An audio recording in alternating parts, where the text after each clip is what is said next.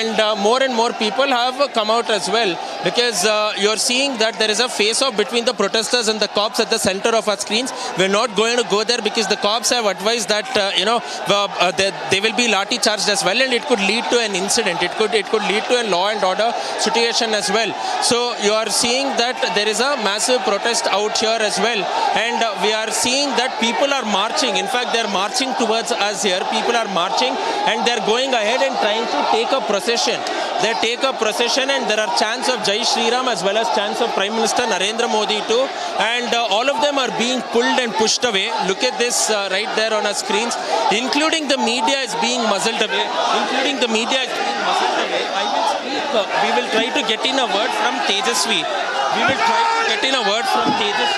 Because he's also being pushed and pulled. He's being detained, in fact. He's being detained now. He's being taken away. They did not leave him. They are now again being detained. Look at this. Bhagat, focus.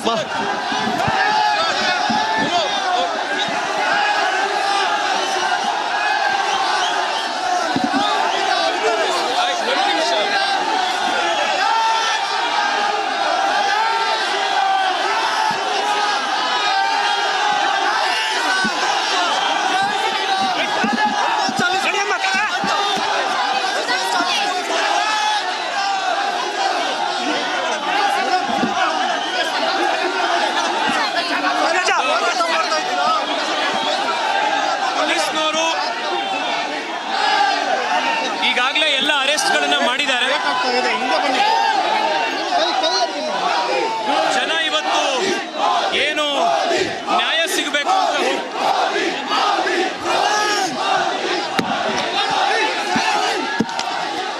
ಇವತ್ತು ಬೆಂಗಳೂರಿನಲ್ಲಿ ಶಾಂತಿಯುತವಾಗಿ ಜನ ಇವತ್ತು ಸೇರಿ ಸಮಸ್ತ ಸಮಾಜಕ್ಕೆ ಒಂದು ಆತ್ಮಸ್ಥೈರ್ಯ ಕೊಡುವಂತ ಕೆಲಸವನ್ನ ಮಾಡಿದ್ದಾರೆ. ಪೊಲೀಸ್ನವರು 6 ಜನರಲ್ಲಿ 5 ಜನನ ಈಗಾಗಲೇ arrest ಮಾಡಾಗಿದೆ.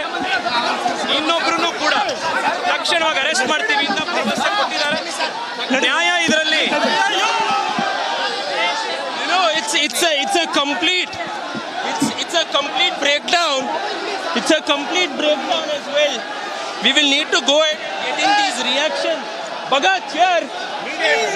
We'll need to go ahead and get in these reactions as well. Let's try to go on and get in a word. From him. He's being detained. He's being taken away. Bhagat, stay with the visuals here. You can see my video journalist Bhagat out there, where Tejasvi is being detained and he's being pushed in. He's being taken away in this car now. He's being taken away in this car, where you see. And this is how the MP has been detained. People protesting in large numbers and in huge numbers against the detention of Tejasvi Surya, against the detention of Bengaluru South MP Tejasvi Surya. He states that this should not have been done. This is basically democracy being muzzled here, and he's trying to speak. He's trying to ask the people to calm down. But the situation will only get ugly now if the cops don't control this. He's asking the people to maintain calm. You can look at him. He's asking the people to maintain calm. He's asking the people not to protest or take law into their own hands. He's being bundled off. He's being detained as well by the cops. He's being detained, but he's asking the people to maintain peace. He's asking the people not to take law into their hands, and that is his message as well. You're seeing a senior police official who is coming here. Let's go ahead and let's ask Tejasvi what's his message for the Janta.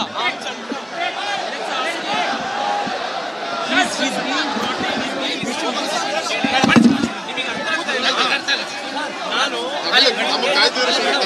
Discuss ಮಾಡಿ ಅಂತ ನಾನು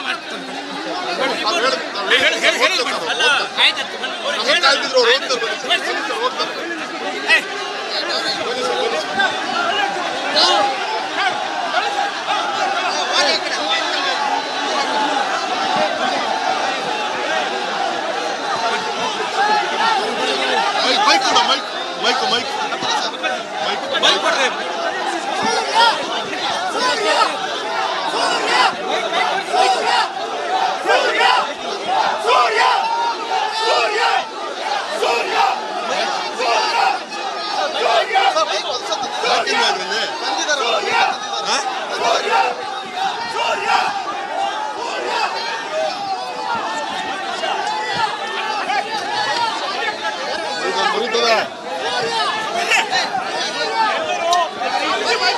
ಅಣ್ಣ mic ಇಲ್ವಾ? Hello hello hello hello hello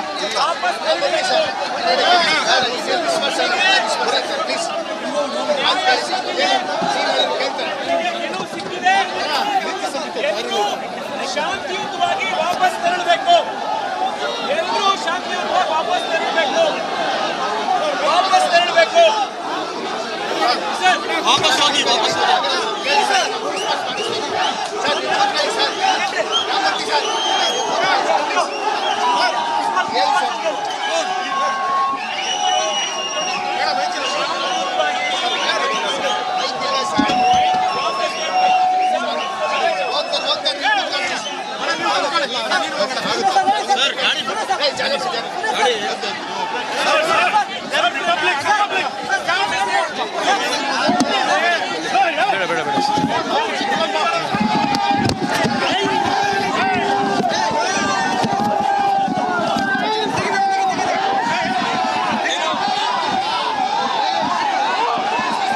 Detained, he's been taken away in a Hoysala out here. He's been taken away in the bylines of Nagarpet. Look at it, people do not want to go ahead and give space to him.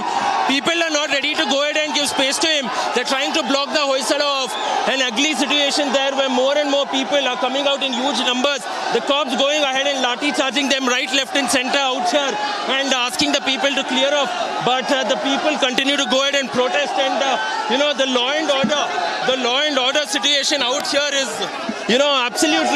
absolutely at this point of time very delicate at this point of time.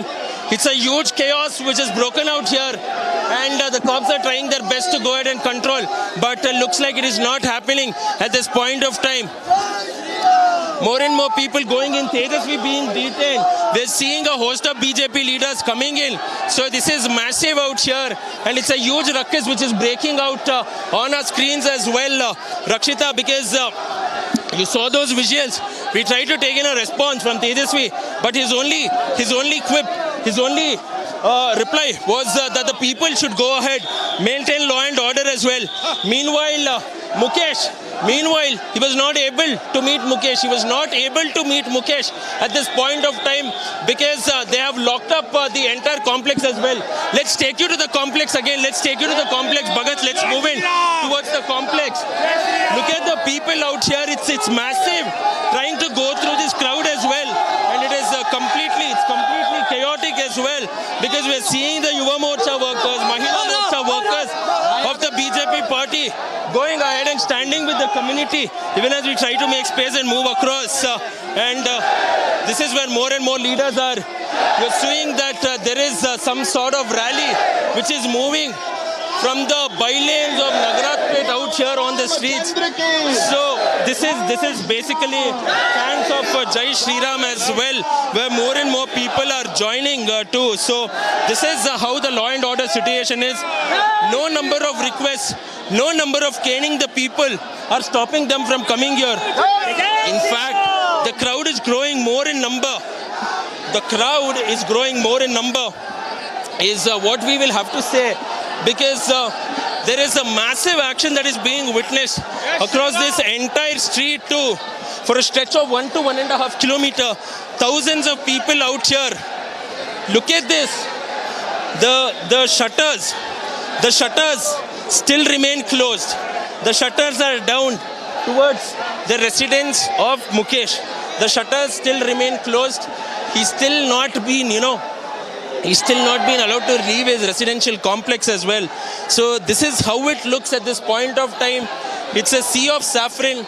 Mahila Morcha workers, Yuva Morcha workers, and the entire community has come in as well. So this only goes on to prove, Rakshita, that this will not stop anytime soon until and unless these members go ahead and get a responsible reply from the Home Department, and they want to in fact go ahead and see some sort of action on the ground. Back to you in the studios. Absolutely. A trader assaulted for playing Hanuman Chalisa, and we see detention of several BJP leaders. Tejasvi Surya being the latest, Bengaluru South MP. He has been taken away by the police. Right now we saw the protesters trying to block the police vehicle as they were taking him in detention, and also chanting in support of Surya, and of course chanting Jai Shri Ram. Hanuman Chalisa chanting going on at the other end of this street where the protests are happening. Thousands of people, viewers, have gathered up. There is section 144 imposed across Bengaluru. The government is mum on the reason on what's happened really, because there are accusations by the BJP, allegations by the BJP on the Congress government Karnataka that the case is being diluted, that there is the treatment is very soft, and the government of Karnataka is trying to downplay the communal angle here. And my colleague Prajwal continues to get us the latest from Ground Zero. Over to you, Prajwal. Rakshita, in fact, now we are getting in this information now. There are election commission officials who have also come to the spot, taking a stock of the situation as well. Just do not go near, but stay away. Just see these visuals over here. We're seeing election commission officials also going ahead and filing a report from the Ground Zero as well. And they will shortly be going ahead and submitting a report to the state election commissioner as well. So once they submit a report to the state election commissioner, we will need to see how the talks will go on as well. So we are seeing more and more people coming in with chants of Jai Shri Ram out here on the streets of Nagaratpet too, because the election commission has also now stepped in. And apart from it, we are seeing the Mahila Morcha as well, who are coming out in huge numbers as well, and are protesting against the sort of atrocity against Mukesh as well. So the Mahila आंदोलन है ये आगे और बढ़ेगा। पृथ्वीराज हमारा जो ये आंदोलन है, जो कल परसों जो घटना हुई थी दुकान में हनुमान चालीसा का पाठ, ये लोग सड़कों पे नमाज पढ़ रहे हैं, उसके ऊपर कोई नहीं देखता। हम अगर अपने घर में और अपने दुकान में भी अगर हमने आराध्या का नाम नहीं लिख सकते तो हम क्या भारत में रह रहे हैं या पाकिस्तान में? अगर हम हिंदुस्तान रह रहे हैं, अगर हम अपने घर पे भी नहीं कर सकते, इसका क्या मतलब है? और ये लोग जिस तरह से कांग्रेस की गवर्नमेंट आती है, हर बार ये हिंदुओं के साथ तुष्टीकरण की नीति करते हैं। कभी विधानसभा में नारे लगते हैं कि पाकिस्तान जिंदाबाद, कभी सड़कों पे, कभी घरों में। आज तो इनकी इतनी हद हो गई कि घर में आ गए। हमें अरेस्ट से मतलब नहीं है, आगे से इस तरह की पुनरावृत्ति न हो। हमने हथियार रखे जरूर है, चलाने नहीं भूले। हम उनकी भाषा में जवाब देना अच्छी तरह जानते हैं। हथियार रखे हैं, चलाना नहीं भूले, ठीक है ना? हमारा मांग यही है, ये जो 6 के 6 लोग हैं, ये अरेस्ट किए जाए, इनके ऊपर कठोर से कठोर भारतीय दंड संहिता की धाराएं लगाई जाए और आगे से इस तरह की पुनरावृत्ति न हो। अगर पुनरावृत्ति हुई तो हम उग्र आंदोलन करने से पीछे नहीं हटेंगे। Ajit Singh Rajpurohit.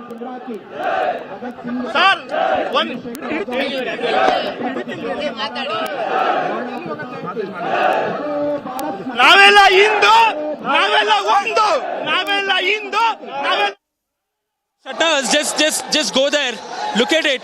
The shutters to the residential complex has been opened now. Finally, we see that there is some sort of action which is happening out here. The shutters have been opened now.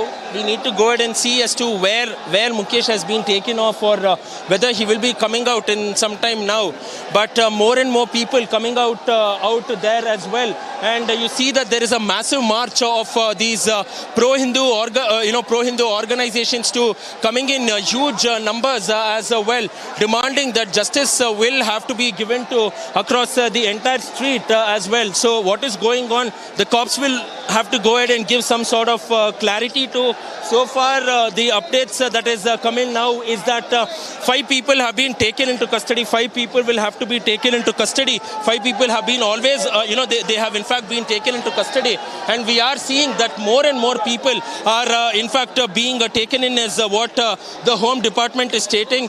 And not only that, we are also seeing that more and more people coming in from the other parts of Nagaratpet as well to go ahead and give support as well as solidarity to Mukesh too. Even as a march is going on, we see that several of these BJP leaders who came in, including the Union Minister Shobha Karandlaje, was also taken in. They were detained and later they were let off. Now in the latest, it is the Bengaluru South MP Tejasvi Surya. Before that, we saw the Rajajinagar MLA, Mr. Suresh Kumar as well. So the police are trying to go ahead and hold peace talks over here. They are trying to hold talks with the community leaders, asking them not.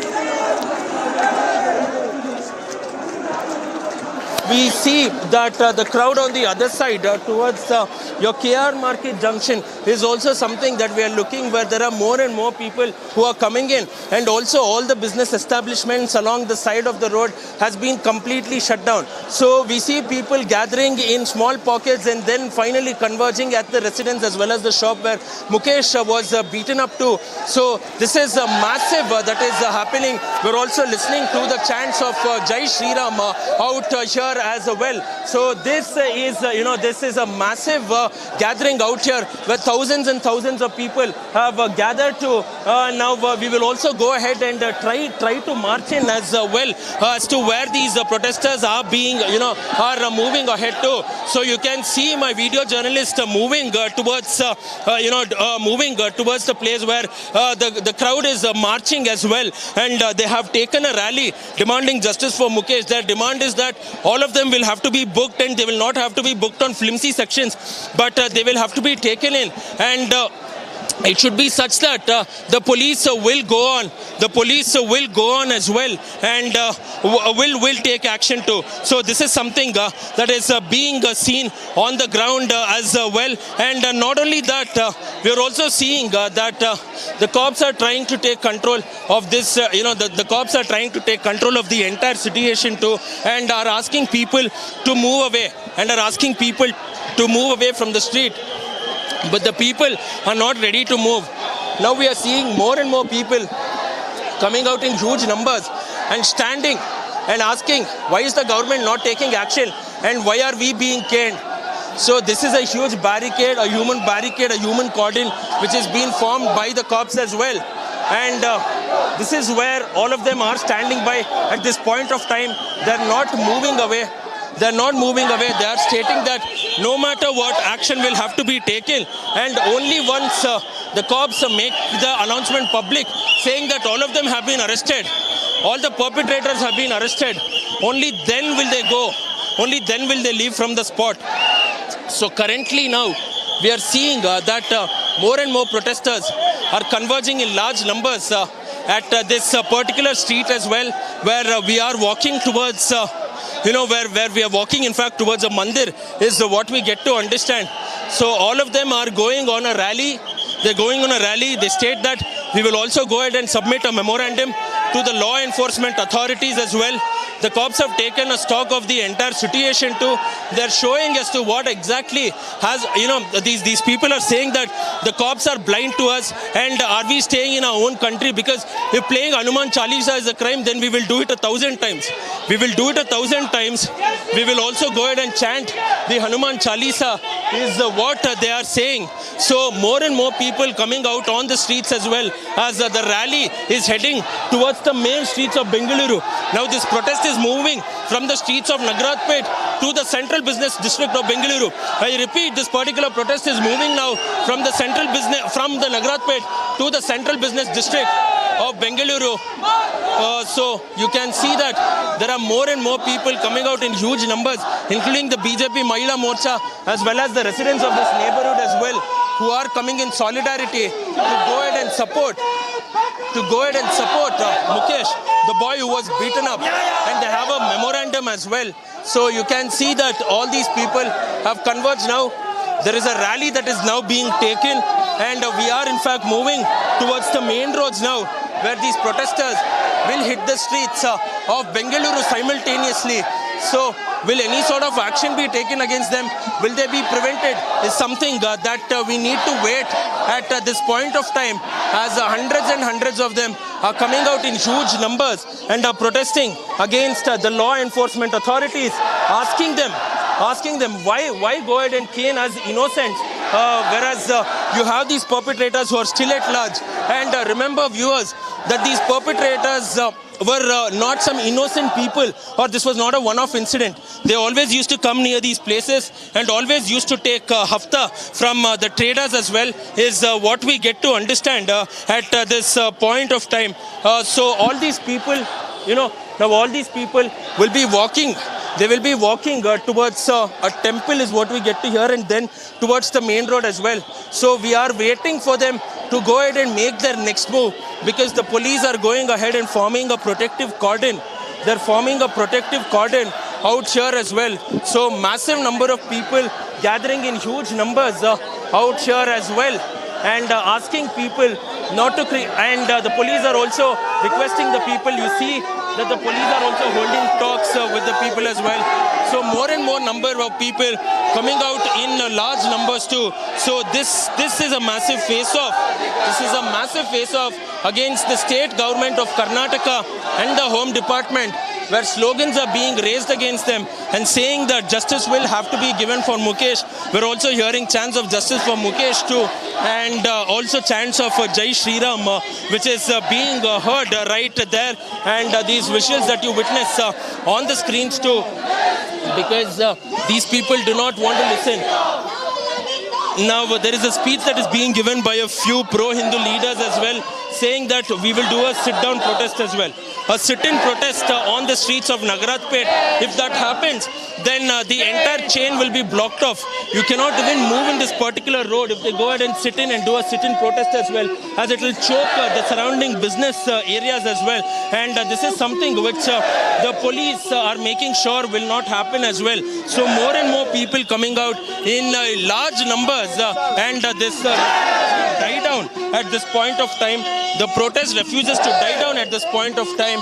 And also now we get to understand that the police are looking into the case again, and they're also going ahead and questioning as to why was Mukesh made to wait for 5 hours. And these are some details that is initially trickling in now as to why was Mukesh being made to wait for over 5 hours, and why did the cops not go ahead and take some sort of action beforehand in itself. So all said and done, what will happen now is something that needs to be seen, because we have arrived almost at the end of the road. The police have barricaded it completely, asking people not to move ahead. The media is also now not being allowed to go near Mukesh's residence, is what we get to understand. People have been lathi charged and they have been cleared away from here too. So this is how serious the situation is, and the police are making sure that there will be no sort of untoward incident, and in fact they are trying to go ahead and diffuse the situation. But how will that happen is something that needs to be seen. And at the same point of time now, we are also expecting that there might be, there might be some sort of understanding finally as well, because now it is also being understood that these boys who have been picked up were also known to the miscreant as well. Now a case has also been registered under IPC sections. Let me repeat, a case has been registered under IPC sections 506, 504, 149, 307, 323 and 324 as well. Some of the accused have also been identified as Suleiman, Shahnawaz, Rohit, Danish, Tarun. So Tarun is missing is what we get to understand. Suleiman, Shahnawaz and Danish and Rohit as well have already been taken into custody too, is something that needs to be understood. We are also seeing the police inspector here making sure that there will be no sort of untoward incident. The police have now managed to go ahead and diffuse the entire situation, asking the people to move off and clear off from this area too. So these are the latest developments coming in now. People are being cleared away. Pro-Hindu activists are being cleared away from here, including the BJP Karyakartas too. So all of them being cleared away from where Mukesh's residence was. So this is a view of the street too. You can see that you can see the police force pushing against the people and trying to move them away from this central area too, so that peace will prevail in the entire region as well. So the identity of the accused has now been revealed. Suleiman, Shahnawaz, Rohit, Danish as well. Tarun is yet absconding is what is being understood at this point of time, and the police are moving away. And on this note, we'll quickly slip into a short break as we continue this live and rolling coverage on the other side. Stay tuned.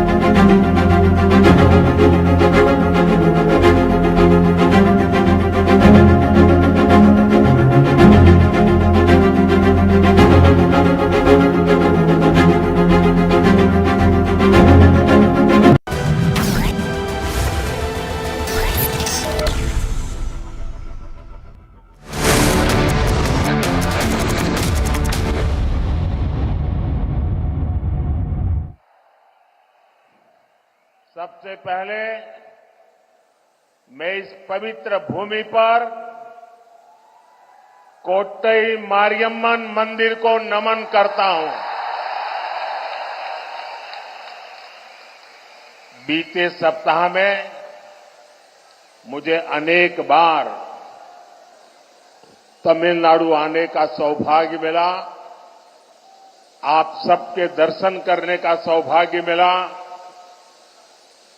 Tamil Nadu में BJP को मिल रहा ये जन समर्थन पूरा देश देख रहा है, पूरा देश इसकी चर्चा कर रहा है।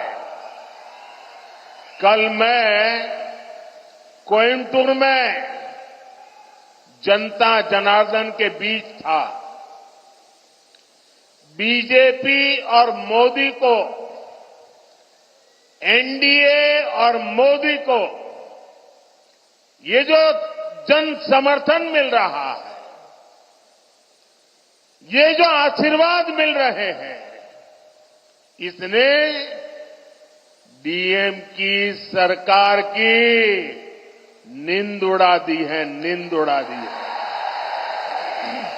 என் அன்பார்ந்த தமிழ் சகோதர சகோதரிகளே, உங்கள் அனைவருக்கும் வணக்கம். முதல்ல இந்த புண்ணிய பூமியில இருக்கிற நம்ம கோட்டை மாரியம்மனை வணங்கி என் உரையை தொடங்குகிறேன். இதுக்கு முன்னாடி நான் பலமுறை தமிழ்நாடு வந்திருக்கிறேன். இந்த நல்ல வாய்ப்பு எனக்கு மீண்டும் இப்ப சேலம் வரும்போது கிடைத்திருக்கிறது. தமிழகத்துல இப்ப பாரதிய ஜனதா கட்சிக்கும் எனக்கும் கிடைத்து வரும் மிகப்பெரிய மக்கள் ஆதரவை நாடே பார்த்து கொண்டிருக்கிறது, இந்திய நாடே பார்த்து கொண்டிருக்கிறது.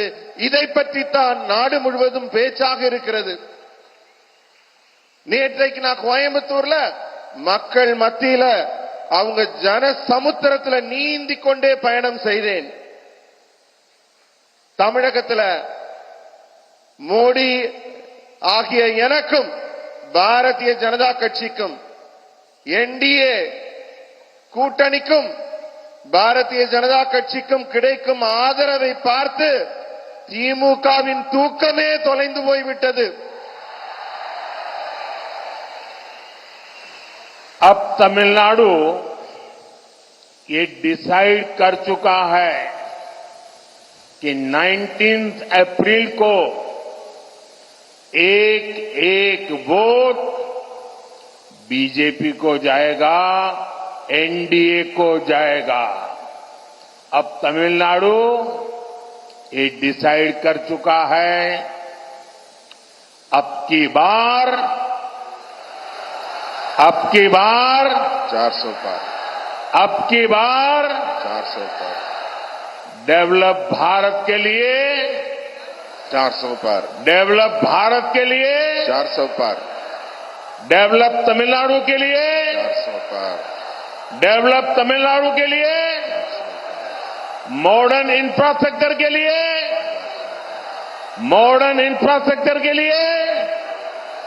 थर्ड लार्जेस्ट इकोनॉमी के लिए 400 पर, आत्मनिर्भर भारत के लिए 400 फार्मर वेलफेयर के लिए 400 पर, फिशरमैन की समृद्धि के लिए, फिशरमैन की सुरक्षा के लिए 400 पर, अब की बार इम्मुरई 400 மேல் जुनून नांगो 400 மேல். நண்பர்களே, தமிழ்நாடு மக்கள் ஒரு முடிவு செஞ்சிட்டாங்க. இந்த முறை ஏப்ரல் 19 அன்று விழுகிற ஒவ்வொரு ஓட்டும் பாரதிய ஜனதா கட்சிக்கும் என்டிஏ கூட்டணி கட்சிக்கும் என்று மக்கள் உறுதியாக முடிவு செய்து விட்டார்கள். தமிழகத்தின் இந்த உறுதியான முடிவினால் ஆட்சியில் மீண்டும் வேண்டும், மோடி வேண்டும் என்ற முடிவு செய்திருப்பதால் வெற்றியின் எண்ணிக்கை 400-ஐ தாண்டும். வளர்ச்சியடைந்த இந்தியாவிற்கு 400-ஐ தாண்ட வேண்டும். வளர்ச்சியடைந்த தமிழகத்தை அடைய 400-ஐ தாண்ட வேண்டும். நவீன உள்கட்டமைப்பிற்கு வெற்றி எண்ணிக்கை 400-ஐ தாண்ட வேண்டும். மூன்றாவது மிகப்பெரிய பொருளாதாரத்தை உருவாக்குவதற்காக 400-ஐ தாண்ட வேண்டும். பாரதம் தன்னிறைவு பெற 400-ஐ தாண்ட வேண்டும். பிரதமர் அவர்கள் தமிழ்ல சொன்னாங்க இல்லையா, 400க்கும் மேல. பாரதம் தன்னிறைவு பெற 400க்கும் மேல. விவசாயிகள் பயனடைய 400க்கும் மேல. மீனவர்கள் பாதுகாப்புக்கு 400க்கும் மேல. எல்லாரும் சொல்லுங்க, இம்முறை மீண்டும் 400 வேண்டும்.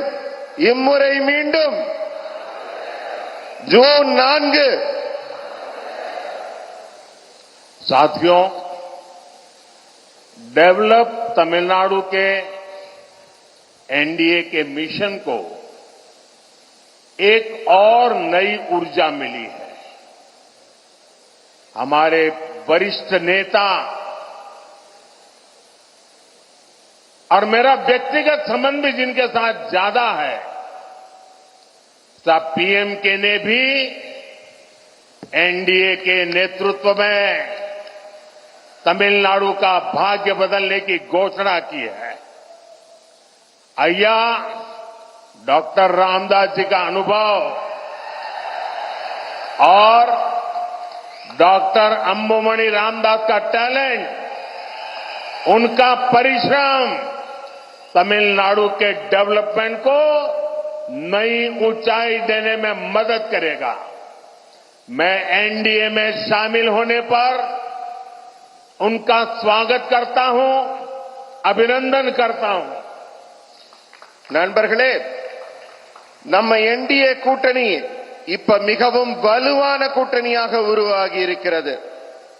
நேற்று நமது பாட்டாளி மக்கள் கட்சியின் தலைவர்கள் நம்ம என்டிஏ கூட்டணியில் இணைய சம்மதித்துள்ளனர்.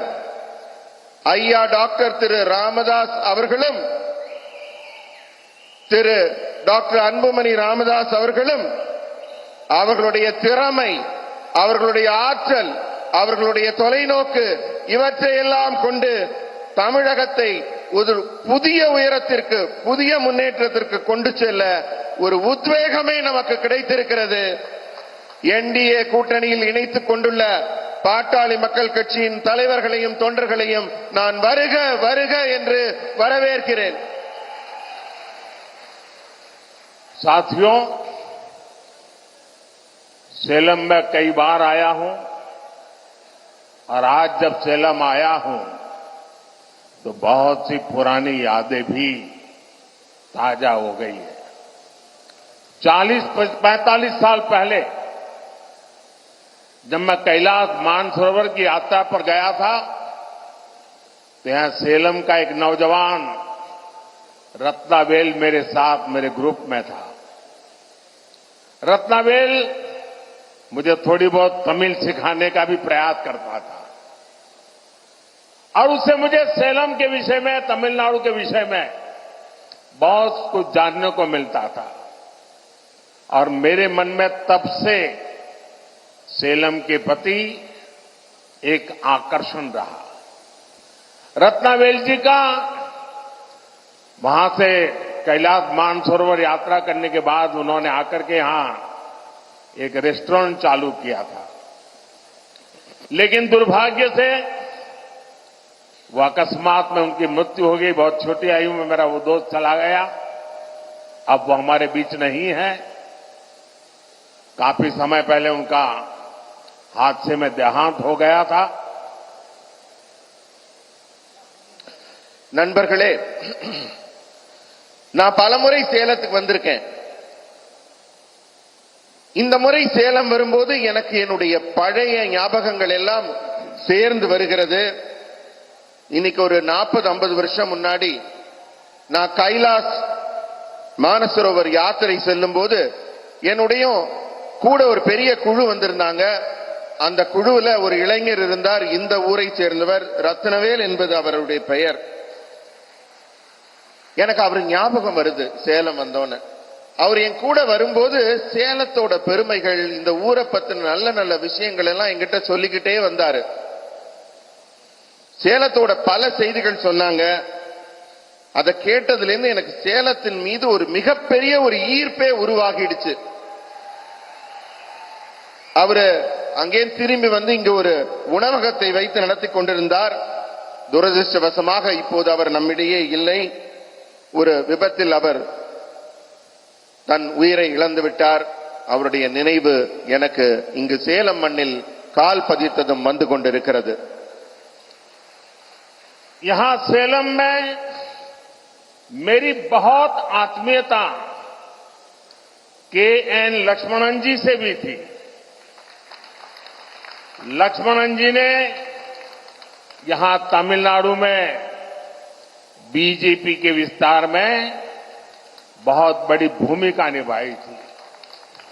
इमरजेंसी के दौरान भी उन्होंने बहुत बड़ा संघर्ष किया था। उन्होंने बहुत सारे स्कूल भी शुरू करवाए थे। आज सेलम आया हूं तो स्वाभाविक रूप से ऑडिटर रमेश की याद आना भी बहुत स्वाभाविक है।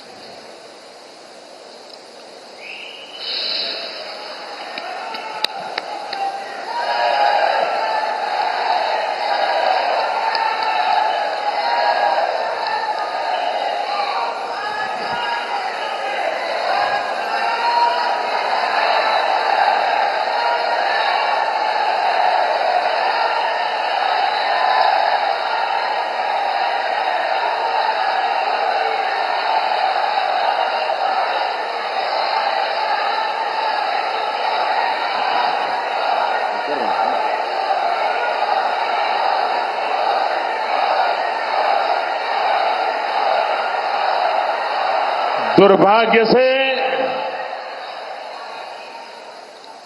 आज सेलम का मेरा वो रमेश हमारे बीच नहीं है। पार्टी के लिए रमेश दिन रात काम करने वाला हमारा साथी था। वो अच्छे प्रवक्ता थे, लेकिन उनकी हत्या कर दी गई थी। मैं उन्हें आज अपनी श्रद्धांजलि अर्पित करता हूं। இங்க சேலத்துல நான் கால் பதிச்ச உடனே என்னுடைய நெருங்கிய நினைவுகள், நண்பர்கள், இவங்களை பத்தி எல்லாம் யோசிக்கும் போது திரு KN லக்ஷ்மணன் ஐயா அவர்களை நான் நினைவு கூறுகிறேன். தமிழகத்துல பாரதிய ஜனதா கட்சி காலூன்றுவதற்காக தொடக்க காலத்தில் பாடுபட்ட மிக அற்புதமான மனிதர். எமர்ஜென்சி காலத்துல கூட அவர் பல தடைகளை மீறி கட்சியை வளர்க்க பாடுபட்டவர், பல பள்ளிகளை நடத்தியவர். இப்படியே என் நினைவலைகள் சுழலும் போது இன்றைக்கு நான் சேலத்துல கால் பதிச்சதும் எனக்கு அதிகமா என் நினைவை உறுத்திய ஒரு செய்தி, எனக்கு எண்ணம் திரு சேலம் ஆடிட்டர் ரமேஷ் அவர்களின் நினைவு. நான் தழுதழுக்க நம்ம பிரதமர் அவர்கள் பேசியது, கட்சிக்காக தன் உயிரையே தியாகம் செய்து உழைத்த அந்த மாபெரும் மனிதரை நினைவு கூர்ந்து ரமேஷ் அவர்கள் உயிரை கொடுத்து உழைத்தவர், கட்சிக்காக உயிரை கொடுத்தவரை கொலை செய்து விட்டார்கள் சமூக துரோகிகள். அந்த நேர்மையாளரை இந்த மண்ணிலே நினைத்து நான் அஞ்சலி செலுத்துகிறேன், இதயபூர்வமான அஞ்சலி செலுத்துகிறேன். அனைவரும் எழுந்து நின்று கட்சிக்காக உயிர் நீத்த அந்த மாபெரும் மனிதர் ஆடிட்டர் ரமேஷ் அவர்களை நினைவு கூர்ந்து அவர் பெயரை சொல்கிறேன், வாழ்க என்று உரத்த குரலில் கூறுங்கள். ஆடிட்டர் ரமேஷ் அவர்கள் புகழ், ஆடிட்டர் ரமேஷ் அவர்கள் புகழ். साथियों, अभी तो चुनाव अभियान की शुरुआत हुई है, लेकिन इंडिया अलायंस के प्लान मुंबई में उनकी पहली रैली में ही उनका मैनिफेस्टो, उनके बद इरादे खुल करके सामने आ गए हैं। मुंबई की शिवाजी पार्क में इंडिया अलायंस ने खुलेआम घोषणा की है कि हिंदू धर्म की जिस शक्ति में आस्था होती है, उन्हें इस शक्ति का विनाश करना है। हिंदू धर्म में शक्ति किसे कहते हैं, ये तमिलनाडु का हर व्यक्ति जानता है. நண்பர்களே, தேர்தல் பிரச்சாரம் இப்ப படுவேகமாக நாடு முழுவதும் தொடங்கிவிட்டது. ஆனால் தொடக்கத்திலேயே காங்கிரஸ் திமுகவின் இந்தி கூட்டணியின் எண்ணம் என்ன என்பது தெளிவாக புரிந்துவிட்டது. மும்பையில சிவாஜி பார்க்ல நடந்த அவங்களோட முதல் பேரணியிலேயே அவங்க அசல் ரூபம் என்னன்னு தெரிய வந்துருச்சு. இந்து மதத்தின் மீது நம்பிக்கை வைத்திருக்கும் நமக்கெல்லாம் அதன் சக்தி என்ன என்று தெரியும்.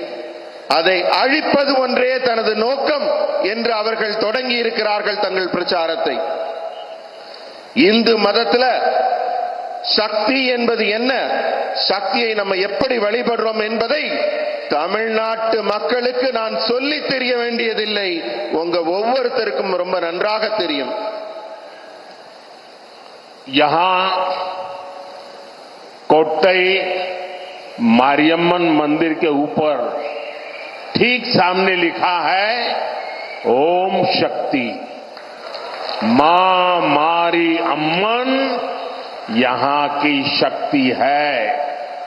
तमिलनाडु में शक्ति कांची कामाक्षी है, यहां शक्ति मदुरई मीनाक्षी है, यहां कन्याकुमारी शक्ति पीठ है, यहां की शक्ति समयपुरम मारियम्मन है। हिंदू धर्म में शक्ति का मतलब होता है मातृशक्ति, नारी शक्ति। कांग्रेस और डीएमके का इंडिया अलायंस कह रहा है कि वो इसका विनाश करेंगे। நண்பர்களே, இங்க இருக்க கோட்டை மாரியம்மன் கோவில்ல கொட்டை எழுத்துல அந்த வாசகம் எழுதப்பட்டிருக்கு. கோவில்ல என்னென்று ஓம் சக்தி என்று எழுதி இருக்கிறது. அன்னை மாரியம்மனை நாம் இங்கு சக்தியின் வடிவமாக வழிபடுகிறோம். தமிழ்நாட்டில் காஞ்சி காமாட்சி என்று ஒரு சக்தி பீடம், அதன் வழிபாடும் இருக்கிறது. இங்கே மதுரை மீனாட்சி அம்மன் சக்தியின் வடிவமாக கொண்டாடப்படுகிறார். கன்னியாகுமரியிலே ஒரு சக்தி வழிபாட்டுக்குரியவராக தெய்வத்தின் வடிவாக இருக்கிறார்.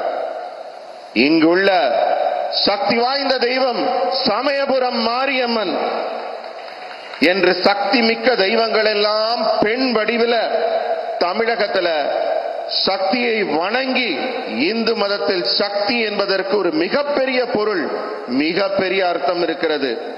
ஆனால் இந்த காங்கிரஸ் திமுக கூட்டணி இருக்கிறதே, அவர்கள் இந்த சக்தியின் வடிவத்தை, இதன் ஆன்மீக அம்சத்தை, இந்த சனாதனத்தை அழித்து விடுவோம் என்று கூறி வருகின்றனர். இதை அனுமதிக்க முடியுமா? साथियों, इंडी अलायंस वाले लोग बार बार जानबूझकर हिंदू धर्म का अपमान करते हैं। हिंदू धर्म के खिलाफ इनका हर बयान बहुत सोचा समझा हुआ होता है। आप देखिए, और किसी धर्म का अपमान डीएमके कांग्रेस का इंडी अलायंस कभी नहीं करता। किसी और धर्म के खिलाफ इनकी जुबान से एक शब्द नहीं निकलता, लेकिन हिंदू धर्म को गाली देने में ये एक सेकंड नहीं लगाते। ऐसा कैसे हो सकता है? कैसे ऐसा हो सकता है? इन्होंने तमिल संस्कृति के प्रतीक पवित्र सेंगोल की संसद में स्थापना का विरोध किया। पवित्र सेंगोल यहां के मठों से जुड़ा हुआ है, इसलिए ये जानबूझकर उसका भी अपमान करते हैं। நண்பர்களே, இந்த இந்தி கூட்டணி இருக்கிறதே, அவர்கள் வேண்டுமென்றே மீண்டும் மீண்டும் இந்து மதத்தை தொடர்ந்து அவமதித்துக் கொண்டே இருக்கிறார்கள். இந்து மதத்திற்கு எதிராக அவர்கள் ஒரு கருத்தியலை உருவாக்கி கொண்டிருக்கிறார்கள். அந்த ஒவ்வொரு கருத்தும் ரொம்ப ஆழமா யோசிச்சு திட்டமிட்டு உருவாக்கப்பட்டவை. இந்த திமுக காங்கிரஸ் இந்தி கூட்டணி எந்த வேகத்தில் இந்து மதத்தை தாக்குகிறதோ, எதிர்க்கிறதோ, ஆனால் வேறு எந்த மாற்று மதத்தையும் அவர்கள் தொடுவதே இல்லை. வேறு எந்த மதத்திற்கு எதிராகவும் அவர்கள் ஒரு சொல்லை கூட பேசுவதில்லை. ஆனா எப்பப்பெல்லாம் இந்து மதத்தை அவமதிக்க அவங்களுக்கு வாய்ப்பு கிடைக்குதோ, அப்பப்பெல்லாம் ஒரு வினாடி கூட வீணாக்காம இந்து மதத்தை தொடர்ந்து அவமதித்துக் கொண்டிருக்கிறார்கள். இதை எப்படி நம்மளால சகிச்சுக்க முடியும்? இதை எப்படி நம்மளால அனுமதிக்க முடியும்? தமிழ்நாட்டின் கலாச்சாரமான செங்கோலை நாடாளுமன்றத்தில் நிறுவுவதற்கு இந்தி கூட்டணி எதிர்ப்பு தெரிவிக்குது. காரணம் என்ன? புனிதமான செங்கோல் இங்க இருக்கிற சைவ ஆகம ஆதீன மடங்களுக்கு சொந்தமானது. அவர்களுடைய ஆன்மீக ஆசி பெற்ற அந்த செங்கோலை நாடாளுமன்றத்தில் நடவு செய்யக்கூடாது, காட்சிப்படுத்தக்கூடாதுன்னு அதை எதிர்த்தார்கள். செங்கோலை அவமதித்தவர்கள் இந்த இந்தி கூட்டணியினர். साथियों, हमारे शास्त्र साक्षी है कि विनाश उनका होता है जो शक्ति को खत्म करने का विचार रखते हैं। ऐसे खतरनाक आइडियाज को हराने की शुरुआत 19 अप्रैल को सबसे पहले मेरा तमिलनाडु करेगा। तमिलनाडु सुब्रमण्य भारती जैसे महान व्यक्तित्व की धरती है। सुब्रमण्य भारती ने अपनी कविताओं में शक्ति स्वरूप में भारत मां की उपासना की थी। उन्होंने देश की नारी शक्ति की उपासना की थी। उसी शक्ति का उपासक ये आपका सेवक मोदी भी है। इसलिए शक्ति का विनाश करने की इच्छा रखने वालों को तमिलनाडु सजा देकर रहेगा और ये तमिलनाडु के कोटि कोटि जनों की गारंटी है। நண்பர்களே, இந்த இந்து தர்மத்தில் வழிபாட்டுக்குரிய இந்த சக்தியின் தன்மையை அழிக்க நினைப்பவர்களுக்கு நான் சொல்லிக் கொள்கிறேன், இதை அழிக்கணும்னு நினைக்கிறவங்க தான் அழிஞ்சு போனதுக்கான ஏராளமான அடையாளங்கள் நம்ம சாஸ்திரங்கள்ல இருக்கு. ஏப்ரல் 19ஆம் தேதி தமிழகத்திலிருந்து தான் இந்த அழிவு அவர்களுக்கு தொடங்க போகுது. முதல் கட்டமா நீங்க தான் வாக்களிக்க போறீங்க. நம்ம சுப்பிரமணிய பாரதி அவர்கள் சக்தியை பெண் வடிவிலே சக்தியை வழிபட்டவர். சக்தியை பெண் வடிவிலே பாரத அன்னை என்று போற்றியவர். அவர் நாட்டின் பெண் சக்தியை வணங்கினார். நான் சுப்பிரமணிய பாரதியார் வழியில நானும் ஒரு சக்தி உபாசகன், மோடி ஆகிய நானும் ஒரு சக்தி உபாசகன். எனவே சக்தியின் அடையாளத்தை யார் யாரெல்லாம் அழிக்கணும்னு நினைக்கிறாங்களோ அவர்களை வரும் ஏப்ரல் 19 தமிழகம் மிக கடுமையாக தண்டிக்கும். இந்த உத்தரவாதத்தை தமிழகம் தருகிறது. साथियों, आपका ये सेवक मोदी देश की नारी शक्ति की हर परेशानी के आगे ढाल बनकर खड़ा है। महिलाओं को स्मोक फ्री लाइफ देने के लिए हमने उज्ज्वला एलपीजी गैस कनेक्शन दिए। हमने फ्री मेडिकल ट्रीटमेंट के लिए आयुष्मान योजना शुरू की। इन सभी योजनाओं के केंद्र में नारी शक्ति ही है। जब तमिलनाडु में 3,65 लाख लोगों को फ्री राशन मिलता है तो तमिलनाडु की मेरी सिस्टर्स की चिंता कम होती है।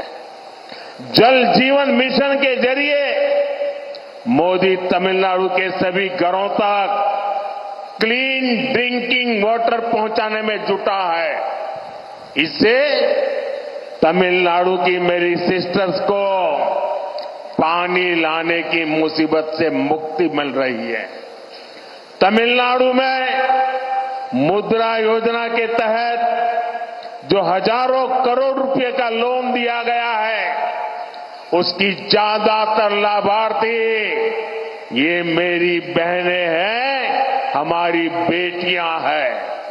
इसलिए आज नारी शक्ति मोदी के साथ उसका सुरक्षा कवच बन करके खड़ी है। अगले 5 वर्षों में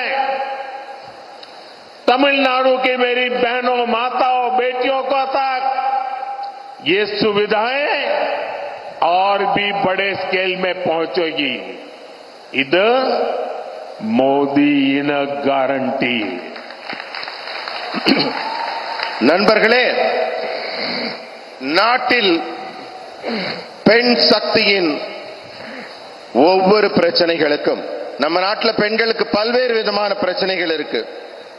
அந்த பிரச்சனைகள் எல்லாம் தீர்க்கும் விதமாக நான் அவர்களுக்கு ஒரு பாதுகாப்பு கேடயம் போல இருந்து அவர்களுக்கு பணி செய்கிறேன். உதாரணத்துக்கு, சமையலறை புகையில கஷ்டப்பட்ட பெண்களுக்கு அதிலிருந்து விடுதலை கிடைக்கும்படி உஜ்வாலா கேஸ் இணைப்புகள் வழங்கினோம்.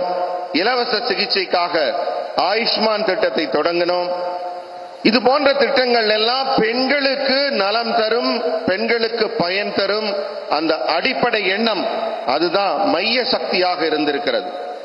தமிழ்நாட்டில் 3,65,00,000 பேருக்கு இலவசமாக ரேஷன் கிடைக்கும் போது என்னுடைய தமிழ்நாட்டின் தாய்மார்களும் சகோதரிகளும் எவ்வளவு நிம்மதியா இருந்திருப்பாங்க. ஜல் ஜீவன் திட்டத்தில் அனைவருக்கும் வீட்டு தேடி குடிநீர் வருது, வீட்டை தேடி குடிநீர் வருது. இதனால தண்ணீர் எடுக்கும் கவலை இல்லாமல் என் தமிழகத்தின் தாய்மார்களும் சகோதரிகளும் எவ்வளவு நிம்மதியாக இருப்பார்கள். முத்ரா கடன் பல ஆயிரம் லட்சக்கணக்கான கோடிகள் கடன் வழங்கப்படுது. தமிழகம் தான் இதுல முன்னிலையில் நிற்குது. அதிலும் குறிப்பாக முத்ரா கடனில் பெண்கள் தான் அதிகமாக கடன் பெற்று பயனடைகிறார்கள். இதனால எல்லாம் என்ன ஆச்சு தெரியுமா? இன்றைக்கு எந்த பெண் சக்திக்காக நாங்கள் திட்டங்களை நடத்தினோமோ அந்த பெண் சக்தி தான் இன்று எனக்கே பாதுகாப்பு கவசமாக இருக்கிறது. பெண்கள் தான் பாஜகவின் பாதுகாப்பு கவசம் போல இருக்கிறார்கள். அடுத்த 5 ஆண்டுகள்ல இந்த வசதிகள் இன்னும் பெரிய அளவில், இன்னும் நல்ல நல்ல நலத்திட்டங்கள் இந்த தாய்மார்களையும் சகோதரிகளையும் சென்று அடையும். இது மோடியின் உத்தரவாதம். साथियों, इंडिया अलायंस के लोग महिलाओं के साथ कैसा व्यवहार करते हैं, तमिलनाडु इसका साक्षी रहा है। आपको याद होगा, जब जयललिता जी जीवित थी तब डीएमके के लोगों ने उनके साथ कैसा बिहेव किया था। यही डीएमके का रियल फेस है। इसलिए ये लोग पार्लियामेंट में विमेन रिजर्वेशन बिल का भी विरोध करते हैं। इसलिए तमिलनाडु में महिलाओं के खिलाफ अपराध बढ़ रहे हैं। 19 अप्रैल को मेरी माताओं बहनों को डीएमके के इस महिला विरोधी माइंडसेट के खिलाफ भी वोट करके उनको सजा देनी है। நண்பர்களே, இந்தி கூட்டணி, இந்த திமுகவும் காங்கிரசும் பெண்களை எப்படியெல்லாம் கேவலமாக நடத்துகிறார்கள், இழிவுபடுத்துகிறார்கள். இதுக்கெல்லாம் தமிழ்நாடு தான் சாட்சி. உங்களுக்கு நினைவு இருக்கலாம், ஜெயலலிதா அம்மா உயிரோடு இருந்தப்ப அவரை திமுக காரங்க எப்படியெல்லாம் இழிவுபடுத்தினார்கள். கொஞ்சம் நினைச்சு பாருங்க. அதுதான் அவங்களோட உண்மையான முகம். அதனால தான் அவங்க இன்றைக்கு நாங்க மகளிர் இடஒதுக்கீடு மசோதாவை கொண்டு வரும்போது நாடாளுமன்றத்தில் அதை எதிர்க்கிறார்கள். தமிழ்நாட்டில் தான் பெண்களுக்கு எதிரான குற்றங்கள் மலிந்து போய் இருக்கிறது. ஆகவே என் தமிழகத்தின் தாய்மார்களே, என் சகோதரிகளே, வர்ற ஏப்ரல் 19ஆம் தேதி நீங்க வர்ற இந்த தேர்தல்ல வழங்கக்கூடிய ஒரு தீர்ப்பு இருக்கிறதே, அது திமுகவுக்கு வழங்கக்கூடிய ஒரு பாடமாக இருக்க வேண்டும். பெண்களுக்கு எதிரான அவர்கள் மனநிலையை கண்டிப்பதாக நீங்கள் வாக்களிக்க வேண்டும். साथियों, डीएमके और Congress two sides of the same coin है. डीएमके और कांग्रेस का मतलब है बिग करप्शन. डीएमके और कांग्रेस का मतलब है वन फैमिली रूल. इसलिए देश में कांग्रेस की छुट्टी हुई तो देश आज 5G टेक्नोलॉजी में पहुंच गया है. लेकिन तमिलनाडु में डीएमके का अपना अलग ही 5G चल रहा है. डीएमके का 5G यानी एक ही फैमिली की 5th जनरेशन का तमिलनाडु पर कब्जा. इस 5G फैमिली ने 2G स्कैम करके पूरी दुनिया में भारत और तमिलनाडु की इमेज गिराई है. अगर मैं इनके स्कैम्स गिनाने लगूं तो पूरा दिन खत्म हो जाएगा. बीजेपी सरकार तमिलनाडु के डेवलपमेंट के लिए lakhs of crore of rupees भेज रही है और यहां की सरकार उसे लूटने में लगी है. நண்பர்களே, திமுகவும் காங்கிரசும் ஒரே நாணயத்தின் ரெண்டு பக்கம் இருக்கிற பக்கங்கள். திமுகவும் காங்கிரசும் அர்த்தம் என்னன்னு கேட்டீங்கன்னா, ஒரு பக்கம் ஊழல், ஒரு பக்கம் குடும்ப ஆட்சி.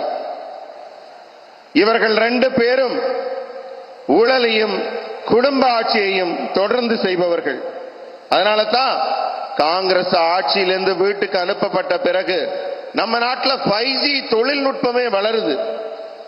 ஆனால் தமிழ்நாட்டில் திமுக ஒரு புது டெக்னாலஜி கண்டுபிடிச்சிருக்காங்க. அவங்க ஒரு தனியா ஒரு 5G நடத்திக்கிட்டு இருக்காங்க.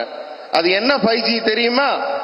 திமுகவின் 5G என்பது அவங்களுடைய 5வது ஜெனரேஷன், அவங்களுடைய 5வது தலைமுறை மீண்டும் ஆட்சிக்கு வரணும்னு ஆசைப்படுறாங்க. 5G மோசடி, 5G குடும்ப ஆட்சி மோசடி. ஆனா இவங்க இதுக்கு முன்னாடி செஞ்சது 2G ஊழல் மோசடி. உலகம் முழுக்க இந்தியாவை தலைகுனிய செய்தவர்கள் திமுகவினர். இவங்க பண்ண ஊழல் எல்லாம் நான் பட்டியலிட்டேன்னா அதுக்கு இன்னைக்கு ஒரு நாள் பத்தாது. உங்களுக்கு சுருக்கமா சொல்றேனே, தமிழகத்தின் வளர்ச்சிக்காக பல லட்சம் கோடி ரூபாய்களை தமிழகத்திற்கு அனுப்புவதில் மிக ஆர்வமாக இருக்கிறது பாரதிய ஜனதா கட்சி அரசு. ஆனா இங்க இருக்க அரசு அந்த பணத்துல எப்படியெல்லாம் கொள்ளையடிக்கலாம் என்பதிலேயே குறியாக இருக்கிறது. साथियों, आज इस स्टेज से मैं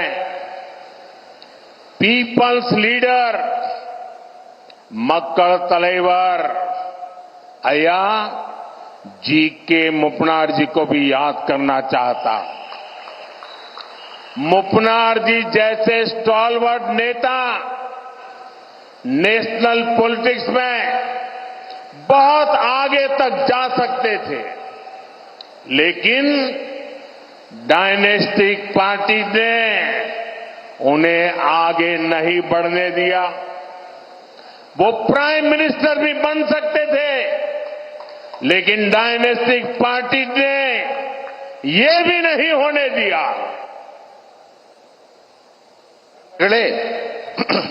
இந்த மேடையில் மக்கள் தலைவர் திரு ஜி.கே. மூப்பனார் ஐயாவை நான் நினைவு கூறுகிறேன். எத்தனை பெரிய தலைவர் அவர்! தேசிய அரசியலில் மிகப்பெரிய உயரங்களை தொடக்கூடியவராக இருந்தார். அவர் மட்டும் மனது வைத்திருந்தால் பாரத திருநாட்டின் பிரதமர் என்ற அந்தஸ்தை பெற்றிருக்கக்கூடியவர். ஆனா அவரை அந்த காங்கிரஸ் குடும்ப ஆட்சி வளரவிட்டதா? அவருக்கு எதிரான எல்லா வேலைகளையும் செய்து ஒரு தமிழராகி அவரை வளரவிடாமல் செய்ததுதான் காங்கிரஸ் கட்சியின் குணம்.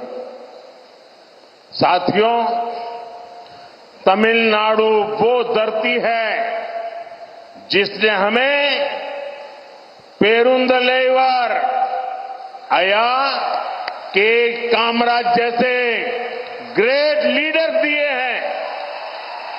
चाहे पॉलिटिक्स में ऑनेस्टी की बात हो या फिर उनकी मिड डे मील जैसी क्रांतिकारी वेलफेयर स्कीम्स हो, वो हमारे लिए बहुत बड़ी इंस्पिरेशन रहे हैं। गरीब बच्चों तक एजुकेशन को ले जाने के लिए उनके कार्यों को आज भी याद किया जाता है। நண்பர்களே, இந்த மேடையில நான் தமிழ்நாட்டின் ஒப்பற்ற பெருந்தலைவர் ஐயா காமராஜர் அவர்களையும் நினைவு கூறுகிறேன்.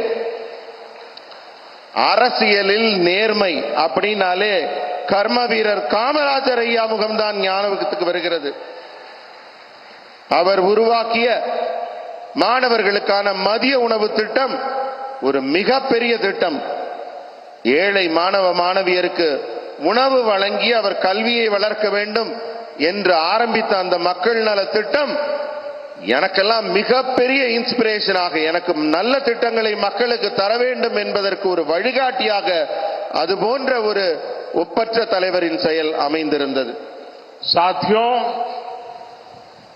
बीजेपी और एनडीए बड़े सपने देखती है, बड़े लक्ष्य बनाती है और उन्हें हासिल करके भी दिखाती है।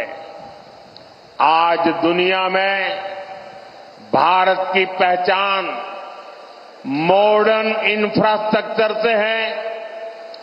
बीजेपी सरकार ने देश में थाउजेंड्स ऑफ किलोमीटर के हाईवे और एक्सप्रेस वेज बनाए हैं। आज देश में 20 से ज्यादा एम्स हैं, दर्जनों नए मेडिकल कॉलेज और आईआईटीज खुले हैं। हमारी इंडस्ट्री आत्मनिर्भर भारत के मिशन को आगे बढ़ा रही है। इस विकास का उतना ही लाभ तमिलनाडु को भी मिल रहा है। நண்பர்களே, பாரதிய ஜனதா கட்சியும் என்டிஏ கூட்டணி அரசும் பல பெரிய பெரிய கனவுகளை தன்னகத்தை வைத்துக் கொண்டிருக்கிறது. என்டிஏ மிகப்பெரிய இலக்குகளை நிர்ணயிக்கிறது. பல இலக்குகளை நாம் அடைந்து கொண்டும் இருக்கிறோம். இன்று இந்தியால நவீன உள்கட்டமைப்பு மூலம் மிகப்பெரிய உயரங்களை நாம் தொட்டுக் கொண்டிருக்கிறோம். பாஜக அரசு நாட்டில் ஆயிரக்கணக்கான கிலோமீட்டர் தூரம் நெடுஞ்சாலைகளையும் விரைவாக செல்லும் சாலைகளையும் உருவாக்கி இருக்கிறது. இன்றைக்கு நாட்டில் 20க்கு மேற்பட்ட எய்ம்ஸ் மருத்துவக் கல்லூரிகள் தொடங்கப்பட்டிருக்கு. டஜன் கணக்கான மருத்துவக் கல்லூரிகள், ஐஐடிக்கள் தொடங்கப்படுகிறது. நம்மளுடைய தொழில்துறை தன்னம்பிக்கையான புதிய பாரதத்தை உருவாக்கும் நோக்கத்தை முன்னெடுத்து செல்கிறது. இந்த எல்லா வளர்ச்சியும் தமிழகத்தையும் சேர்த்து தமிழகத்தையும் முன்னுக்கு கொண்டு சென்று கொண்டிருக்கிறது. साथियों, एनडीए सरकार देश में 2 डिफेंस कॉरिडोर बना रही है। इसमें एक हमारे तमिलनाडु में बन रहा है। बीजेपी सरकार देश भर में 7 मेगा टेक्सटाइल पार्क बना रही है, जिनमें से एक हमारे तमिलनाडु में तैयार होगा। हमारी सरकार ने स्पेशलिटी स्टील के उत्पादन से जुड़ी योजना के लिए 6,000 करोड़ रुपए मंजूर किए हैं। इससे यहां की स्टील इंडस्ट्री को भी बहुत बड़ा फायदा होगा। यहां रेलवे इंफ्रास्ट्रक्चर के लिए 500 करोड़ रुपए खर्च किए गए हैं। यहां वंदे भारत एक्सप्रेस भी चल रही है। நண்பர்களே, நம்ம என்டிஏ அரசு நாட்டில் 2 பாதுகாப்பு வழித்தடங்களை அமைத்துக் கொண்டிருக்கிறது. அதிலே ஒன்று நாட்டிலே உருவாகிற 2 பாதுகாப்பு வழித்தடத்தில் ஒன்று தமிழகத்தில் அமைகிறது. பாரதிய ஜனதா கட்சி அரசு நாடு முழுவதும் 7 உயர்தரமான ஜவுளி பூங்காக்களை அமைத்து வருகிறது. அந்த 7இல் ஒன்றாக தமிழகத்தில் ஒரு ஜவுளி பூங்கா உருவாக்கப்பட்டு வருகிறது. சிறப்பான எஃகு தயாரிப்பு தொடர்பான இரும்பு தயாரிப்பு தொடர்பாக 6000 கோடி ரூபாய் செலவிலே ஒரு திட்டம் தயாரிக்கப்பட்டிருக்கிறது. மத்திய அரசு அதற்கு ஒப்புதல் அளித்திருக்கிறது. இதன் மூலம் சேலத்தின் உருக்கு தொழிலும் பெரிதும் பயனடைய இருக்கிறது. ரயில்வே உள்கட்டமைப்புக்காக இங்க 260 கோடி ரூபாய் செலவு செய்யப்பட்டுள்ளது. இப்ப இந்த பகுதிக்கு வந்தே பாரத் ரயிலும் வந்து கொண்டிருக்கிறது. साथियों, तमिलनाडु में एनडीए विजय का विश्वास लेकर के आपके आशीर्वाद लेने आई है। तमिलनाडु में जिनसे हमारा गठबंधन हुआ है, जो सारे हमारे नेता एनडीए का नेतृत्व कर रहे हैं और जिन्होंने डेवलप तमिलनाडु, डेवलप भारत का संकल्प लिया है, मैं उनमें से हर एक दल के नेता का, हर सीनियर नेता का आज आदरपूर्वक धन्यवाद करता हूं। आप ये मानकर चलिए कि मैं इन सभी आदरणीय नेताओं का नामोल्लेख कर ही रहा हूं और आज सबका हृदय से धन्यवाद कर रहा हूं। आपके साथ से, आपके सहयोग से हमको और तमिलनाडु को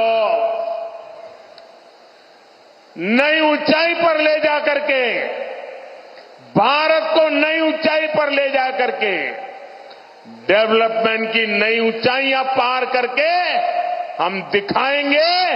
ये हम सबकी आपको गारंटी है। நண்பர்களே, தமிழ்நாட்டில் இப்ப நம்ம கூட்டணியில இணைந்திருக்கும் தலைவர்கள், என்டிஏ கூட்டணியில் இணைந்திருக்கும் தலைவர்கள் ஒவ்வொருவரையும் நான் வணங்கி வரவேற்கிறேன்.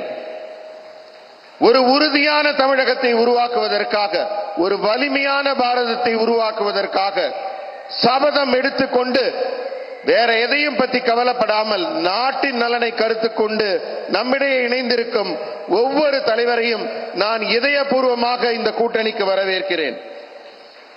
உங்க ஒவ்வொருத்தரோட உழைப்பினாலையும் நான் உறுதியாக சொல்கிறேன், நம்ம நாடு வலிமையான பாரதமாக உருவாகும், வளர்ச்சியடைந்த பாரதமாக உருவாகும்.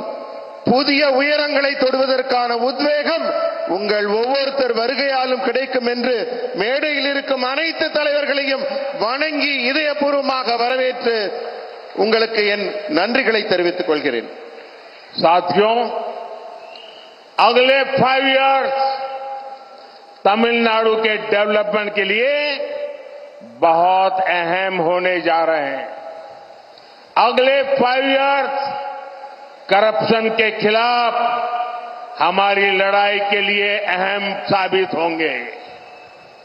इसके लिए 19 अप्रैल को तमिलनाडु को नया रिकॉर्ड बनाना है। आपको तमिलनाडु में बीजेपी के, एनडीए के सभी कैंडिडेट्स को भारी बहुमत से जिताना और इसलिए मैं आज तमिलनाडु की धरती पर बार बार आके जनता जनार्दन से मिलकर के आपसे प्रार्थना कर रहा हूं और आपके आशीर्वाद चाहता हूं। आज मुझे एक बात और भी आपसे कहनी थी। मैं हैरान हूं जी, आज अगर कहीं कोई मान लीजिए बड़ा सा खंभा मिल गया, लोहे का मिल गया, तांबे का मिल गया, पत्थर का मिल गया, और पता चले कि 3000 साल पुराना है, 4000 साल पुराना है, तो हम ढोल पीटते हैं कि हमारे पास 3000 साल पुराना पत्थर मिला है, 4000 साल पुराना पत्थर मिला है। लेकिन मेरा देश का दुर्भाग्य देखिए, आजादी के 75 साल हो गए, दुनिया की सबसे पुरानी भाषा तमिल भाषा हिंदुस्तान की है, लेकिन दुनिया में जाकर के सीना तान करके बोलने का किसी को जरूरी नहीं लगा। इसकी मुझे पीड़ा है। ये मेरे देश का गौरव है, मेरी महान परंपरा का गौरव है। अरे जिस देश के पास दुनिया की सबसे पुरानी भाषा हो, वो देश दुनिया के सामने अपनी महान परंपरा के लिए गौरव से खड़ा हो सकता है। लेकिन इनको इसकी परवाह नहीं थी। मैं ये मिशन लेकर के निकला हूं। मैं दुनिया को बताना चाहता हूं, ये मेरे देश हैं जिससे दुनिया की सबसे पुरानी भाषा का गर्व प्राप्त है, वो मेरी तमिल भाषा है।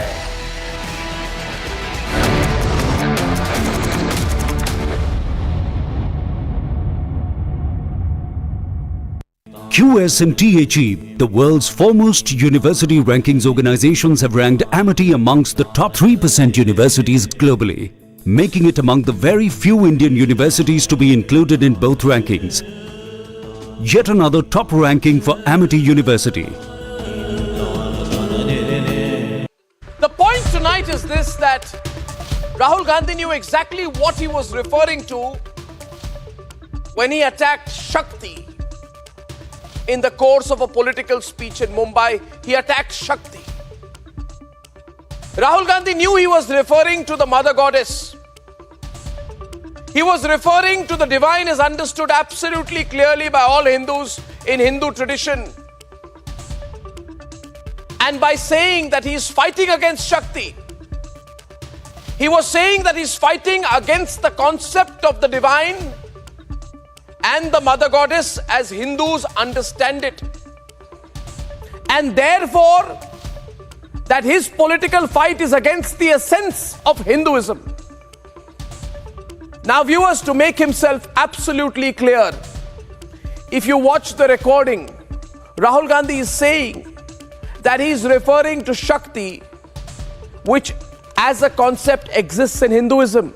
He keeps saying that I am referring to the concept of Shakti as defined by Hinduism. He is saying I am referring to the concept of Shakti as Hindus believe in it. He is saying in his own words that I am referring to the Hindu concept of Shakti. Not to Shakti as a force or an energy or an abstract notion of power, but to Shakti in his own words. In his own words, as Hindus understand it to be.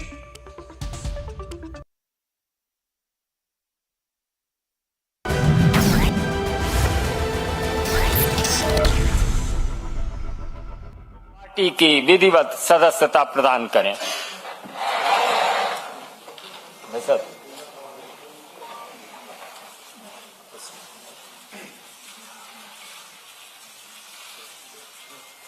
दीजिए उनको पत्ता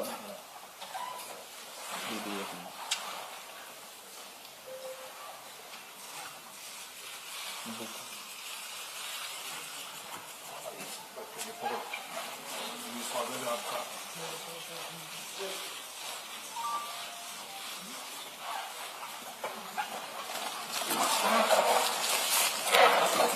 That is Sita Soren, who is now a part of the BJP. She has left the Jharkhand Mukti Morcha.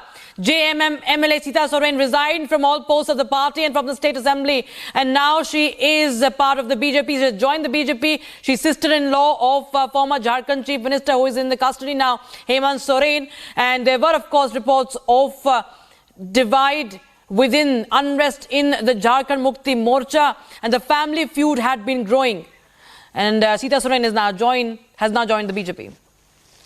Modi ji के नेतृत्व में इस समाज के प्रति अपना दायित्व निभाने के लिए कई लोग भारतीय जनता पार्टी से जुड़ रहे हैं, और आज झारखंड की एक नेता मैं कहूंगा कि बहन सीता सोरेन जी पार्टी में प्रवेश कर रही है, और उनकी क्षमता का, विशेषकर झारखंड ये आदिवासी बहुल प्रदेश और आदरणीय अटल जी से लेकर ट्राइबल मिनिस्ट्री बनाने से लेकर अभी माननीय प्रधानमंत्री मोदी जी के नेतृत्व में बिरसा मुंडा जयंती को विशेष तौर पर मनाने की जो शुरुआत हुई, और कई ऐसी योजनाएं हमारे आदिवासी भाई बहनों के लिए विकास की इस सरकार के द्वारा शुरू की गई है। और इसलिए मैं मानता हूं कि कई ऐसे आदिवासी नेता हैं कि वो इस पूरी धारा में भाजपा से जुड़ना चाहते हैं, और आज बहन सीता हमारे साथ जुड़ने से झारखंड में एक और ताकत भारतीय जनता पार्टी की बढ़ी है। और आने वाले दिनों में लोकसभा के बाद जो तुरंत चुनाव होते हैं हरियाणा, महाराष्ट्र और झारखंड, उसमें इसका एक अलग असर तो दिखेगा, लेकिन चुनावी राजनीति छोड़कर भी मैं मानता हूं कि आदिवासी समाज के हित के लिए जो योजना आदरणीय मोदी सरकार की ओर से चलाई जाएगी, उसको और ताकत से आदिवासी के समाज के आखिरी तबके तक पहुंचाने में हम झारखंड में अभी शक्तिशाली हो रहे हैं। और इसलिए मैं बहन सीता सोरेन जी का स्वागत करता हूं, और भारतीय जनता पार्टी में झारखंड के हमारी पूरी टीम के साथ आगे चलकर आदिवासी हित के कार्यक्रमों में अपनी पूरी शक्ति लगाएगी और आदिवासियों के विकास में अपना योगदान देगी, ये मुझे विश्वास है। मेरा विनम्र निवेदन है लक्ष्मीकांत वाजपेयी जी से कि आप 2 शब्द रखें।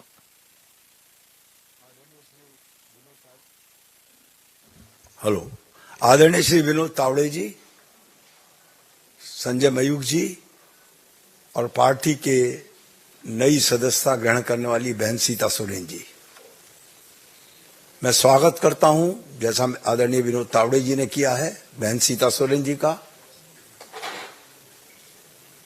झारखंड में झारखंड मुक्ति मोर्चा पार्टी में रहते हुए भी भ्रष्टाचार के खिलाफ संघर्ष, कोयला खदानों से जो सरकारी अधिकारियों के संरक्षण में चोरी और भ्रष्टाचार था, उसके विरुद्ध दिल्ली तक आवाज उठाने का काम बहन सीता सोरेन द्वारा किया गया।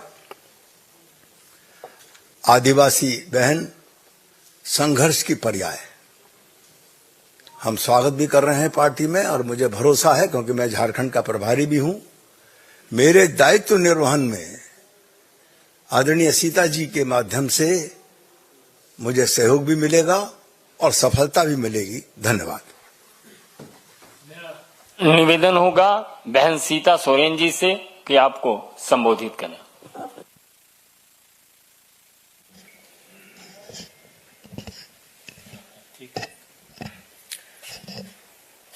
आज के इस मंच में उपस्थित हमारे झारखंड प्रभारी लक्ष्मीकांत वाजपेयी जी, विनोद तावड़े जी, संजय मयूसी एवं सभी पत्रकार बंधुओं, आज हम झारखंड मुक्ति मोर्चा के महापरिवार को छोड़ करके यशस्वी प्रधानमंत्री नरेंद्र मोदी जी के QS&THE, the world's foremost university rankings organizations, have ranked Amity amongst the top 3% universities globally, making it among the very few Indian universities to be included in both rankings. Yet another top ranking for Amity University.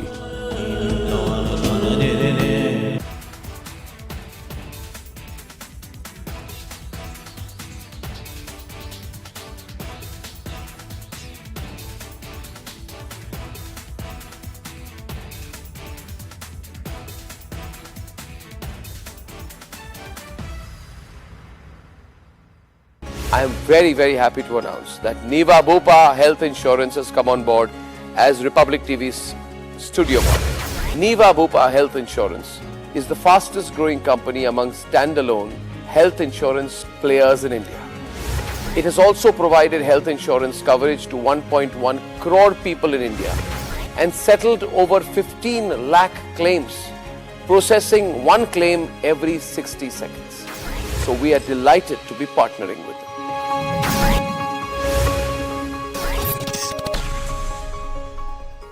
Now, if I don't get elected, it's going to be a bloodbath for the whole. That's going to be the least of it. It's going to be a bloodbath for the country. That'll be the least of it.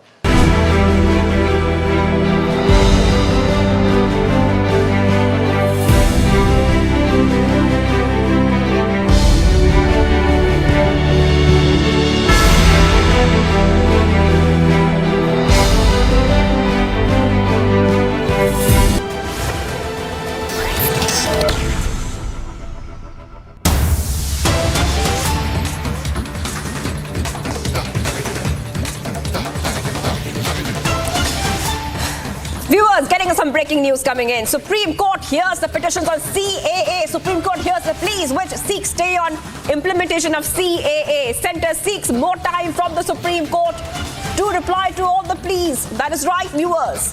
Big update coming in right now, and what we see at this point of time is the Supreme Court was hearing challenge to the Citizenship Amendment Act. And we're getting you all the details coming in. And at this point of time, what we can tell you, viewers, is that back-to-back updates are coming as we keep getting more updates on Supreme Court, which is hearing so many petitions. Now, these petitions are huge in number. Over 200 petitions are being heard by the Supreme Court in this matter. And as of now, these Supreme Court petitions in the Supreme Court, these are pleas which seek to a stay on implementation of CAA.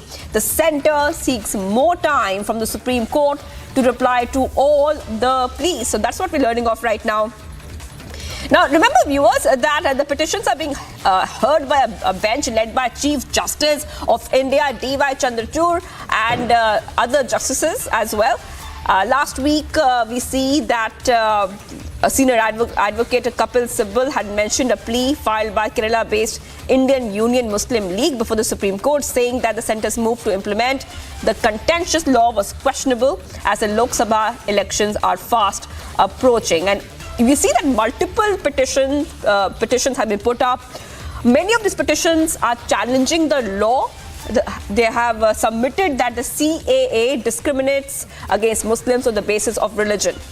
So over 200 petitions are being heard by the Supreme Court, and of course we'll go through to our correspondents who are on ground, and they are in fact getting us all the top details. What exactly has been happening in the Supreme Court? We'll go to them in just a moment, but big update coming on Republic TV right now when it comes to CAA, and what we see right now, viewers, are top updates coming in on Republic TV about what really is happening when it comes to Supreme Court hearing multiple petitions against the CAA. So top update coming on Republic TV, viewers. And let's tell you that Supreme Court has taken up over 200 petitions seeking a stay in the CAA implementation. Arguing for the petitioner, Kapil Sibal said that the notification was issued after 4 years of the act, when the law under the law, notification should be issued within 6 months. So that's what some of the petitioners are saying. Kapil Sibal is representing them. Let's move ahead right now to the other big story we're tracking on India's #1 news channel, Republic TV.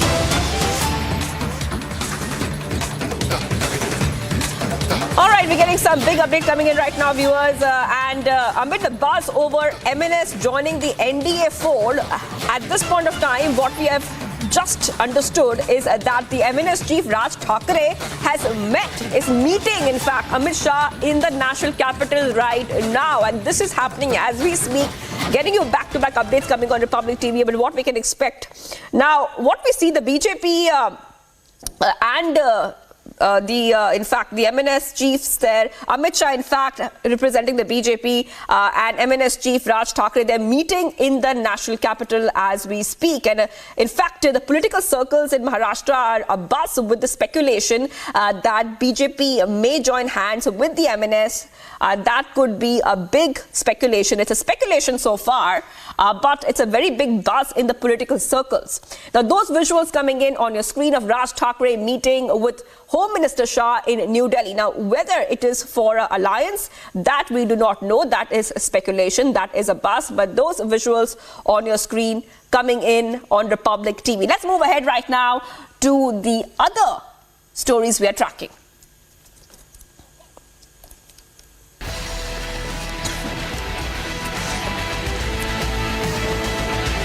President Draupadi Murmu approved the resignation of Dr. Tamilisai Soundarajan as Governor of Telangana and Lieutenant Governor of Puducherry. CP Radhakrishna has now been appointed to fulfill duties until regular arrangements were made.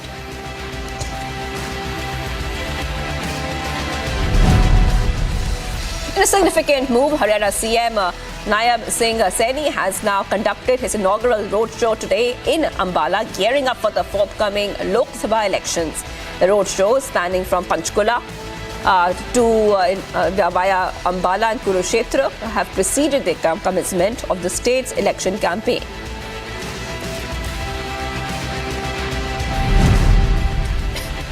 Karnataka BJP President B.Y. Vijayendra has conveyed optimism about resolving seat-sharing concerns, with the JDS affirming discussions with national leaders and former PM H.D. Devegowda. He acknowledged a communication gap in Kalaburgi regarding the invitation of JDS MLAs for a rally, pledging to address the issue. Following the signing of the seat-sharing agreement between PMK founder S. Ramadas and Tamil Nadu BJP President K. Annamalai highlighted the alliance's robustness. Annamalai announced the participation of both Ramadas and others in a public meeting where PM Modi has just delivered a speech. Derek O'Brien of TMC advocates for a Supreme Court monitored election following the Election Commission's decision to transfer the Bengal DGP, intensifying the political discourse ahead of the polls.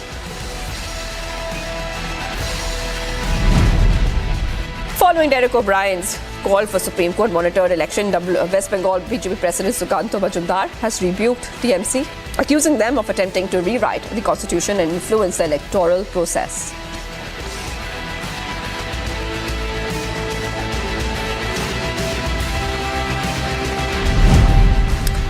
The police has intercepted a vehicle and confiscated gold worth rupees 5.73 crores, which was en route for, and this is happening in Nalgonda in Telangana. This comes amidst heightened election preparations.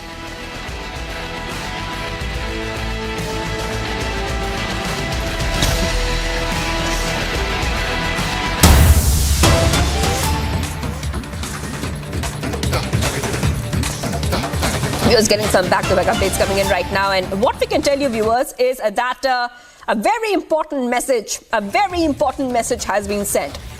After China has reiterated its claim over Arunachal, India is giving a befitting reply to the Chinese military. The MEA says the arguments made by China are baseless and Arunachal is an inalienable part of India. A very clear message is being given by India, where reacting strongly to China's bold claim that Indian state of Arunachal Pradesh was its part, the MEA has made it very clear that the state will always be an integral and inalienable part of India. Remember that this starts off with what happened last week, where the Chinese Defense Ministry spokesperson said that Beijing had never acknowledges and firmly opposes the so-called Arunachal Pradesh illegally established by India. So that was the comment that the MEA has been referring to, and they have said that these are just baseless allegations by China, and made it very, very clear that the Indian state Arunachal Pradesh was its part and will always be its part, will always be an integral and inalienable part of India. So top update coming in right now, viewers. So China's claims have been completely rubbished by the MEA. China's claim was met with a sharp reply by the MEA, and they have clearly said that we have noted the comments by the spokesperson of the Chinese Defense Ministry advancing absurd claims over the territory of the Indian state of Arunachal Pradesh. And repeating baseless arguments in this regard does not lend such claims any validity. Arunachal Pradesh was, is, and will always be an integral and inalienable part of India. Its people will continue to benefit from our development programs and infrastructure projects. And this is a statement which has been released by the MEA on this story. So viewers, top update coming on Republic TV. And we have seen that in the past as well, China has made very provocative claims in the past when it comes to Arunachal Pradesh. So the Chinese Defense Ministry spokesperson comments had in fact come after New Delhi rejected Beijing's objection to PM Modi's recent visit to Arunachal Pradesh. The spokesperson has emphasized, the Chinese spokesperson had emphasized that the southern part of Xizang or Tibet was China's territory, and that India has illegally, quote-unquote, established Arunachal Pradesh. So after the Chinese spokesperson made this comment, India has hit back and given a very sharp reply back to China. They have clearly said that Arunachal Pradesh was its part and said that the state will always be an integral and inalienable part of India. Like we said, this is a very big story in terms of the baseless claims that China has been making time and again on different issues. So top update coming on Republic TV, viewers, on this story. Let's go to Shravan Sen, a senior editor, is joining us. Shravan, if you could take our viewers through the claims of China and how India has once again, gone ahead and rebuffed those claims, rejected those claims, and given them a sharp reply. Well, it's the repeated claim that has been made by China, not once, multiple times. In fact, every visit by an Indian official, or for that matter, a political person, has reacted, has attracted this kind of a reaction coming in from China. India, on the other hand, has made its stand abundantly clear. In fact, the Ministry of External Affairs reacting sharply, saying that Arunachal Pradesh is an inalienable part of India. In fact, remember, Arunachal Chief Minister had also put out a statement saying that, as far as the position that has been taken by China, it does not really stand.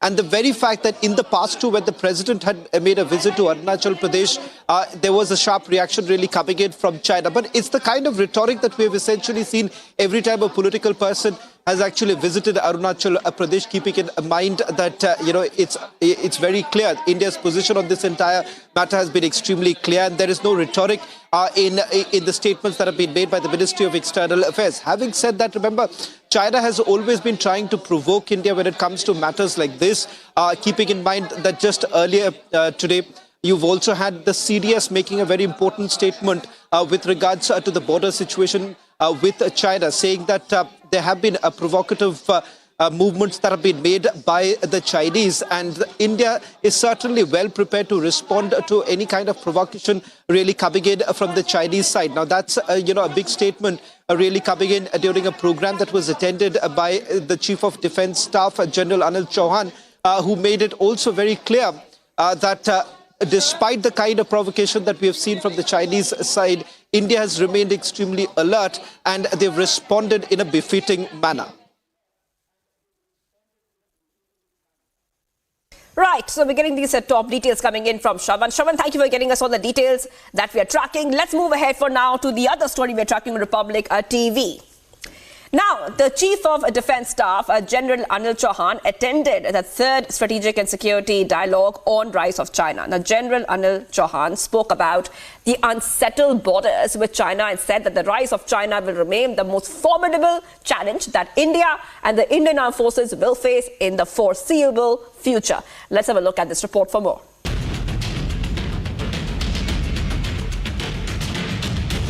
The unsettled borders with China and the rise of China will remain the most formidable challenge that India and Indian Armed Forces will face in the foreseeable future.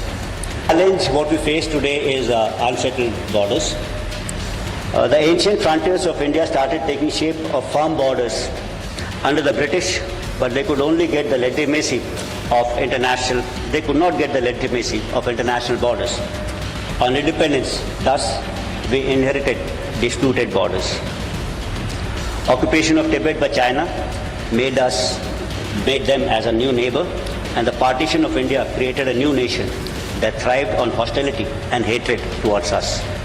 The armed forces need to maintain the legitimacy of our claims during peacetime on these disputed borders. This will require very astute handling of the PLA at all the friction points, calibrated firmness, and both sides to operate within the ambit of agreed rules of engagement.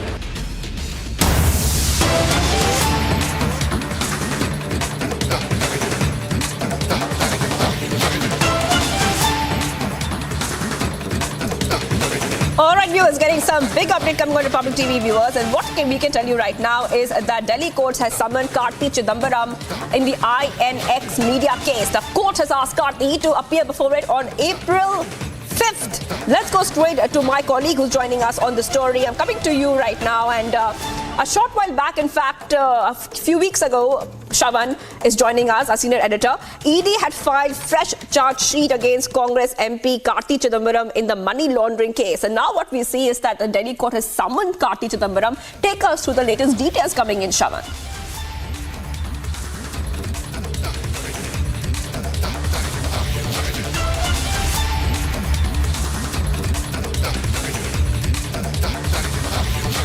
All right, we'll go to Shravan in just a moment, but big update coming on Republic TV viewers, and this is back-to-back updates, and this is the INX media case. Earlier, a few weeks ago, Karti Chidambaram had, in fact, also been in the radar when it comes to the alleged issuance of visas to some Chinese nationals. So there are multiple cases when it comes to Karti Chidambaram. It's more trouble for him. Back-to-back details coming in. Let's go straight to Shravan Sen, who's joining us. And Shravan, we know that ED had filed a fresh charge sheet against Karti Chidambaram in the issuance of visas to some Chinese nationals. Now we see that the Delhi court has asked him to appear. This is for the INX media case. So more trouble for Karti Chidambaram. Take us to the details coming in, Shravan.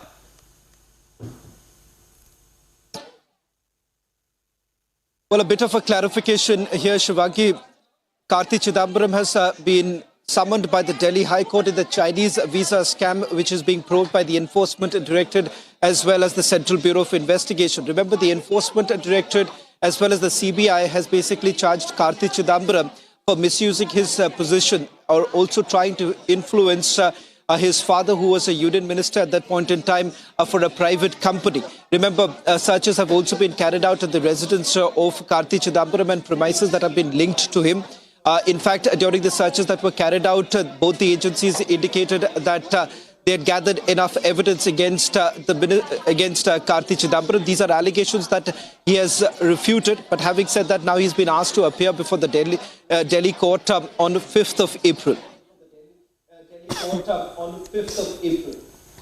All right, Shravan is getting us all the top details coming in. Thank you, Shravan, for those details. Summons issued in the China visa case. That is the case that Shravan has clarified, and he will appear on April 5th. Taking a very short break, and we keep getting our viewers top updates on India's #1 news channel, Republic TV. Pashupati Paras resigns from Union Cabinet after NDA Chirag Paswan seal deal for Bihar.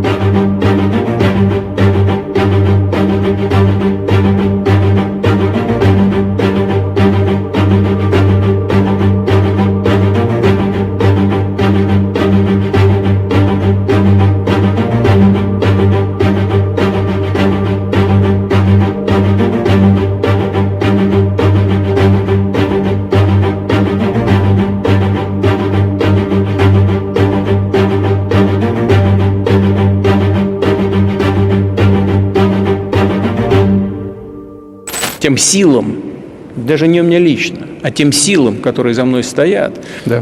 Может быть, глупый вопрос, но тем не менее Макрон продолжает говорить о том, что возможно... Я думаю, что все возможно в современном мире, но я уже говорил, и это понятно для всех, что это будет в одном шаге от полномасштабной Третьей мировой войны. Думаю, что в этом вряд ли кто-нибудь заинтересован. Что касается позиции президента Франции, то там уже есть какие-то поправки, в том смысле, что этот контингент будет выполнять второстепенные функции, должен будет...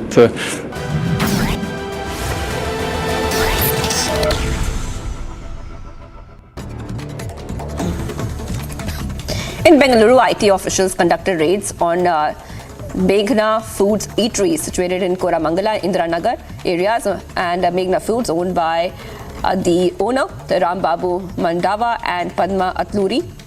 It's headquartered in Hyderabad, operates businesses in both Hyderabad and Bengaluru.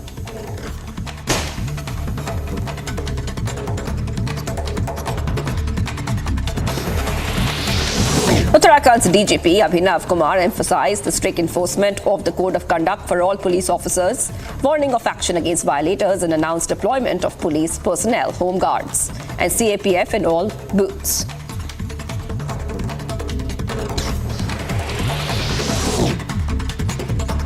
Noida police may question additional associates, including a singer from Haryana, Fazal Puria, in the connection with the Elvish Yadav case. With Elvish Yadav's legal relief uncertain, challenges may intensify for all the popular influencer.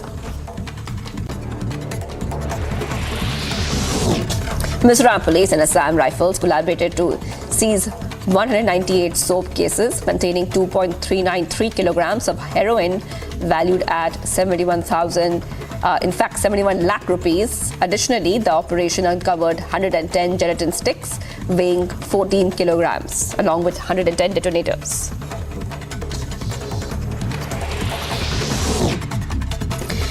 The targeted operation, Maharashtra Police and CRPF have engaged. CRPF commandos are engaging in a prolonged encounter with a significant Maoist group hiding, and this happened in Maharashtra, thwarting their alleged plans for criminal activities during the Lok Sabha elections.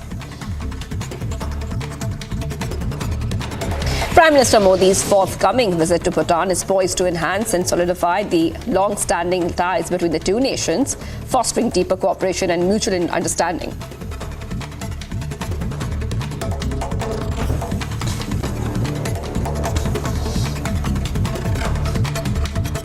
And viewers, Indian Air Force and transport aircraft carried out operations on an emergency landing facility airstrip in Andhra Pradesh. Now, the activation showcased the high level of synergy between civil agencies, district administration, state police, and the IAF towards conduct of complex, multifaceted activities. Take a look at this report for more.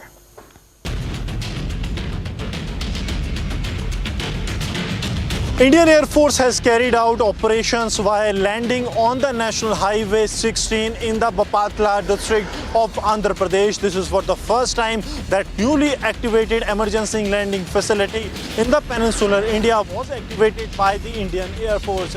Important to mention that the fighter jets of the Indian Air Force carried out the overshoots while the other aircrafts that are helpful in carrying out the humanitarian assistance and disaster relief operations, including the AN-32 and the Dornier, they made the landing. This is a 4.1 kilometer long and 33 meter wide airstrip that is capable of emergency landing facility and has been built by the National Highway Authority of India on the requisition that was made by the Indian Air Force. Important to mention that last ELF was activated by the Indian Air Force in the month of December. The activation was made here in the Andhra Pradesh Bapatla district.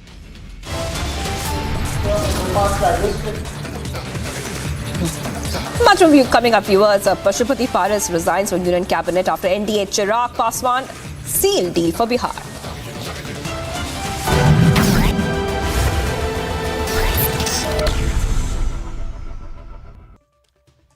The opposition's response to the general election dates being announced on Saturday afternoon has been strange, to say the least.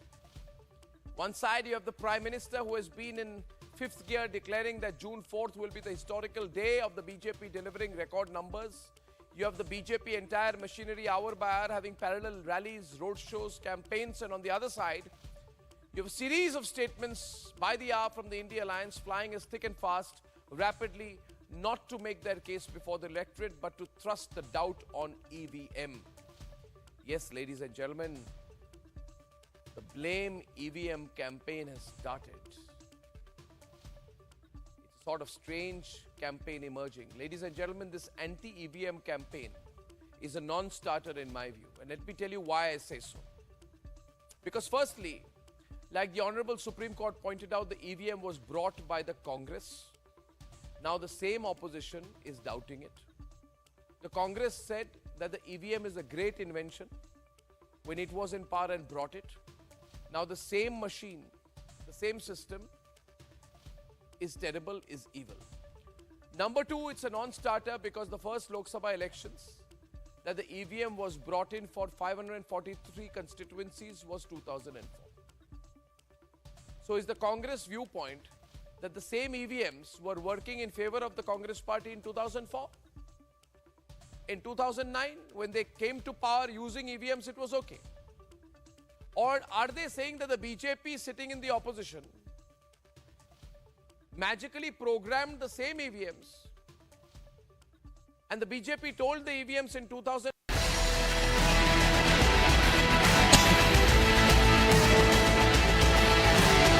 President Draupadi Murmu approved the resignation of Dr. Tamilisai Soundarajan as Governor of Telangana and Lieutenant Governor of Puducherry. C.P. Radhakrishnan has now been appointed to fulfill duties until regular arrangements were made. In a significant move, Haryana CM Naib Singh Saini conducted his inaugural roadshow today in Ambala, gearing up for the forthcoming Lok Sabha elections in 2024.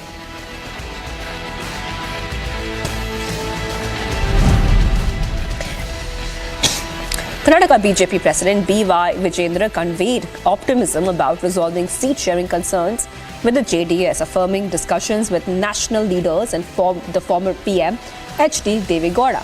He acknowledged a communication gap in Kalaburgi regarding the invitation of JDS MLAs for a rally, pledging to address the issue.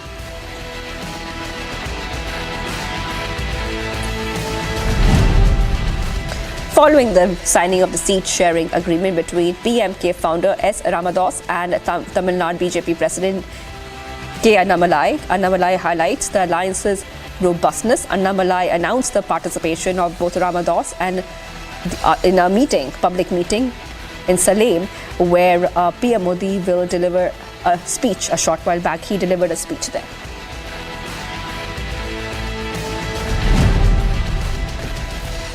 Derek O'Brien of TMC advocates for a Supreme Court monitored election following the Election Commission's decision to transfer the Bengal DGP, intensifying the political discourse ahead of the polls.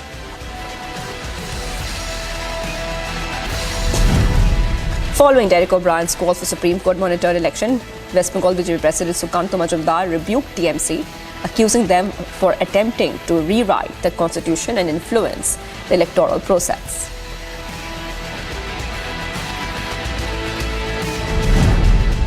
Nalgonda police has intercepted a vehicle and confiscated gold worth 5.73 crores, which was en route from, in fact, this was on its way to Khammam, and this, in fact, comes just amidst heightened election preparations.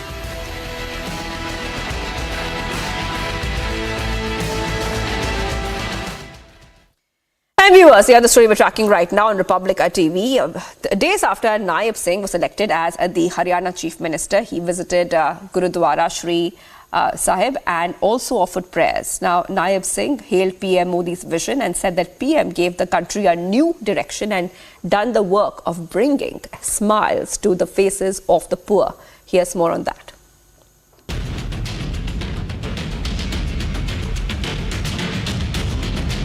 देश के यशस्वी प्रधानमंत्री आदरणीय नरेंद्र मोदी जी ने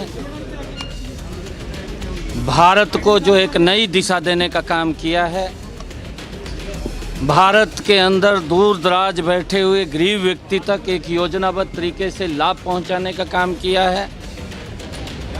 गरीब के चेहरे के ऊपर मुस्कान लाने का काम इन 10 वर्षों में किया है।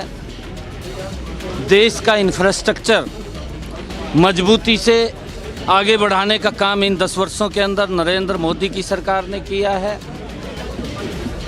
दुनिया के अंदर भारत का सम्मान ऊंचा करने का काम देश के यशस्वी प्रधानमंत्री नरेंद्र मोदी जी ने इन 10 वर्षों में किया है।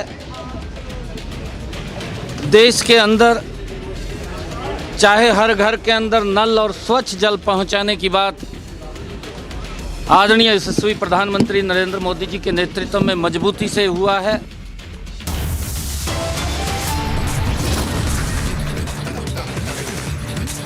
Viewers, much more coming up on the other side. Pashupati Paras resigns from Union Cabinet after NDA Chirag Paswan seal deal in Bihar.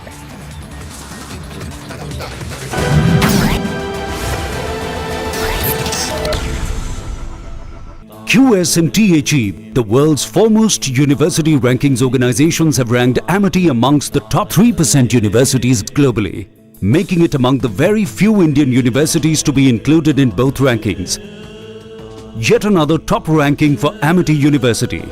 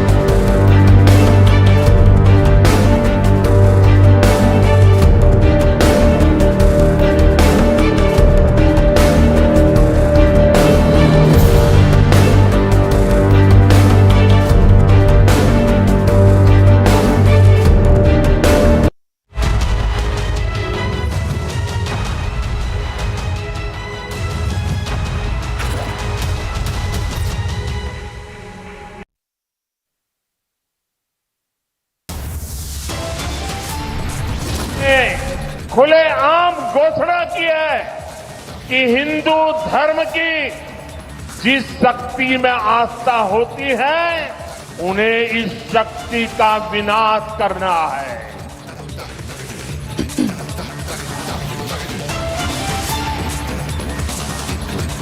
Prime Minister's scathing attack at the Indy over Shakti remark says India alliance has shown its true colours, alleges the opposition deliberately insulting Shakti.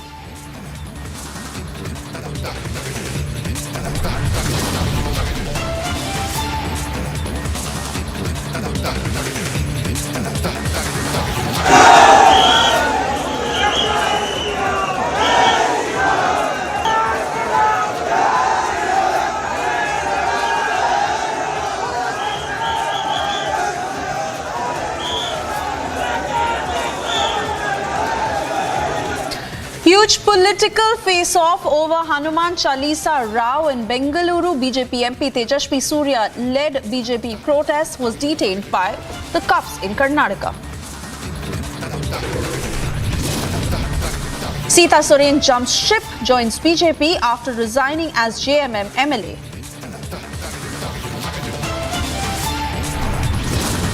लेकिन हमारे party के साथ और व्यक्तिगत रूप से हमारे साथ नाइंसाफी हुई, इसलिए मैं भारत सरकार के कैबिनेट मंत्री से मैं त्याग पत्र देता हूं।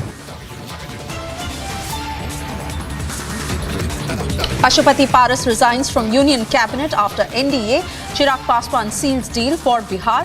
This is a day after BJP confirmed seat sharing deal with Chirag Paswan. Raj Thackeray on the brink of sealing pact with NDA, holds talks with Amit Shah.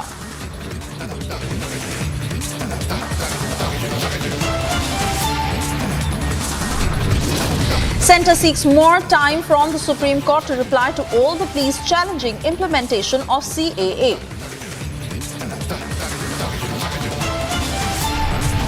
Supreme Court asks Ramdev, Patanjali MD, to appear in person in quote-unquote misleading ads case.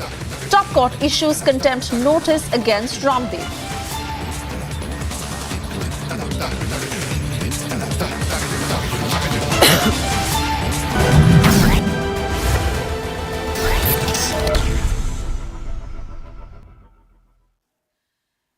Good afternoon and thank you for tuning in. You're watching Live and Breaking at 3. I'm Suesha Sawant and that's the very story we begin this edition with, as the Supreme Court has come down heavily on Patanjali Ayurveda for failing to respond to a contempt notice for issuing misleading advertisements and ordered yoga guru Ramdev to appear before the Supreme Court. This comes after the top court last month had pulled up Patanjali for prima facie violation of its assurances about its products and statements claiming their medicinal efficacy. The court had issued a notice to Patanjali and Balakrishna asking why contempt proceedings should not be initiated against them. Let me straight away cut across to Saqib from the business desk, who is getting us more details of what the top court has said and most importantly, Saqib, the impact this is having on Patanjali's business by and large. Over to you for all on this. Yes, Suesha, as rightly pointed out by you, just an hour before the stock markets will close for the day, Patanjali shares have taken a beating. The Patanjali shares have seen a fall of almost 5.26% and have hit an intraday low of the shares, have hit an intraday low of roughly around 1,300 odd rupees.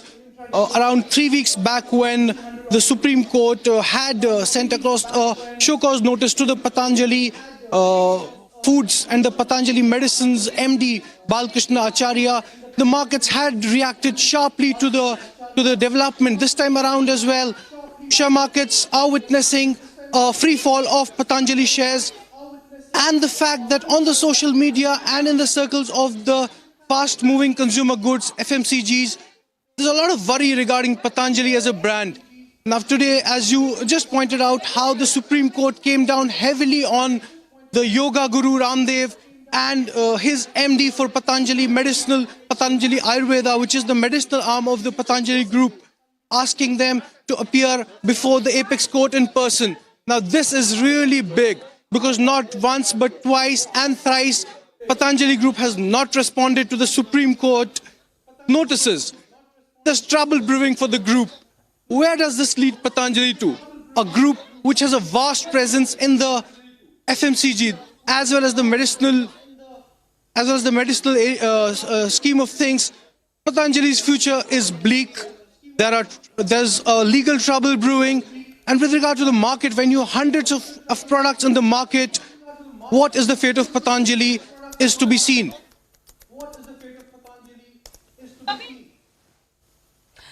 Continue talking to us, Saqib, because it is important to put out the statements that have been made in the top court. A strong beating that Patanjali has had to take, and most importantly, Ramdev, who has been asked to appear in person.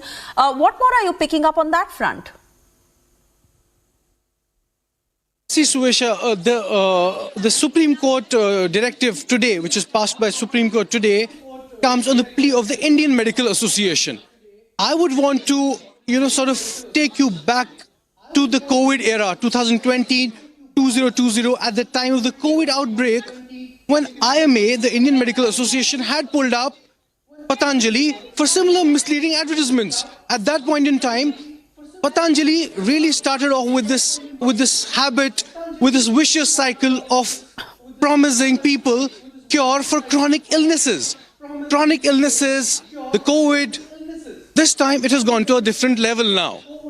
There's concern. Supreme Court per se, this is a picture, a larger picture that one must take into consideration. Patanjali is not the only group or the medicinal group There are a lot of other Ayurveda groups which claim that we will provide you cure for chronic illnesses, chronic diseases.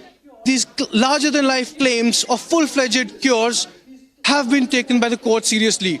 Here, an interesting and a very notable point is that how Supreme Court doesn't want companies, medicinal units, medicinal arms, people dealing into medicines and medical sciences to play with the lives of common people. The lives of common people have been put at stake. There's a clear message from the court here. Suesha. Absolutely, Sakib, and that is the very reason that the Supreme Court has come down heavily on the Patanjali group. We continue to track all the developments. For the moment, thank you, Sakib, for joining us.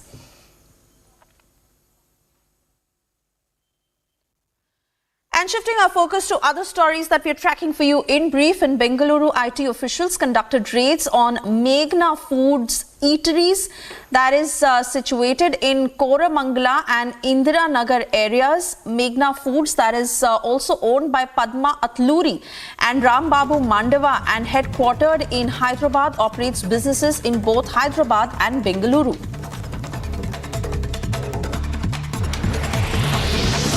Uttarakhand's DGP Abhinav Kumar emphasized on the strict enforcement of the code of conduct for all police officers, warning of action against violators, and announced deployment of police personnel, home guards and CAPF in all the booths.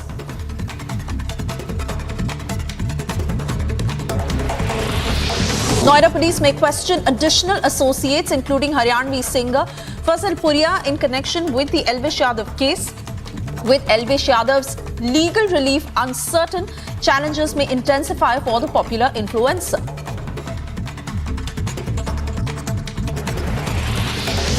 Mizoram Police and Assam Rifles collaborated to seize 198 soap cases containing 2.393 kilograms of heroin valued at 71,79,000 rupees. Additionally, the operation uncovered 110 gelatin sticks weighing 14.084 kilograms along with 110 detonators.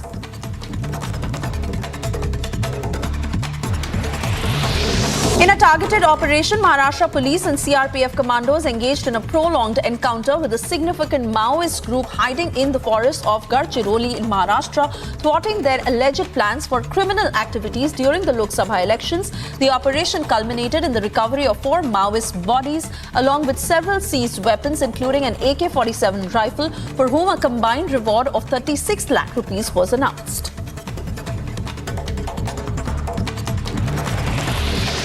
Prime Minister Modi's forthcoming visit to Bhutan is poised to enhance and solidify the long-standing ties between the two nations, fostering deeper cooperation and mutual understanding.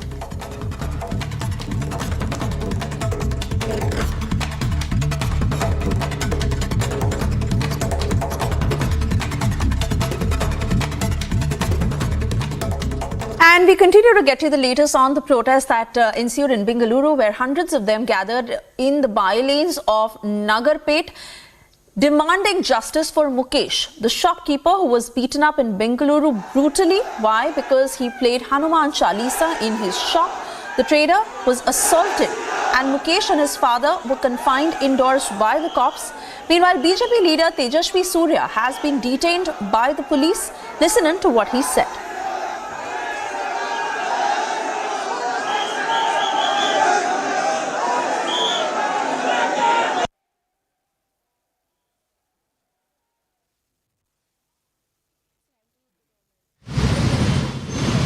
Whenever Siddharamaya comes to power, he always acts against Hindus. This is the example for that, because that boy also arrested. This is really ridiculous.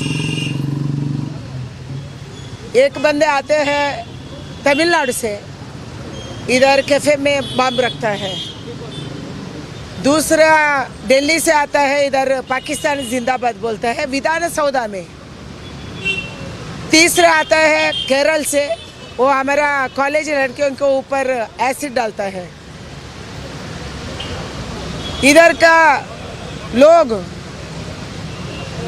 Protest किया मगर कुछ नहीं हुआ. ये सरकार कौन कौन आरोपी है, अपराधी है, उसका खिलाफ कार्रवाई नहीं करते हैं क्योंकि केवल वो माइनॉरिटीज है। कल भी वो लड़का मुकेश का गलत क्या था, ये उसका दुकान में बैठे थे, बाहर लाके उसको अटैक किया। किसके लिए? केवल हनुमान चालीसा उधर सुना रहे थे, खुद सुनते थे उसके लिए। ऐसा घटना केवल कर्नाटक में हो सकती है क्योंकि सिद्धरामैया, DK कुमार, परमेश्वर सब वोट बैंक के लिए माइनॉरिटीज को प्लीजिंग करने में लगे हैं। इसके कारण ये सब हो रहे हैं। इसलिए मैं मांग करती हूँ Parameshwar totally is failed to maintain law and order. That's why I request Siddaramaiah to sack him out. आखिरी सवाल, how will you want to take this fight forward? We'll take forward because we have to protect Hindus. Mukesh is not our worker. Mukesh हमारा आदमी नहीं है, वो हमारा worker भी नहीं है। केवल दुकान में बैठे थे, एक दुकान वाला है, उसको भी अटैक करते हैं एंड सरकार उसके खिलाफ कार्यवाही करता है। ये तो हम कैसे इसको मानना है? इसलिए चुनाव के संदर्भ में कांग्रेस ऐसे करते हैं, माइनॉरिटी को प्लीज करने के लिए, कुछ भी करने के लिए तैयार है। इसका आगे बढ़ाएंगे हम, कार्यवाही होना चाहिए एंड उसको खिलाफ अभी तो बड़ा केस डालना चाहिए एंड हमारा हिंदुओं को रक्षा देना चाहिए। हमारे लिए रक्षा नहीं है, ऐसे हमारा कार्यकर्ता लोग बोलते हैं रक्षा नहीं है इधर। ये सरकार कुछ भी कर सकती है। इसके कल मैंने अभी वीडियो देख रहा था, बेंगलुरु सिटी में तलवार लेके घूम रहे हैं। मैं आपको वीडियो भेजती हूँ। ऐसा बेंगलुरु सिटी में हो रही है, पुलिस चुप है। क्यों चुप है? क्योंकि सरकार उसका हाथ को बांधा है। ये सरकार इधर चल रहा है, इसके खिलाफ हम लड़ेंगे, जरूर लड़ेंगे, आगे भी लड़ेंगे। मैम पुलिस ने क्या बोल दिया मैम आपको? पुलिस ने क्या बोल दिया? पुलिस ने बोला उसका नमाज को खत्म करने दो, बाद में आप जाओ। ये सरकार है इधर। मुसलमान का ये अभी उपवास चल रहा है, उसका नमाज खत्म होना, बाद में हमको बाहर छोड़ेंगे। ये क्या तरीका है? एंड हमको उठा के लाते हैं। Are contemplating action against the victim himself. And the government speaks of building brand Bengaluru. I want to ask the Chief Minister and the Deputy Chief Minister. You speak of building a cosmopolitan city. You speak of building brand Bengaluru. How can you do so with this kind of a law and order situation? What happened to Mukesh yesterday could happen to any person sitting and going about his business honestly in a calm, unprovoked manner anywhere in the city. The CCTV footage is clear. He was sitting in his shop, playing a bhajan on his Bluetooth speaker. He never even stepped out of his shop, premises of his shop. Unprovoked, a few people come inside, begin an altercation, start an argument, pull him outside of his shop and assault him grievously. And the police and the state, instead of supporting the victim, giving him justice swiftly, places the victim under house arrest, contemplates filing of cases against the victim, and those who want to support him and demand justice, they are detained. This is an unfortunate reality of Karnataka today. Sir, other side, Bengaluru is one of the most important economic centers of the country. For fast-paced development, for maintaining the overall image of Bengaluru as a progressive city, as a city that is conducive to development, investments, progress, startups, which is what is the character of Bengaluru as the city. These kind of incidents must be nipped in the bud. Swift action must be taken. Otherwise, what will happen to the city's image, to 2 weeks ago, there was a bomb blast. A week before that, there were Pakistani Zindabad slogans. And today you have these unprovoked attack on shopkeepers. What message is this government trying to give? Moving on, Indian Air Force and transport aircraft carried out operations on an emergency landing facility airstrip at Bapatla district of Andhra Pradesh. The activation showcased the high level of synergy between civil agencies, district administration, state police and the Indian Air Force towards conduct of complex multifaceted activities. Take a look at this report. Indian Air Force has carried out operations while landing on the National Highway 16 in the Bapatla district of Andhra Pradesh. This is for the first time that newly activated emergency landing facility in the peninsular India was activated by the Indian Air Force. Important to mention that the fighter jets of the Indian Air Force carried out the overshoots while the other aircrafts that are helpful in carrying out the humanitarian assistance and disaster relief operations, including the AN-32 and the Dornier, they made the landing. This is a 4.1 kilometer long and 33 meter wide airstrip that is capable of emergency landing facility and has been built by the National Highway Authority of India on the requisition that was made by the Indian Air Force. Important to mention that last ELF was activated by the Indian Air Force in the month of December. The activation was made here in the Andhra Pradesh Bapatla district. Delhi's Rouse Avenue Court extended judicial custody of Manish Sisodia till the 6th of April. Manish Sisodia was produced before the court today in Delhi excise policy case. Supreme Court summoned to the court for not filing a reply to the show cause notice. Ramdev was served a show cause notice and contempt proceedings against him over misleading advertisements of Patanjali Ayurveda.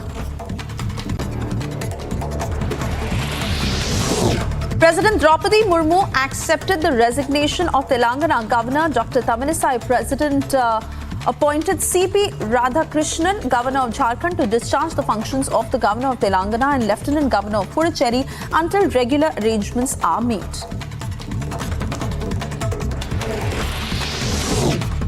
BJP leader Tarun Chugh lashed out at Rahul Gandhi over his remarks on Shakti. Tarun Chugh said that he is continuously insulting Ma Shakti, Sanatan Dharm, religion and central institutions. मां शक्ति भारत की ताकत है राहुल गांधी जी। लगातार आप कभी सनातन का, कभी शक्ति का, कभी धर्म का अपमान कर रहे हैं, देश की संस्थानों का अपमान कर रहे हैं। On the implementation of CAA in Uttarakhand, Chief Minister Pushkar Singh Dhami said that the procedure to make CAA an act is underway. CM Dhami said a committee has been formed to see how it will be implemented on the ground. राष्ट्रपति महोदया ने अपनी स्वीकृति हमको प्रदान कर दी है और एक्ट बनने की प्रक्रिया चल रही है। उसको कैसे धरातल पर उतारना है उसके लिए एक कमेटी बना दी है। शत्रुघ्न सिंह जी जो हमारे मुख्य सचिव थे पहले, उनकी अध्यक्षता में कमेटी बनी है, वो काम कर रही है और जल्दी हम उस एक्ट को लागू करेंगे। Aam Aadmi Party leader Sanjay Singh, who is arrested in the excise scam case, took oath as a member of Rajya Sabha. Delhi court allows jailed Aam Aadmi Party leader to appear before the parliament.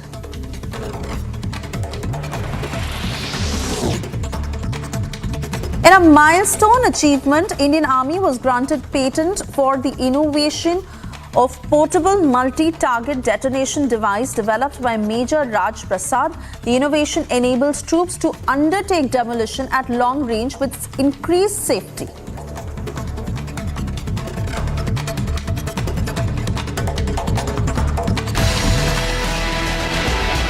Time now for a short commercial break. On the other side, Sita Soren jumps ship, joins the BJP after resigning as JMM MLA. Pashupati Paras resigns from Union Cabinet after NDA. Chirag Paswan seals deal for Bihar. This is a day after BJP confirmed seat sharing deal with Chirag Paswan. QS&THE, the world's foremost university rankings organizations, have ranked Amity amongst the top 3% universities globally, making it among the very few Indian universities to be included in both rankings. Yet another top ranking for Amity University. The opposition's response to the general election dates being announced on Saturday afternoon has been strange, to say the least. One side, you have the Prime Minister, who has been in fifth gear, declaring that June 4th will be the historical day of the BJP delivering record numbers. You have the BJP entire machinery hour by hour having parallel rallies, roadshows, campaigns, and on the other side, you have a series of statements by the hour from the India Alliance flying as thick and fast, rapidly, not to make their case before the electorate, but to thrust the doubt on EVM. Yes, ladies and gentlemen, the blame EVM campaign has started. It's a sort of strange campaign emerging. Ladies and gentlemen, this anti-EVM campaign is a non-starter in my view. And let me tell you why I say so. Because firstly, like the Honorable Supreme Court pointed out, the EVM was brought by the Congress. Now the same opposition is doubting it. The Congress said that the EVM is a great invention when it was in power and brought it. Now the same machine, the same system is terrible, is evil. Number two, it's a non-starter because the first Lok Sabha elections that the EVM was brought in for 543 constituencies was 2004. So is the Congress viewpoint that the same EVMs were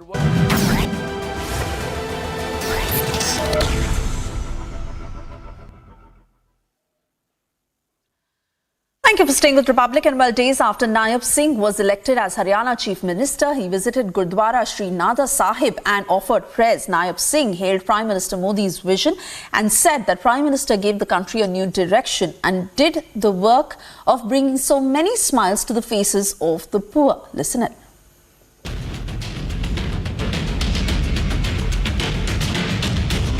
देश के यशस्वी प्रधानमंत्री आदरणीय नरेंद्र मोदी जी ने भारत को जो एक नई दिशा देने का काम किया है, भारत के अंदर दूर दराज बैठे हुए गरीब व्यक्ति तक एक योजनाबद्ध तरीके से लाभ पहुंचाने का काम किया है, गरीब के चेहरे के ऊपर मुस्कान लाने का काम इन 10 वर्षों में किया है, देश का इंफ्रास्ट्रक्चर मजबूती से आगे बढ़ाने का काम इन 10 वर्षों के अंदर नरेंद्र मोदी की सरकार ने किया है, दुनिया के अंदर भारत का सम्मान ऊंचा करने का काम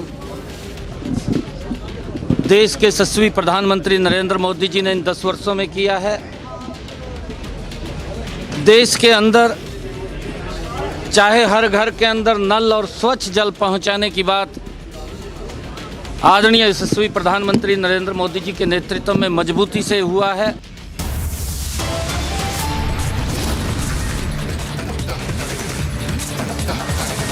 Time now for a short commercial break. On the other side, Centre seeks more time from Supreme Court to reply to all the pleas challenging implementation of CAA. Supreme Court asked Ramdev, Patanjali MD, to appear in person in misleading ads case. Top court issues contempt notice against Ramdev.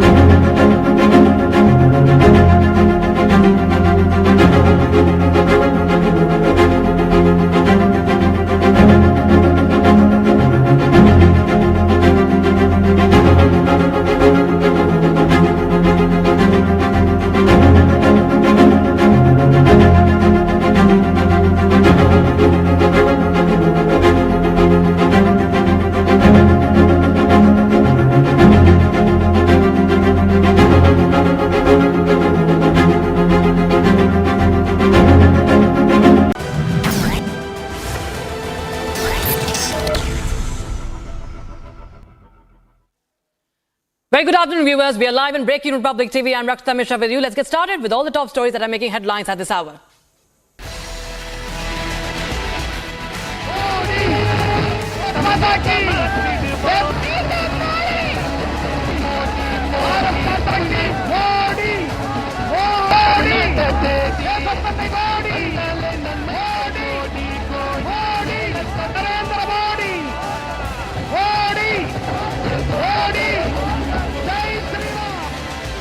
Prime Minister Narendra Modi's mega South push holds a rally in Tamil Nadu. Prime Minister to woo voters in Karnataka and Kerala.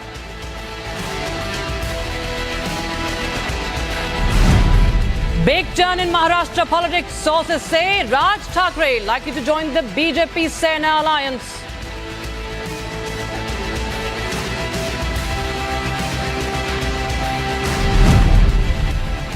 Party के साथ और व्यक्तिगत रूप से हमारे साथ नाइंसाफी हुई, इसलिए मैं भारत सरकार के कैबिनेट मंत्री से मैं त्याग पत्र देता हूँ।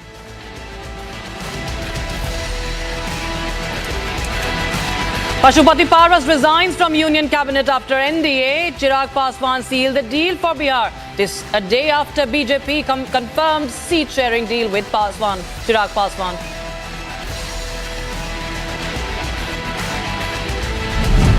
PMK announces alliance with BJP in Tamil Nadu ahead of the Lok Sabha polls. PMK to contest 10 Lok Sabha seats.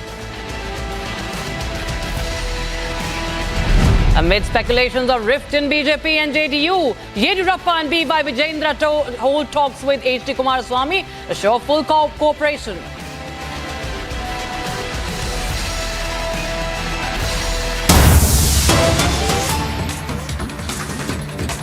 To begin with breaking news coming in, viewers, it's a big election scoop from Karnataka. Sources say that there are tensions brewing in BJP-JDS ties over seat allocation. Now this as JDS now questions the delay and change in heart on the Kolar ticket. Sources also say that BJP is mulling on whether JDS should be given the Kolar ticket or not. Remember, there have been assurances from the BJP. We just heard in the morning, we heard B.Y. Vijayendra also saying that they are in talks and they will.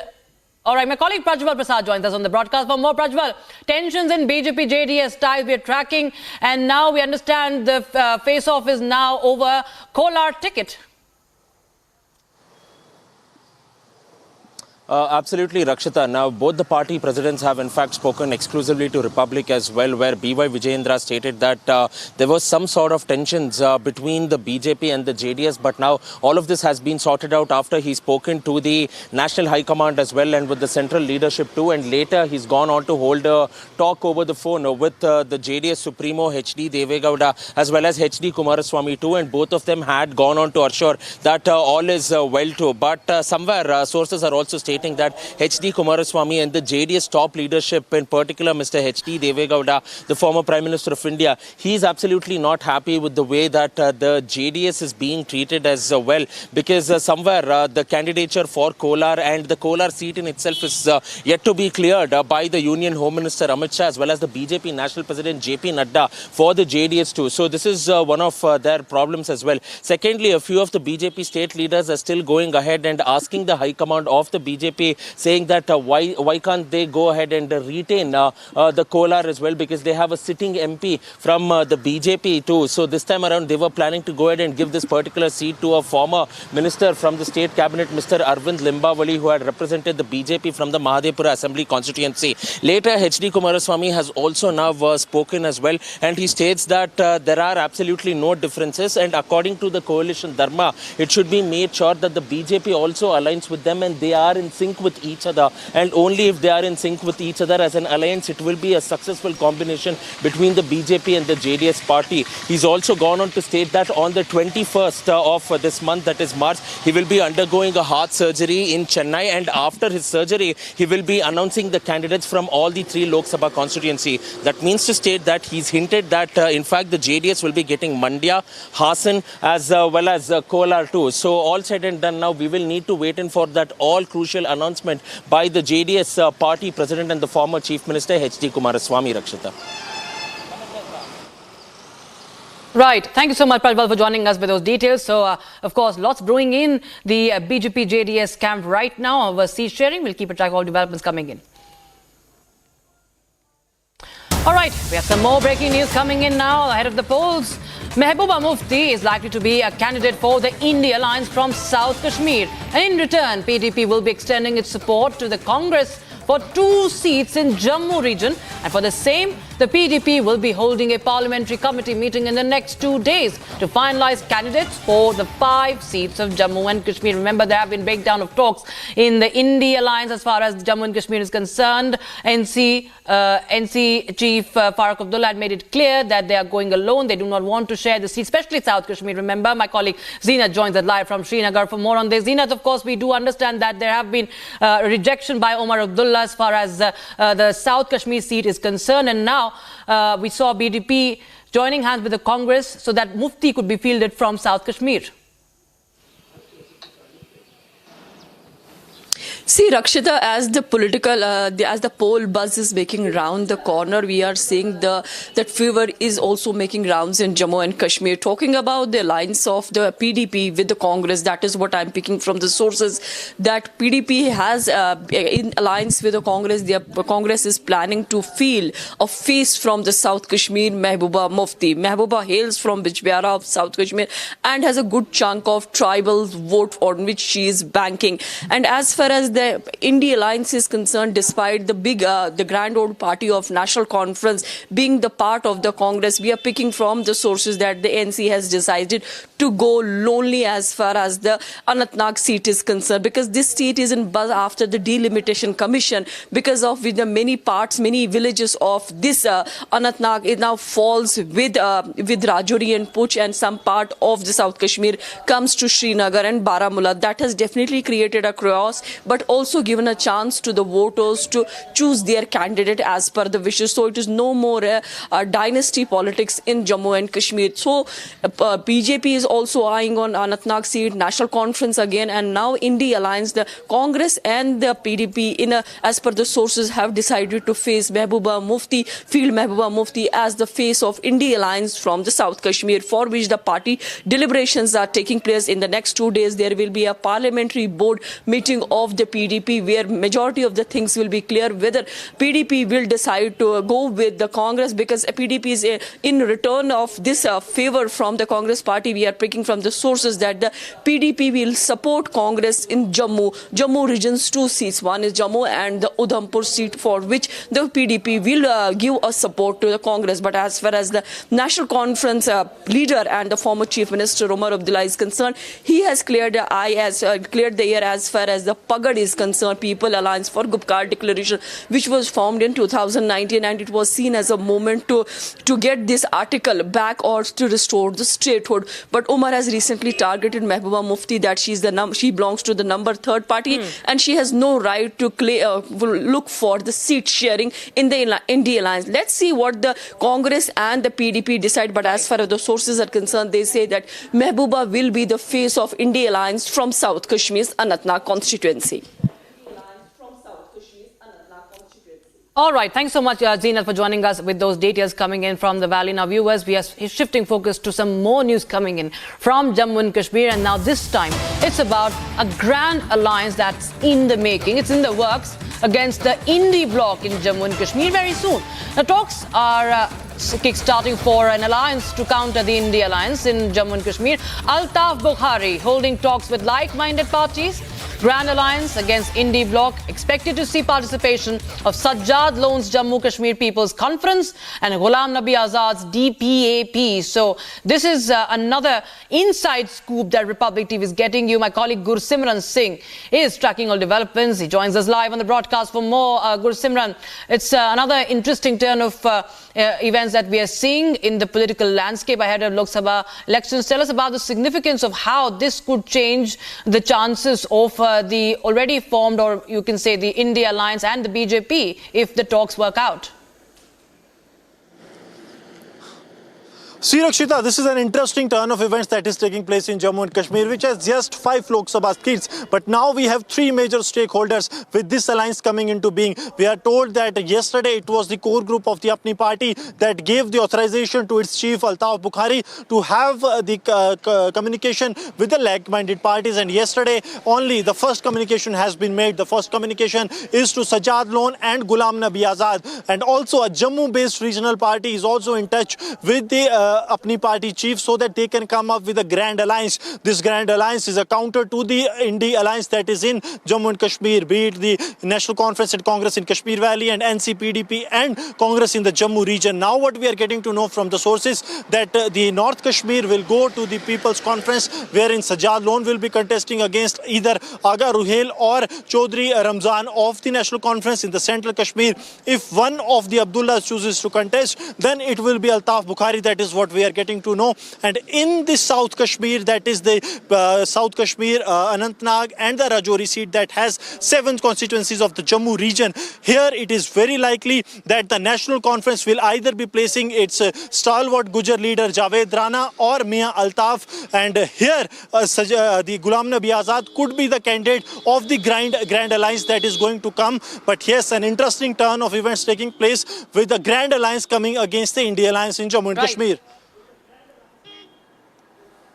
All right. Thank you so much, Gurusimran, for joining us with those details. We are in fact getting more reactions on the developments. Take a listen in.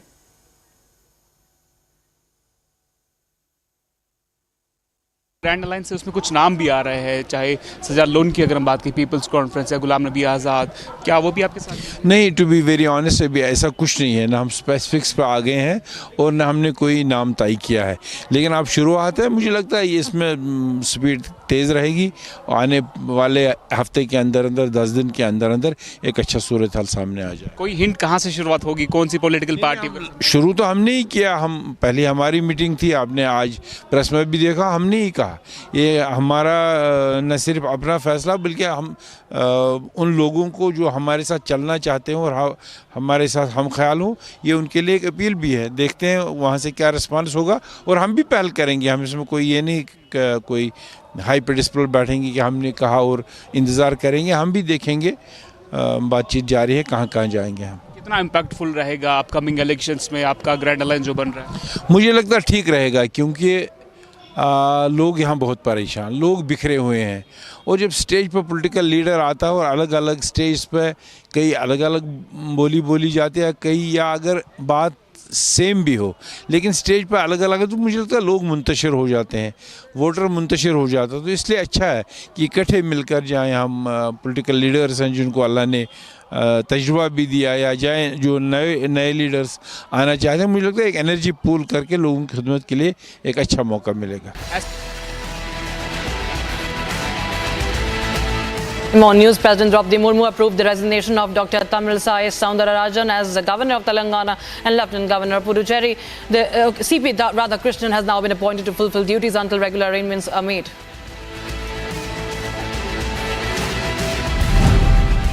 In a significant move, Haryana Chief Minister Naib Singh Saini conducted his inaugural roadshow today in Ambala, gearing up for the Lok Sabha elections. The roadshow, spanning from Panchkula to Karnal via Ambala and Kurukshetra, preceded the commencement of the state's election campaign.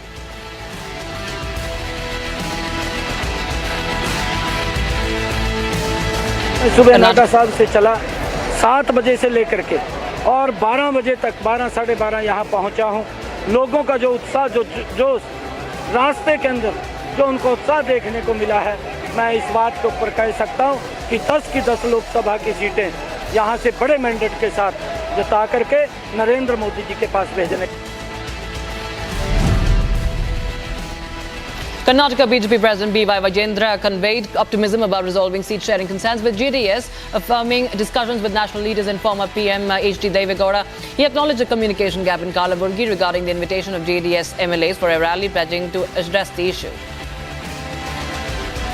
Today, Patanjali Kachi has decided to join the NDA in Tamil Nadu, and an agreement was signed by my leader, Dr. Ramdas, and BJP State President, Mr. Annamalai, and we are happy that we have joined the NDA in Tamil Nadu for a change.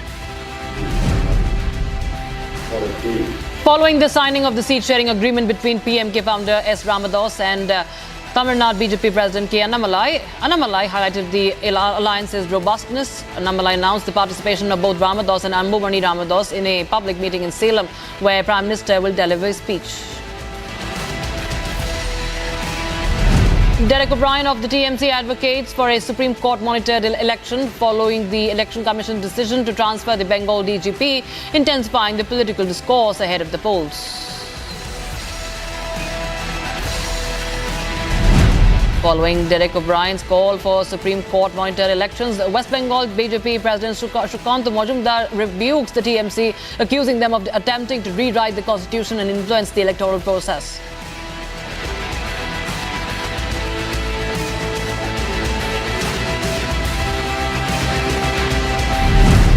Nalgonda police intercepted a vehicle and confiscated gold worth 5 crore 73 lakh rupees, which was en route from Miryalguda to Khammam. This comes amidst heightened election preparations. Additional details awaited.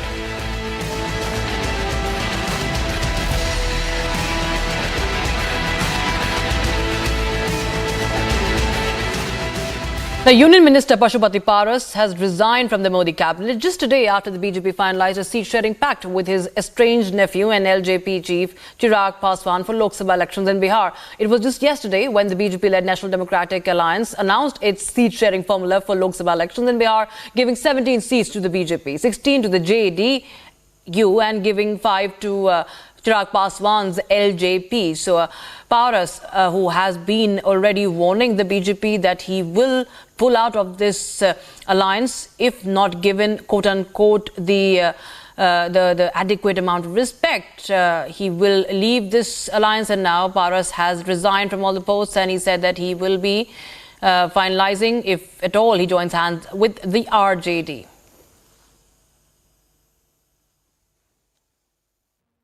देखे नहीं है, देख के बताएंगे आपको। पारस जी ने sir NDA छोड़ दिया, उन्होंने कहा कि उनके साथ नाइंसाफी हुई है एनडीए में। तो एनडीए में तो नाइंसाफी होती ही है। अच्छा किया उन्होंने छोड़ दिया, उनको बहुत पहले ही छोड़ देना चाहिए था पारस जी को, और अच्छा किया उन्होंने छोड़ दिया, तो बहुत अच्छा डिसीजन है। आप लोग की तरफ आएंगे तो सर वेलकम करेंगे? एकदम वेलकम करेंगे हम तो सबसे पहले वेलकम करेंगे उनका। इसका पॉजिटिव असर होगा इंडिया पर? पॉजिटिव असर होगा अगर आएंगे? पॉजिटिव असर हो रहा है, क्योंकि भाजपा खत्म है 25 में। मेरा भविष्यवाणी है 25 में भाजपा खत्म। भाई ये स्वागत का और इसका सवाल नहीं है। हम सभी सहयोगी दल जो हमारे साथ हैं, सबके सम्मान का ख्याल रखते हैं, सबके साथ गठबंधन धर्म का पालन करते हैं। अब चिराग पासवान जी चले गए हैं एनडीए के साथ, बीजेपी के साथ, अब पारस जी को बाहर का रास्ता दिखाया गया, तो पारस जी ने अभी अपना पत्ता नहीं खोला है, उनका अगला कदम क्या होगा क्या नहीं होगा।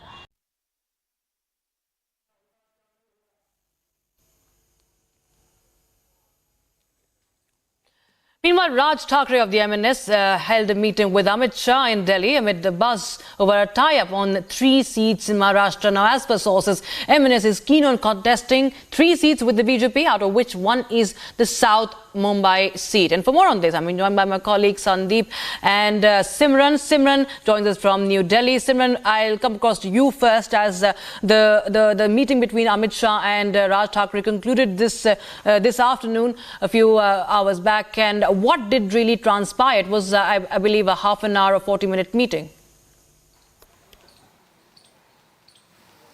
Well, yes, when we talk about the crucial meeting of the MNS chief Raj Thackeray and Union Home Minister Amit Shah this afternoon, it was definitely on the cards to materialize the joining of the MNS into the NDA, which is something that the Maharashtra government is also clearly eyeing ahead of the polls. And when we talk about also the tie-up of the MNS with the NDA, it is over the seats where the MNS holds crucial ground and stronghold in Maharashtra, whether it's about the seat of South Mumbai and Nasik, where very significantly the MNS has a stronghold. The talks of joining and making a pact with the NDA was on these grounds, and it lasted for about half an hour.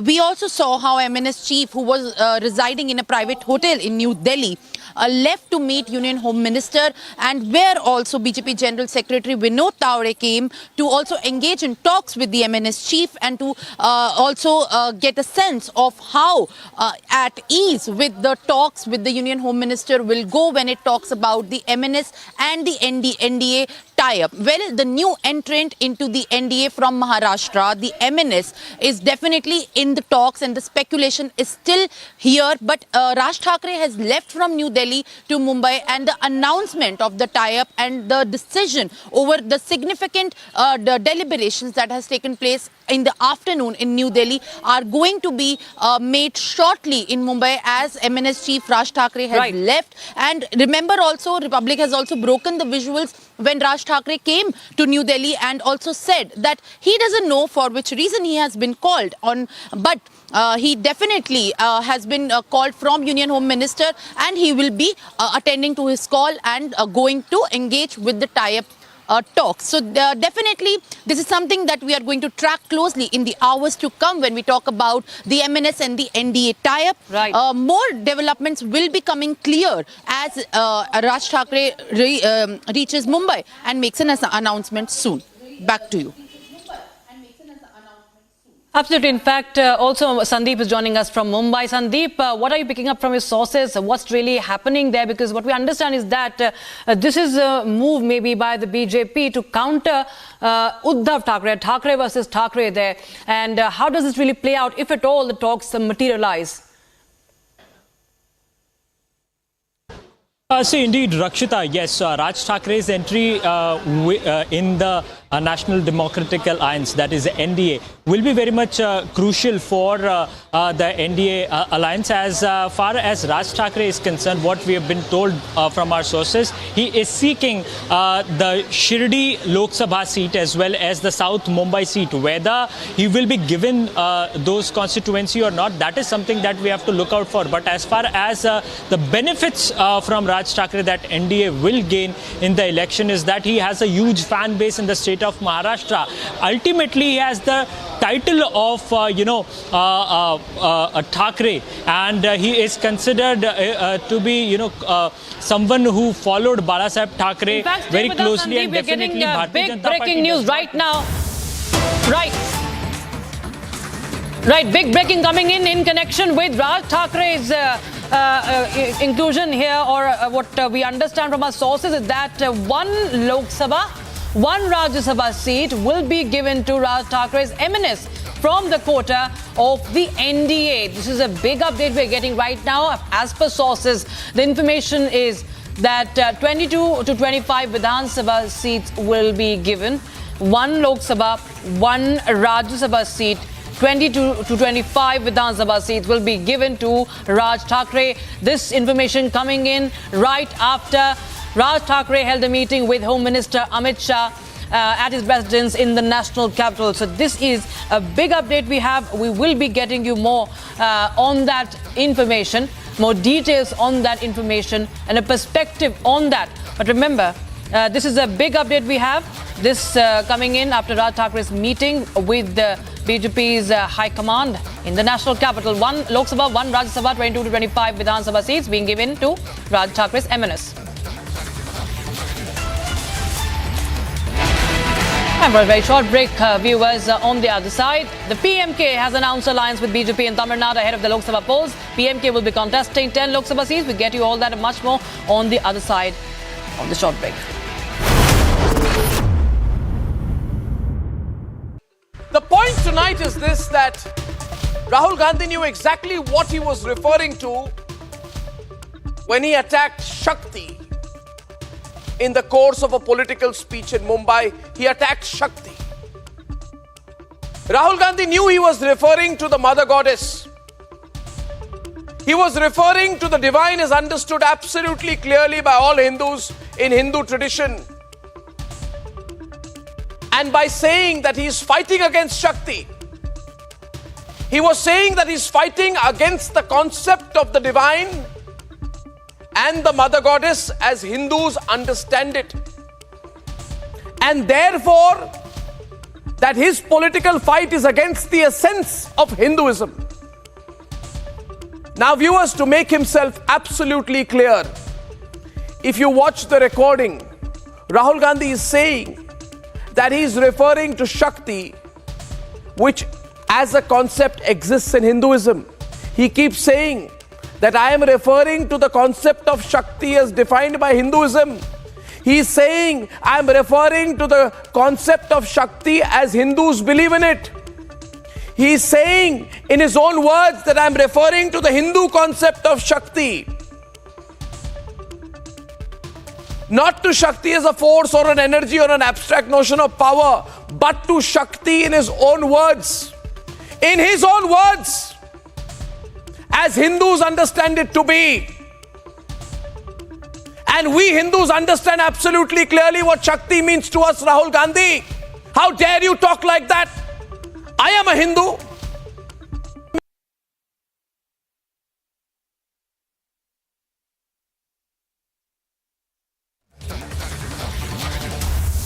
This is Republic Niva Bupa Studio, your one stop for all the breaking news updates, and I am Nikita Sahai.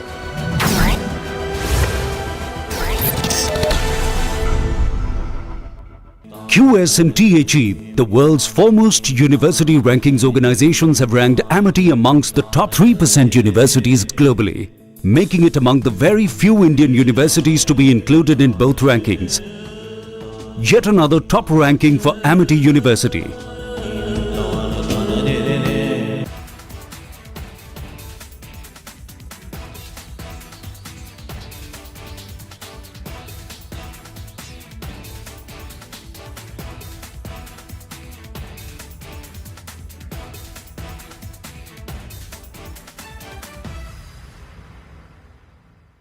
I am very, very happy to announce that Niva Bupa Health Insurance has come on board as Republic TV's studio partner. Niva Bupa Health Insurance is the fastest growing company among standalone health insurance players in India. It has also provided health insurance coverage to 1.1 crore people in India and settled over 15 lakh claims, processing one claim every 60 seconds. So we are delighted to be partnering with them.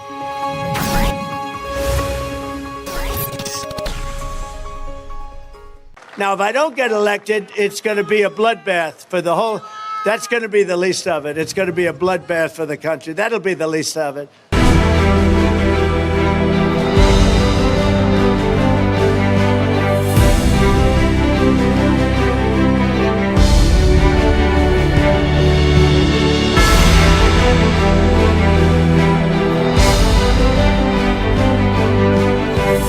I am very, very happy to announce that Niva Bupa Health Insurance has come on board as Republic TV's studio partner.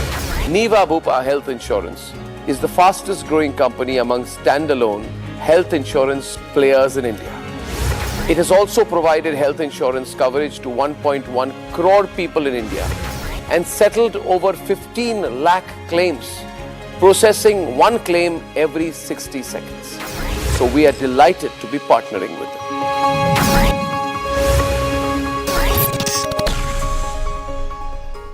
This is Republic Niva Bupa Studio, your one stop for all the breaking updates. I am Rakshita Mishra.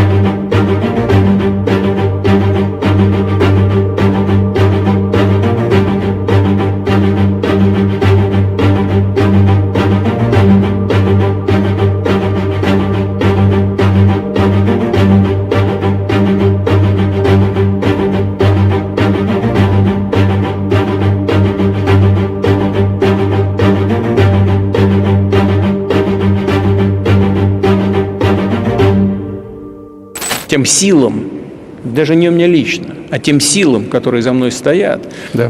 Может быть, глупый вопрос, но тем не менее Макрон продолжает говорить о том, что возможно... Я думаю, что все возможно в современном мире, но я уже говорил, и это понятно для всех, что это будет в одном шаге от полномасштабной Третьей мировой войны. Думаю, что в этом вряд ли кто-нибудь заинтересован. Что касается позиции президента Франции, то там уже есть какие-то поправки в том смысле, что этот контингент будет выполнять второстепенные функции, должен будет заниматься подготовкой военных кадров на Украине.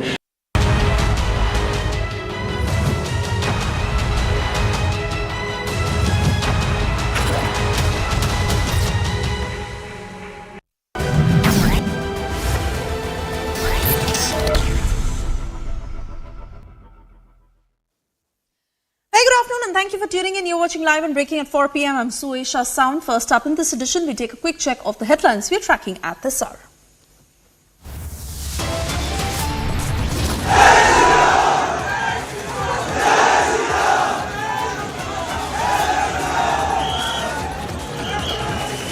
It is a mega showdown over Hanuman Chalisa in Bengaluru. BJP hits the streets. Siddharamaya's cops resort to use of force. MNS chief Raj Thakre is in the national capital amid speculation of NDA entry. Sources suggest seat sharing pact finalized. Pashupati Paras tries to arm twist BJP, resigns as cabinet minister as NDA seals the deal with Chirag Paswan. CAA Rao reaches top court. Centre seeks more time to reply on all pleas challenging the citizenship law. Supreme Court pulls up Patanjali over misleading advertisements. Yet again, summons Ramdev.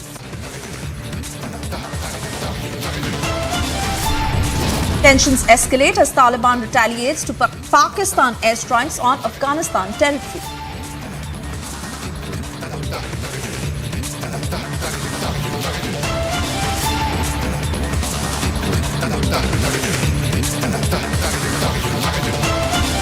And well, the battle lines have been drawn and all parties are going all out ahead of the big election. On a 400-plus seat mission, the BJP is now trying to seal a deal with MNS chief Raj Thakre. Top sources have informed that one Lok Sabha seat and one Rajya Sabha seat that will be given to the MNS. Furthermore, 22 to 25 Vidhan Sabha seats, which also will be given to Raj Thakre. This comes after Raj Thakre's meeting with Amit Shah in the national capital. Those are the pictures on your screens. On the right, where Raj Thakre had met with Amit Shah, and sources tell us that the seat sharing deal, I beg your pardon, that has already been finalized. Let's get more details from my colleague Simran, who's joining us live on the broadcast. Over to you, Simran, for what has come across through this meet and what can we expect as far as NDA sealing the big alliance is concerned. Well, yes, it seems like a good news for the MNS and as well becoming a part of the NDA family when we talk about the state of Maharashtra. The meeting with Union Home Minister Amit Shah of the MNS chief Raj Thakre this afternoon after arriving in Delhi has definitely yielded a positive news, because as per sources, when we believe the meeting has concluded on a good note, because one Lok Sabha, one Rajya Sabha and 22-25 Vidhan Sabha seats are likely to be given to the MNS Raj Thakre's party and are also on the fray. So deliberations when it happened on the seat sharing and also on the discussions of which seats need to be picked and also about the demands of the MNS chief Raj Thakre from Union Home Minister Amit Shah on the tie-up with the NDA has definitely given a positive news for the MNS, as he has just, as Raj Thakre has just left for Mumbai. Sources confirm that this is the part where the tie-up is going to be yielding a good pact of seat sharing of the MNS with the NDA. He arrived here in the national capital late last night, and that is how just after meeting with Union Home Minister, Raj Thackeray has left for Mumbai. Back to you. All right, Simran, many thanks for getting us those details. So this is what we're learning of that meeting between Raj Thackeray and Amit Shah, as the seat sharing deal has now been finalized. And this was after that meeting that took place, pictures of which are also on your screens. And top sources have informed that one Lok Sabha seat, one Rajya Sabha seat that will be given to the MNS. Furthermore, 22 to 25 Vidhan Sabha seats will also be given to Raj Thackeray. This comes after Raj Thackeray had met with Amit Shah, and buzz was strong that they are meeting to stitch an alliance in Maharashtra. Let me cut across to Sandeep, who's joining us from Mumbai to give us more details on the same. Sandeep, what's the inside scoop in terms of finalizing the seat sharing deal? Cousin of Uddhav Thackeray, we all know how the politics between the two brothers, and especially now that Raj Thackeray is also in the NDA fold, of what has happened in last so many years has unfolded. But with the seat sharing deal getting finalized, how is the larger picture looking like? See, it is, first of all, it is to be clear that so far there has not been any kind of assurances been given to Raj Thackeray, although Raj Thackeray has demanded Lok Sabha seat from South Mumbai, but so far there is no clarity whether Bala Nandgaonkar or any of the candidate from MNS will be given seat from South Mumbai or any of other constituency in Maharashtra. Apart from that, yes, Amit Shah had called Raj Thackeray to seek his support in NDA, and definitely Raj Thackeray coming into NDA will benefit Bharatiya Janata Party, as he has changed his stance from Marathi Manus to hard-hitting Hindutva. So definitely that will benefit Bharatiya Janata Party, and Raj Thackeray is known as the vote cutter in Maharashtra. So definitely, if at all these votes gets transferred into the favor of Bharatiya Janata Party or the candidates of the NDA, this will indeed benefit for the NDA alliance. And apart from that, yes, Raj Thackeray is also seeking support in Nashik constituency and Pune as well. So he has a good hold in Nashik and Pune and also in Konkan. So he have party workers there. So definitely there could be a discussion or there could be a consensus over giving a mayor to MNS in Nashik corporation or in other corporation in the state of Maharashtra. But so far, Swesha, there hasn't been finalization of the seat. And yes, Raj Thackeray coming in to NDA, definitely the brand Thackeray will be in fact with the NDA, and that will also be a reply for Uddhav Thackeray. Ultimately, Thackeray is a big brand in Maharashtra. So definitely Raj Thackeray is known one of the, someone who has followed Balasaheb Thackeray and his ideology. So this will indeed benefit to, NDA alliance out here in the state of Maharashtra. But yes, so far, the seat has not been finalized. Bharatiya Janata Party has already announced 20 seats in the state of Maharashtra. What we are hearing from our sources is that Eknath Shinde could announce the seats by today evening or maybe tomorrow. But yes, definitely the consensus over seat sharing, whether MNS will be getting any kind of Lok Sabha ticket in the state of Maharashtra, that is something that will be disclosed by either NDA members or Bharatiya Janata Party or by Raj Thackeray himself. But yes, he has sought support. He has to spread his party in the state of Maharashtra. So definitely Bharatiya Janata Party supporting MNS will also be proving a factor for Raj Thackeray, and he can spread his legs in the state of Maharashtra's political arena. very rightly said, and we do wait for the official confirmation from the party itself to when they made the announcement on what exactly has been the consensus on both sides, but being strongly looked at as a vote cutter. And let's not forget how he has drawn sharp criticism in the past from several BJP leaders over his controversial statements, but that certainly is a position that he has diluted in order to be a part of the NDA fold. On that note, Sandeep and Simran, thank you for getting us all these details.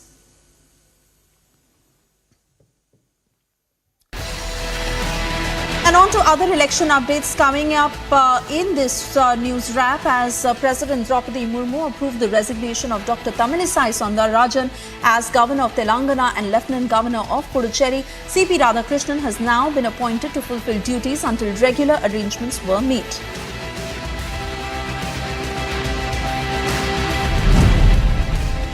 In a significant move, Haryana Chief Minister Naib Singh Saini conducted his inaugural roadshow today in Ambala. Gearing up for the forthcoming Lok Sabha elections in 2024, the roadshow spanning from Panchkula to Karnal via Ambala and Kurukshetra preceded the commencement of the state's election campaign. आज हम देख रहे हैं लोगों का उत्साह, लोगों का जोश। आज मैं सुबह नड्डा साहब से चला 7 बजे से लेकर के और 12 बजे तक 12 साढ़े 12 यहाँ पहुँचा हूँ। लोगों का जो उत्साह, जो जोश, रास्ते के अंदर जो उनको उत्साह देखने को मिला है, मैं इस बात के ऊपर कह सकता हूँ कि 10 की 10 लोकसभा की सीटें यहाँ से बड़े मैंडेट के साथ जिता करके नरेंद्र मोदी जी के पास भेजने। Karnataka BJP President B.Y. Vijayendra conveyed optimism about resolving seat-sharing concerns with JDS, affirming discussions with national leaders and former PM H.D. Devegowda. He acknowledged a communication gap in Kalaburgi regarding the invite of JDS MLAs for a rally, pledging to address the issue. Following the signing of the seat-sharing agreement between PMK founder S. Ramadas and Tamil Nadu BJP President K. Annamalai, Annamalai highlights the alliance's robustness. Annamalai announced the participation of both Ramadas and Anbumani Ramadas in a public meeting in Salem, where Prime Minister Modi will deliver a speech.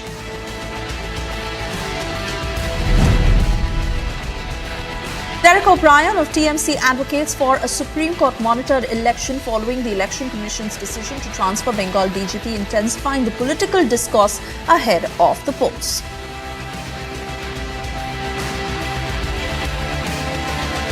Following Derek O'Brien's call for Supreme Court monitored elections,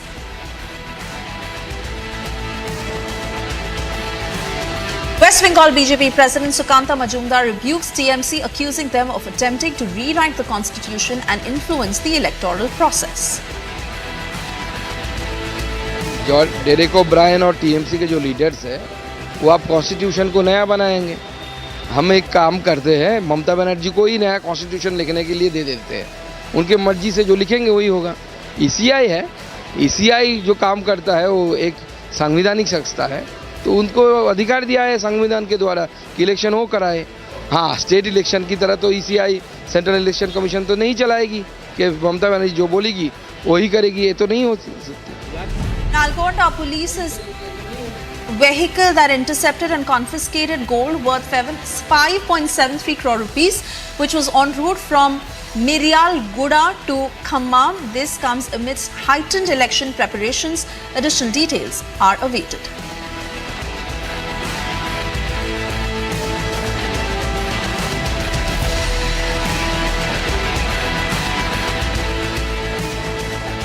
Meanwhile, the big news coming in from Bengaluru in Karnataka, where a mega showdown was witnessed today. This was the day after a shopkeeper who was allegedly assaulted for playing Hanuman Chalisa in his shop.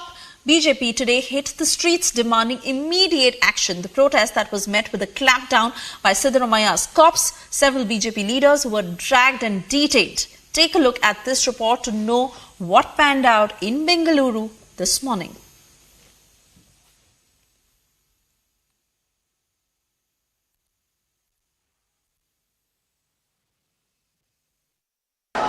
Dramatic scenes right there on our screens. Dramatic scenes right there on our screens. Mukesh being taken away inside this particular corridor out here, and the cops are trying to remove him from the protest site.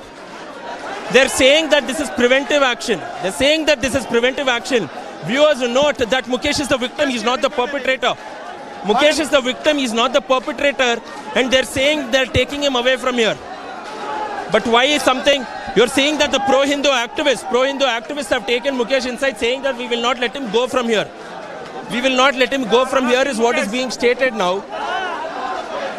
Why are they taking him away? Why are they taking him away? Is something that needs to be seen. Massive ruckus and drama that is being witnessed right there on our screens here, where the police are trying to clear away the crowd, asking what exactly is happening. Bhagat, let's just move in ahead and see what exactly is happening at this point of time. There seemed to be a heated argument and altercation between the cops. Now there are chants of Mukesh also being heard. He's out here. Inside this particular corridor out here. Just check this now. He's out there in this particular corridor. Just go in, Bhagat, and give them a clear view. He's inside here. He's trying to go in, and he's been put inside the corridor now. Who are these authorities? Who are the top authorities who are trying to go ahead and speak to Mukesh and asking him to leave from the spot? Is also something that needs to be questioned, because they are saying that this is preventive custody. If it is a preventive custody, why is the victim being taken away is one of the questions that will need to be asked in. Whether this is only a preventive measure or is there any sort of custody that is being involved, we'll need to see. He's being taken upwards. We believe that this is his residence. He's being taken upwards. We're also seeing his father out there holding some talks with the officials too. So this is absolutely quite serious. A serious charge that is being made here. So let's wait in now whether the people will calm down or not. But they are stating that they will not let Mukesh move away from this particular location. The cops are trying to diffuse this, but they state that they will not be letting Mukesh in. On the other hand, we're also seeing the BJP MPs. The BJP MPs, PC Mohan as well as PC Mohan and Tejasvi Surya have been locked away from this particular street, and they are being asked not to come in here. So this is a massive protest out here that we are witnessing right there on our screens as well, as the situation is getting only difficult. The visuals that you see, just zoom into those visuals. Just try to zoom into Mukesh's father out there having talks with the authorities. The number of people coming out in large numbers and protesting out here, and they're saying Jai Shri Ram, and they are asking that Mukesh will have to be brought in, and the cops have no rights to go ahead and put him inside the house or ask him to come to the police station. So it's a massive face-off between the administration and between these activists who have come out in huge numbers. It's a sea of saffron out here. You see people everywhere, and this is how the entire situation is.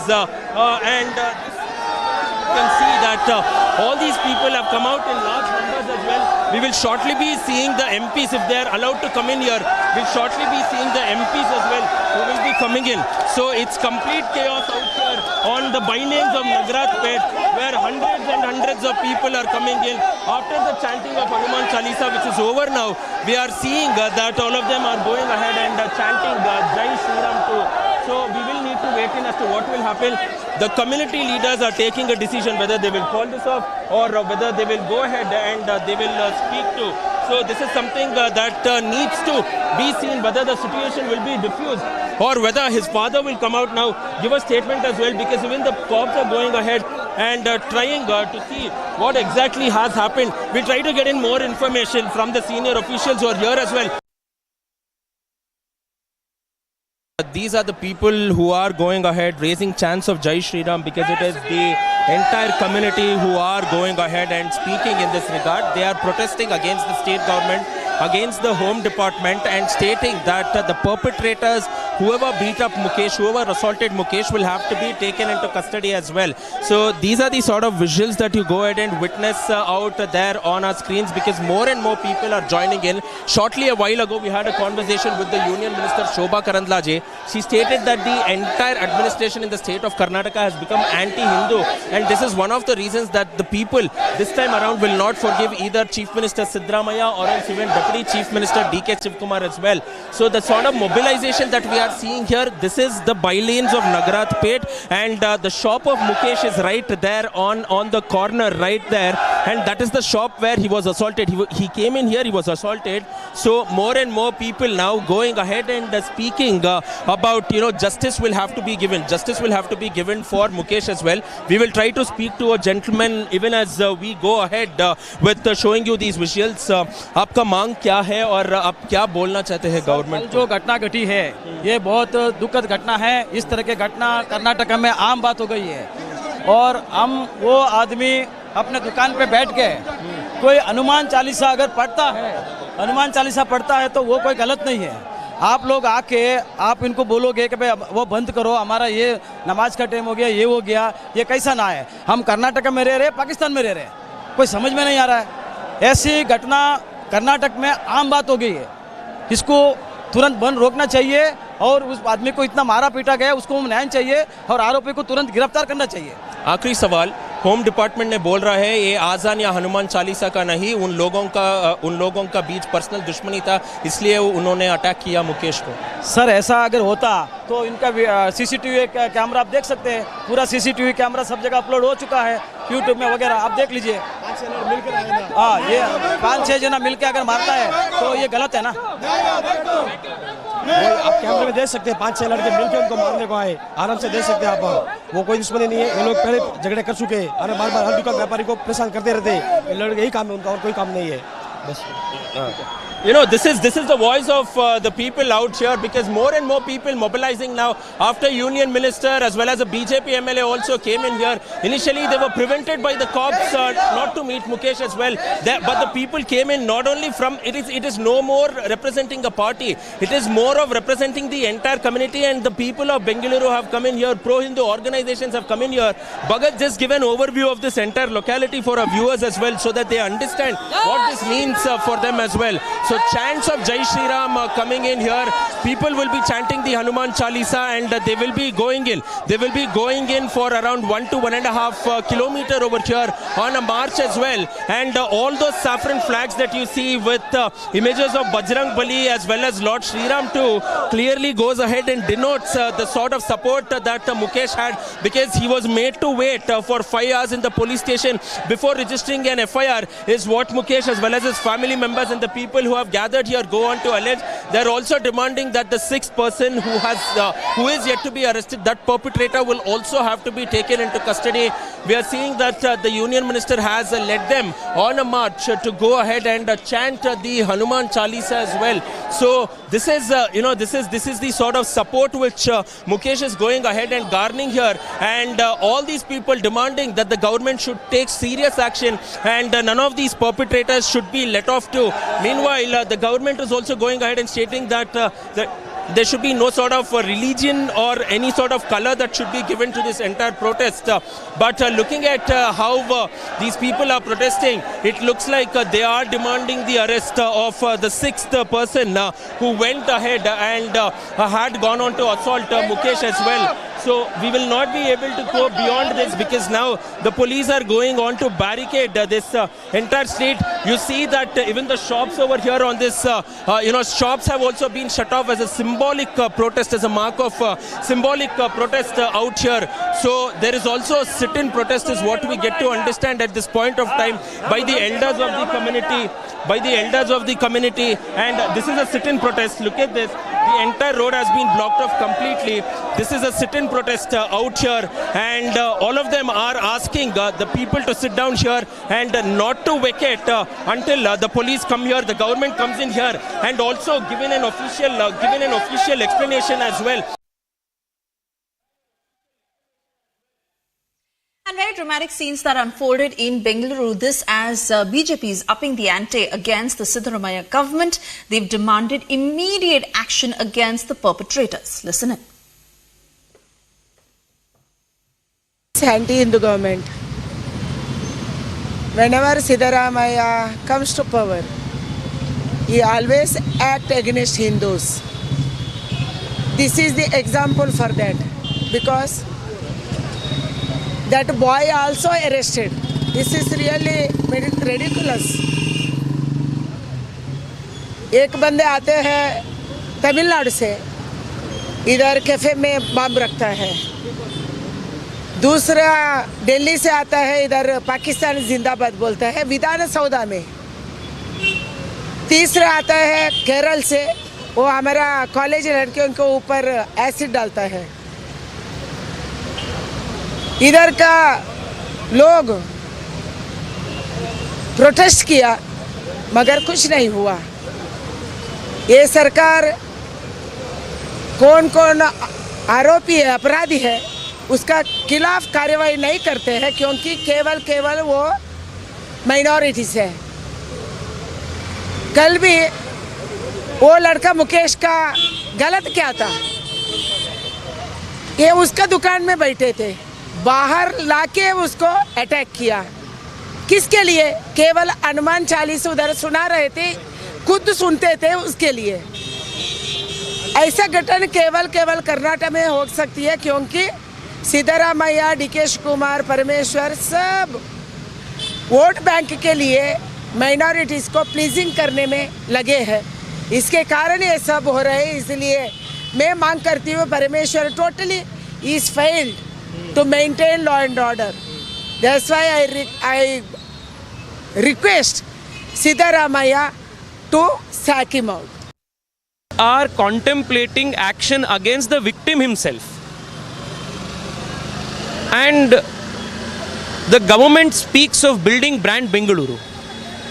I want to ask the Chief Minister and the Deputy Chief Minister. You speak of building a cosmopolitan city. You speak of building brand Bengaluru. How can you do so with this kind of a law and order situation? What happened to Mukesh yesterday could happen to any person sitting and going about his business honestly in a calm, unprovoked manner anywhere in the city. The CCTV footage is clear. He was sitting in his shop, playing a bhajan on his Bluetooth speaker. He never even stepped out of his shop, premises of his shop. Unprovoked, a few people come inside, begin an altercation, start an argument, pull him outside of his shop and assault him grievously. And the police and the state, instead of supporting the victim, giving him justice swiftly,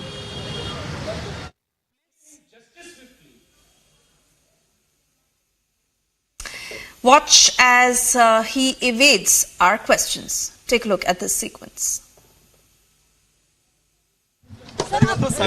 Only after the meeting.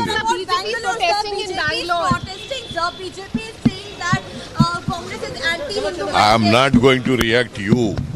Mr. Siddaramaiah, but there is a protest which is gearing up in Bengaluru. So what Congress is about? Hey, दारी बिड़तीरा इल्वा? दारी बिड़री. Please. Hey, बिड़री दारी बिड़री. No, माताड़ाला अंत. I do not want to react to you अंत. Why you are asking the question again? Please, ma'am. Hey, only after the meeting. BJP is saying that Congress is anti-Hindu. I am not going to react to you.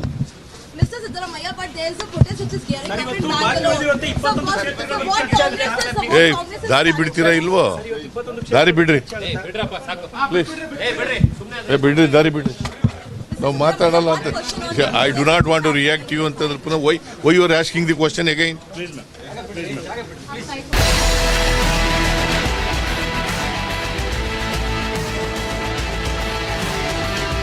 And coming up on the other side, Sita Soren jumps ship, joins BJP after resigning as JMM MLA.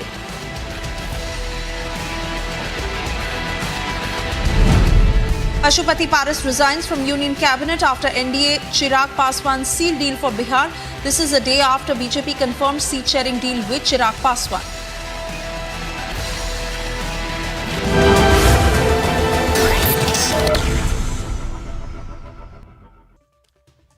The opposition's response to the general election dates being announced on Saturday afternoon has been strange, to say the least. One side, you have the Prime Minister, who has been in fifth gear, declaring that June 4th will be the historical day of the BJP delivering record numbers. You have the BJP entire machinery hour by hour having parallel rallies, road shows, campaigns, and on the other side, you have a series of statements by the hour from the India Alliance flying as thick and fast, rapidly, not to make their case before the electorate, but to thrust the doubt on EVM. Yes, ladies and gentlemen, the blame EVM campaign has started. It's a sort of strange campaign emerging. Ladies and gentlemen, this anti-EVM campaign is a non-starter in my view. And let me tell you why I say so. Because firstly, like the Honorable Supreme Court pointed out, the EVM was brought by the Congress. Now the same opposition is doubting it. The Congress said that the EVM is a great invention when it was in power and brought it.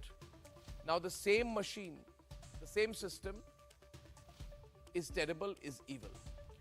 Number two, it's a non-starter because the first Lok Sabha elections that the EVM was brought in for 543 constituencies was 2004. So is the Congress viewpoint that the same EVMs were working in favor of the Congress party in 2004? In 2009, when they came to power using EVMs, it was okay. Or are they saying that the BJP sitting in the opposition magically programmed the same EVMs and the BJP told the EVMs in 2004, 2009 to vote for the Congress? What's the logic here? Point number three. The EVMs have been in existence in one form.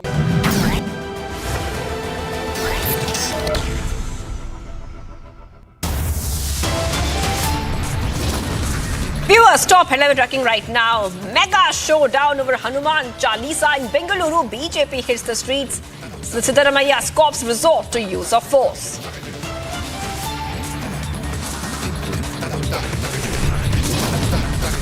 MNS Chief Raj Thackeray in the national capital amid speculation of NDA entry. Sources say seat sharing pact finalized. Pashupati Paras tries to arm twist BJP, resigns as cabinet minister as NDA seals the deal with Chirag Paswan. CAA row reaches top court. Sector seeks more time to reply on all pleas, challenging the citizenship law. Supreme Court pulls up Patanjali over misleading advertisements. Yet again, summons Ramdev.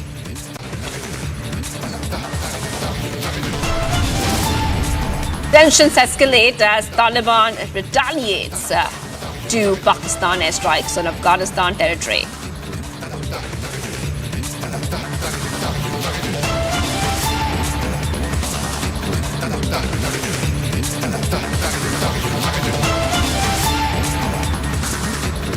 Viewers, we're live and breaking. I'm Shivangi Shukla, getting to the latest coming in. Let's go to our top story we're tracking right now. The Supreme Court has come down heavily on Patanjali Ayurved for failing to respond to a contempt notice for issuing misleading advertisements. That is right, misleading advertisements, and ordered Yoga Guru Ramdev to appear before it. This comes after the top court last month pulled up Patanjali for prima facie violation of its assurances about its products and statements claiming their medicinal efficacy. Now, the court had issued a notice to Patanjali and also Balkrishna asking why the proceedings for contempt should not be initiated against them. I just want to go across to my colleague who's joining us right now at this point of time. I'm coming across to you. Saqib is joining us from the business desk of Republic Businesses. Saqib, thank you for joining us here. If you could take our viewers through what really happened. Supreme Court has summoned Ramdev, and Supreme Court had last month pulled up Patanjali for violation of such assurances about statements claiming their products' medicinal efficacy. And Sakib, you know, this is a story that every viewer will resonate with, because Patanjali makes a lot of claims on their products.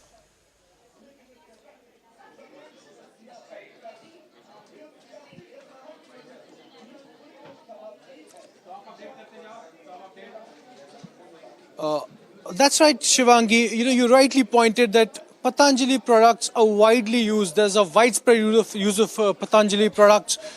Today's blow was the final blow for Patanjali. The worst was waiting to come. The Supreme Court has called the top boss, that is the yoga guru Ramdev, in person to the apex court, along with his deputy, that is the Balkrishna Acharya, who is the MD of Patanjali Foods, as well as the Patanjali Ayurveda, which is the medicinal arm. At this point in time, just a half an hour back, when the share markets closed for the day, Patanjali Foods, which is the listed entity of the Patanjali Group on the share markets, the Patanjali Foods saw a fall of shares by up to 4.24%, and the shares fell to an intraday low of roughly around 1,400 odd rupees. So to put that into perspective, this is quite a bit of a loss. Every time there's a news from the court pulling up Patanjali, the shares take a nosedive. You know, at the end of it, there are consumers, there are investors who are at the receiving end. So net, while there's nothing to worry for the consumers per se, I mean, there's nothing to lose for the consumers, the only thing is caution. People who have been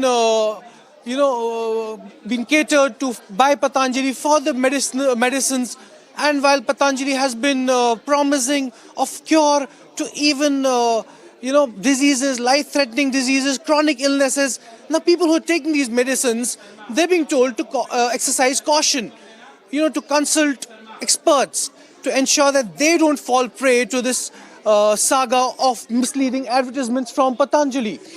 As far as business is concerned, the FMCG retail arms that do source Patanjali products, they have also come into question.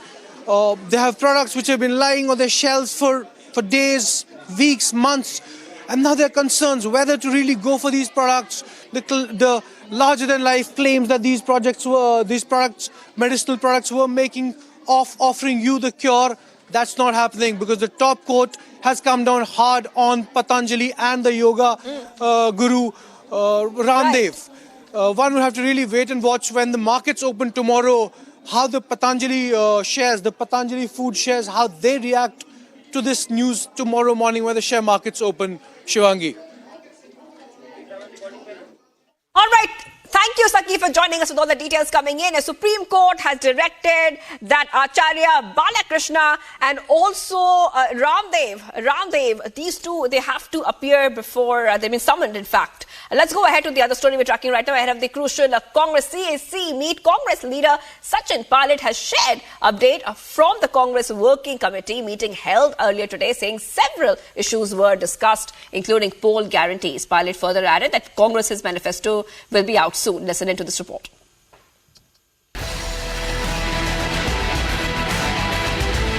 Manifesto की meeting हुई थी Congress working committee की। अनेक मुद्दों पर हमने चर्चा करी है और जो गारंटीज़ खड़गे साहब और राहुल जी बार बार बोल चुके हैं उसको एक अमली जामा हमने पहनाया है। युवा है, किसान है, महिला है, श्रमिक हैं और सामाजिक न्याय लोगों को मिले, आर्थिक न्याय लोगों को मिले और जो वंचित वर्ग हैं उनके लिए कांग्रेस पार्टी समर्पित है। हम अपने मैनिफेस्टो में देश में जो हालात हैं उसका विवरण भी करेंगे, साथ ही एक ब्रॉड ब्लूप्रिंट भी देंगे कि आने वाले समय में हमारी पार्टी और इंडिया अलायंस हम लोग जीत कर आएंगे तो किस प्रकार से देश की चाहे अर्थव्यवस्था हो, चाहे रोजगार उत्पन्न करने की बातें हो, किसान, नौजवान, सब पर लंबी चर्चा हुई, अच्छी चर्चा हुई है और मुझे लगता है बहुत जल्द हम अपना औपचारिक मैनिफेस्टो की घोषणा करेंगे। सब पहलुओं पर चर्चा हुई है। जैसा मैंने कहा, मुख्य फोकस हमारा किसान, नौजवान, महिलाएं, गरीब तबका और जो वंचित वर्ग है उन पर अपना ध्यान फोकस किया है। इकॉनमी कैसे और बेहतर बढ़ सकती है, आज जो खाई बढ़ गई है अमीर गरीब की, उस पर हम लोग चिंता करते हैं कैसे इसको खाई को हम कर सकते हैं। सिर्फ जुमले और भाषण और विज्ञापन से देश नहीं चलता है।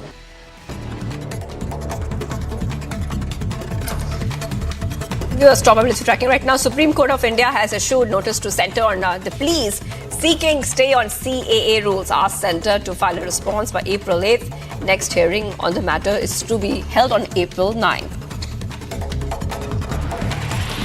Haryana CM Naib Singh Saini says cabinet expansion will take place today, adding that he has the blessing of senior BJP leader Anil Vij.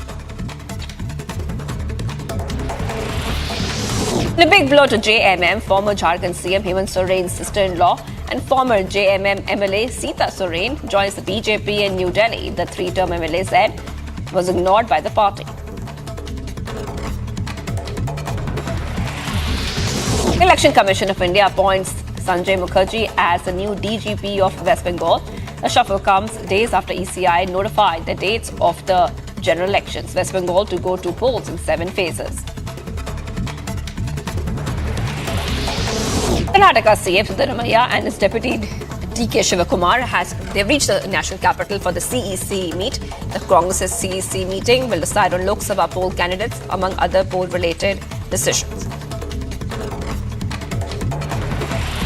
Congress leader Rohan Gupta withdraws Lok Sabha candidacy from Ahmedabad East constituency, citing personal reasons due to father's health conditions.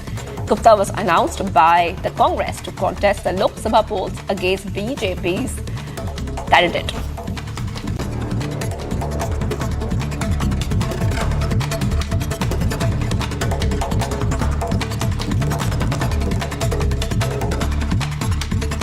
And we were Jharkhand's Mukti Morcha's MLA Sita Soren and the daughter-in-law of party president Shibu Soren has resigned from the party, saying that her family has been a victim of continuous neglect and that she has been isolated by the party and the family members. She has now joined the BJP. Listen into what she had to say.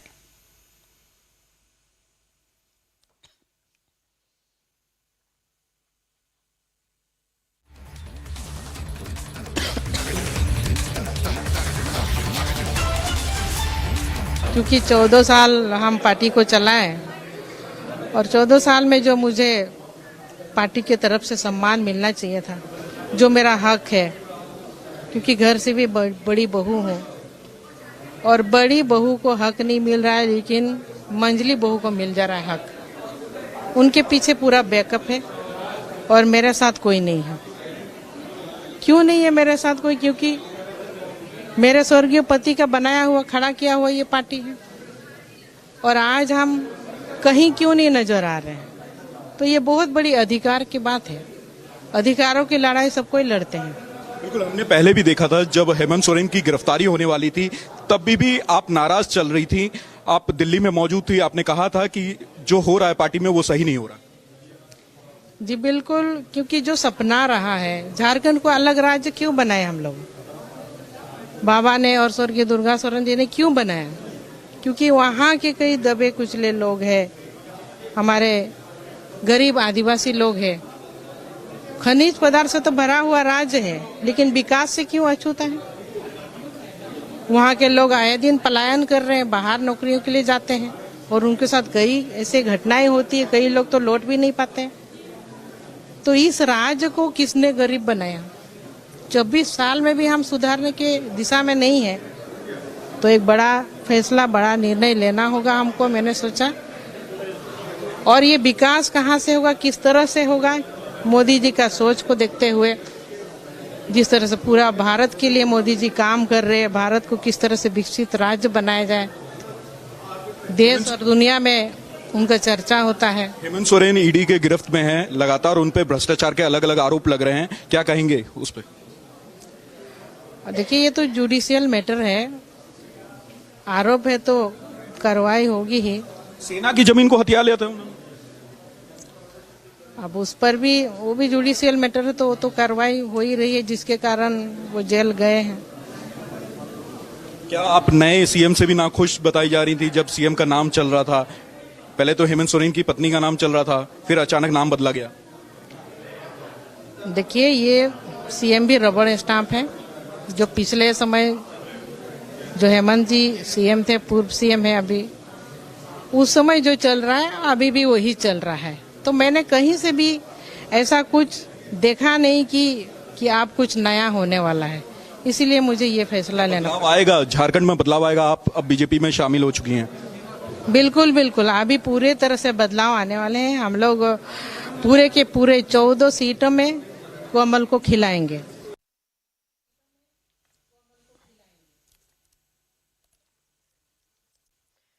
All right, viewers, breaking news coming in right now. Supreme Court has heard petitions on CAA. Supreme Court hears the pleas which seek stay on implementation of CAA. The centre seeks more time for the Supreme Court to reply to all these pleas. So that's what we're seeing right now, viewers, where the pleas seeking stay on implementation of CAA, they are being heard right now by the Supreme Court, and over 236 pleas are being heard on the implementation, the stay on the implementation of CAA. Now, those we'll be soon joined by our senior executive editor Abhishek Kapoor to help us understand what is happening. But the Supreme Court hearing challenging the challenges to the Citizen Amendment Act CAA at this point of time, and we are seeing that a bench of Chief Justice of India D.Y. Chandrachud with other justices are hearing the matter. The matter was listed today following a mention on March 15 by senior advocate Kapil Sibal, who represented the Indian Union Muslim League, one of the several petitioners which had challenged the CAA back in 2019.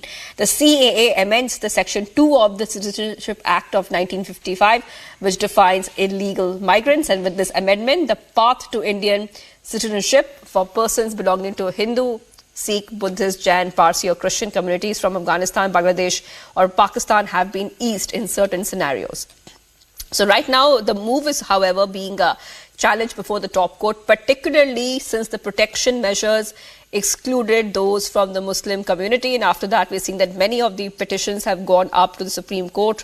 At this point of time, what we see is that 236 pleas minimum are being heard by the Supreme Court. So a big update coming on Republic TV, viewers, and we'll be soon joined by my colleague who will help us understand why this is significant. But Supreme Court is issuing this, remember, is coming in after the Supreme Court has issued notice to centre on pleas seeking stay on CAA, and the next hearing for that is also April 9. So back-to-back updates coming in on the CAA, viewers. The Supreme Court is hearing more than 236 pleas, and this coming in after the centre had sought time from the Supreme Court to file a reply to the petition seeking a pause on the implementation of the Citizenship Amendment Act rules. So that's what we're seeing right now, viewers. We see that many updates have been coming at this point of time. In fact, the Solicitor General Tushar Mehta said that CAA does not take away citizenship of any person. The arguments are being made in court right now on this, on the pleas being heard by the Supreme Court. Let's go straight to Harsha, who's joining us. Harsha, take us through what is happening in the Supreme Court. We know that more than 200 pleas are being heard by the Supreme Court. Take us through what is happening. Yes, strongly rightly stated, 236 petitions since 2019 for the Citizenship Amendment Act when it was notified in 2024.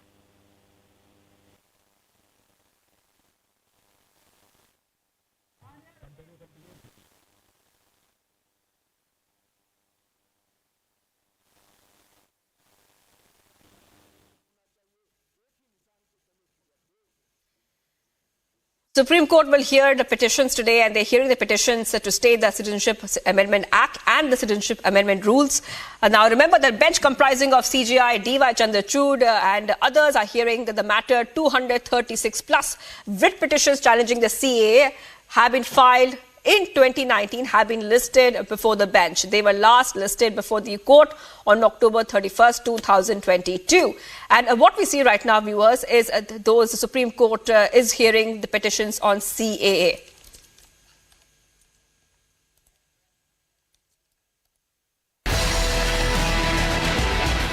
साथियों, INDI alliance वाले लोग बार-बार जानबूझकर हिंदू धर्म का अपमान करते हैं। हिंदू धर्म के खिलाफ इनका हर बयान बहुत सोचा समझा हुआ होता है। हिंदू धर्म में शक्ति का मतलब होता है मातृशक्ति, नारी शक्ति। कांग्रेस और डीएमके का इंडी अलायंस कह रहा है कि वो इसका विनाश करेंगे। तमिलनाडु में मुद्रा योजना के तहत जो हजारों करोड़ रुपए का लोन दिया गया है, उसकी ज्यादातर लाभार्थी ये मेरी बहनें हैं, हमारी बेटियां हैं। इसलिए आज नारी शक्ति मोदी के साथ उसका सुरक्षा कवच बन करके खड़ी है। तमिलनाडु में महिलाओं के खिलाफ अपराध बढ़ रहे हैं। 19 अप्रैल को मेरी माताओं बहनों को डीएमके के इस महिला विरोधी माइंडसेट के खिलाफ भी वोट करके उनको सजा देनी है। साथियों, डीएमके और Congress two sides of the same coin है। डीएमके और कांग्रेस का मतलब है बिग करप्शन। डीएमके और कांग्रेस का मतलब है वन फैमिली रूल। इसलिए देश में कांग्रेस की छुट्टी हुई तो देश आज 5G टेक्नोलॉजी में पहुंच गया है। बीजेपी सरकार तमिलनाडु के डेवलपमेंट के लिए lakhs of crore of rupees भेज रही है और यहां की सरकार उसे लूटने में लगी है। अब तमिलनाडु ये डिसाइड कर चुका है कि 19 अप्रैल को एक वोट बीजेपी को जाएगा, एनडीए को जाएगा। साथियों, बीजेपी और एनडीए बड़े सपने देखती है, बड़े लक्ष्य बनाती है और उन्हें हासिल करके भी दिखाती है। हमारी इंडस्ट्री आत्मनिर्भर भारत के मिशन को आगे बढ़ा रही है।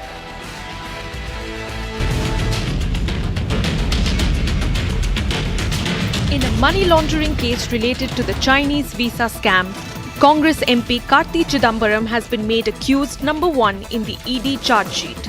Allegations against Chidambaram include issuing Indian visas to Chinese workers. ED has also named 5 others and 3 companies in its probe. Chidambaram's CA S. Bhaskaranam and his company Advantage India, named in the charge sheet, is also under ED lens. Delhi's Rouse Avenue Court has directed the Congress MP to appear in person on April 5th. Karti Chidambaram has been summoned by the Delhi High Court in the Chinese visa scam, which is being probed by the Enforcement Directorate as well as the Central Bureau of Investigation. Remember, the Enforcement Directorate as well as the CBI has basically charged Karti Chidambaram for misusing his position or also trying to influence his father, who was a union minister at that point in time, for a private company. Remember, searches have also been carried out at the residence of Karti Chidambaram and premises that have been linked to him. Bureau Report, Republic TV.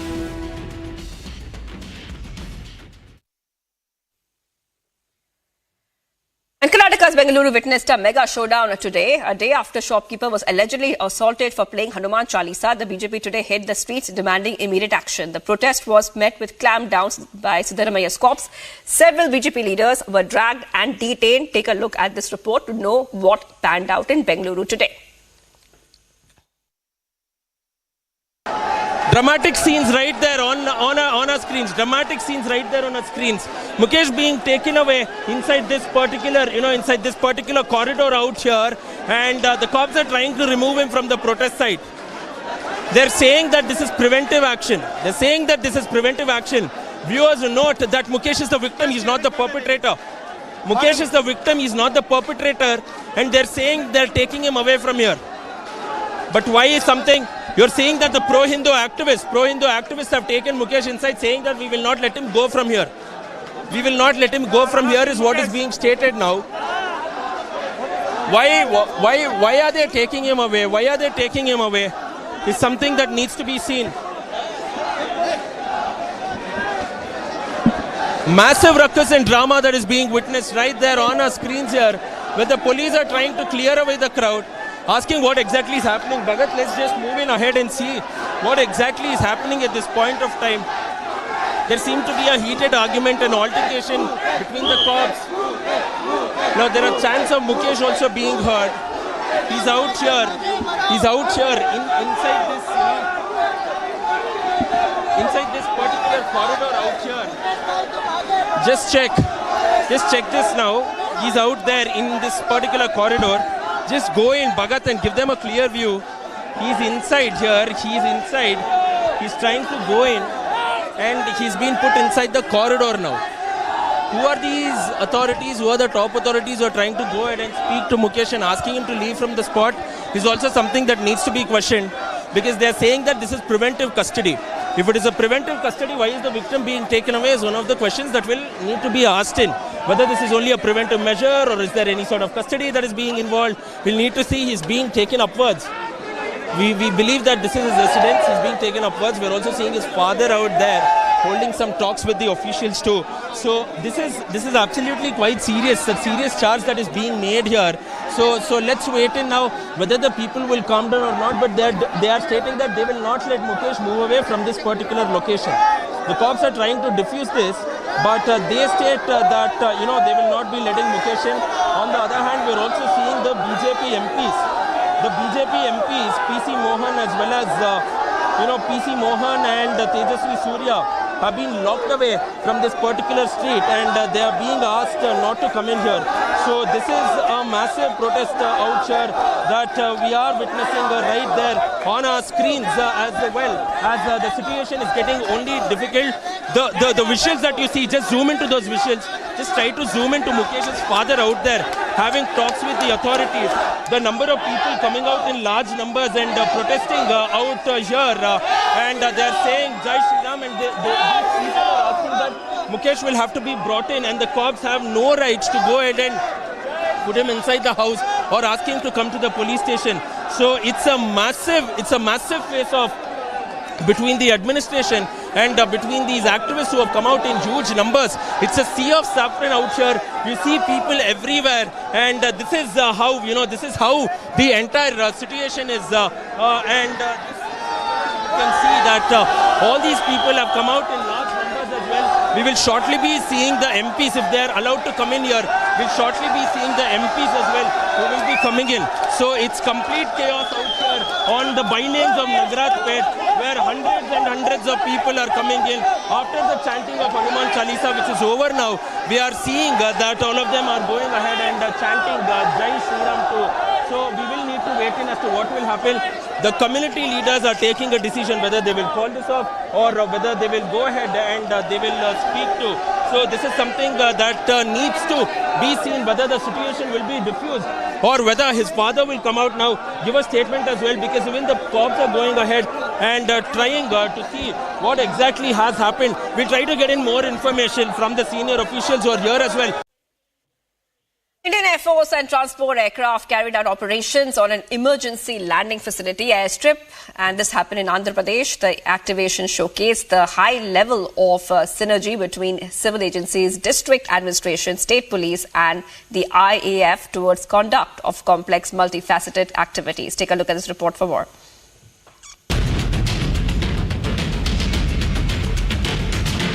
Indian Air Force has carried out operations while landing on the National Highway 16 in the Bapatla district of Andhra Pradesh. This is for the first time that newly activated emergency landing facility in the peninsular India was activated by the Indian Air Force. Important to mention that the fighter jets of the Indian Air Force carried out the overshoots, while the other aircrafts that are helpful in carrying out the humanitarian assistance and disaster relief operations, including including the AN-32 and the Dornier, they made the landing. This is a 4.1 kilometer long and 33-meter wide airstrip that is capable of emergency landing facility and has been built by the National Highway Authority of India on the requisition that was made by the Indian Air Force. Important to mention that last ELF was activated by the Indian Air Force in the month of December. The activation was made here in the Andhra Pradesh Bapatla district. Viewers, much more coming up on the other side. PMK announces alliance with BJP in Tamil Nadu ahead of the Lok Sabha polls. PMK to contest 10 Lok Sabha seats.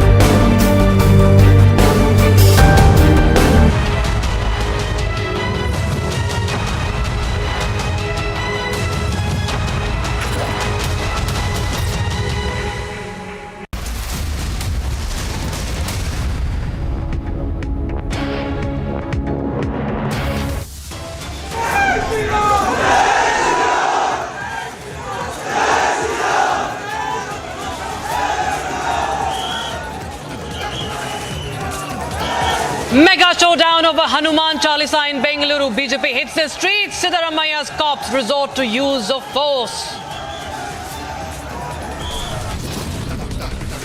MNS chief Raj Thackeray in the national capital amid speculations of NDA entry. Sources say seat-sharing pact finalized. Pashupati Paras tries to arm twist the BJP, resigns as cabinet minister as NDA seals the deal with Chirag Paswan.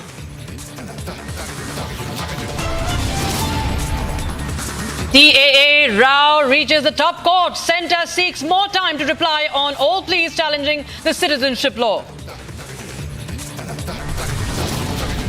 Supreme Court pulls up Patanjali over misleading advertisements. Yet again, summons Ramdev.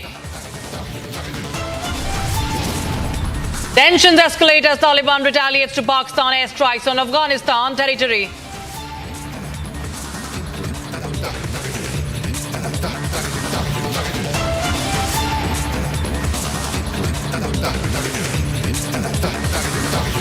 Hello and a very warm welcome, viewers. We are live in Break-In and we will be getting you the latest ahead of Lok Sabha polls. The battle lines have been drawn. All parties are going all out ahead of the big election and on a 400-plus seat mission. The BJP is now trying to seal a deal with MNS chief Raj Thackeray. Now today, Raj Thackeray met Amit Shah in the national capital. Republic TV has learned that this comes after Raj Thackeray. Now, that there is a deal that has been now finalized. And what we understand is that top sources tell us that one Lok Sabha seat, one Rajya Sabha seat will be given to the Maharashtra Nav Nirman Sena. And also, that's not all. 22 to 25 Vidhan Sabha seats will also be given to Raj Thakrae's MNS. So that's a big update we have right now. This coming in after Amit Shah met Raj Thakre in the national capital. So the deal is finalized. And let's see, of course, how this affects the Mahayuti ahead of the Lok Sabha elections. Sources say that Raj Thakre and Fadnavis are also meeting in Mumbai. Devendra Fadnavis, the Deputy Chief Minister of Maharashtra, meeting Raj Thakre. In fact, this is the third time we understand that he's meeting Devendra Fadnavis. And as we speak, there are sources telling us that one Lok Sabha, one Rajya Sabha seat will be given to Raj Thakre, apart from the 22 to 25 Vidhan Sabha seats given to the MNS. Remember, Maharashtra will also have assembly elections this year. But right now, we are talking about the Lok Sabha elections, and there's lots happening as far as the seat-sharing tussle is concerned. My colleague Simran is joining us live on the broadcast for more. Simran, so what we know is that one Lok Sabha, one Rajya Sabha seat will be given to Maharashtra Navnirman Sena, and there is a meeting also going on between Fadnavis and Raj Thakre. Well, yes, to put this into perspective correctly, what has actually escalated this crucial meeting that has been going on the radar from yesterday with the MNS chief of Union Minister Amit Shah as well. It had actually started from back when, as per our sources, when we talk about MNS chief Raj Thakre had met Devendra Fadnavis 3 times in Mumbai and also specifically asked them to seek some time to begin the escalation of talks with Union Home Minister Amit Shah for also a tie-up and a possible pact with the NDA. And this meeting that MNS chief Raj Thakre with the Union Home Minister had come into being this afternoon in the national capital happened exactly after that. Devendra Fadnavis, the Maharashtra Deputy CM, had sought time from the Union Home Minister Amit Shah to engage and to also organize a meeting of the MNS chief Raj Thakre over the tie-up of the break over the tie-up and also a pact of the MNS with the NDA. This came after he had met Devendra Fadnavis 3 times in Mumbai,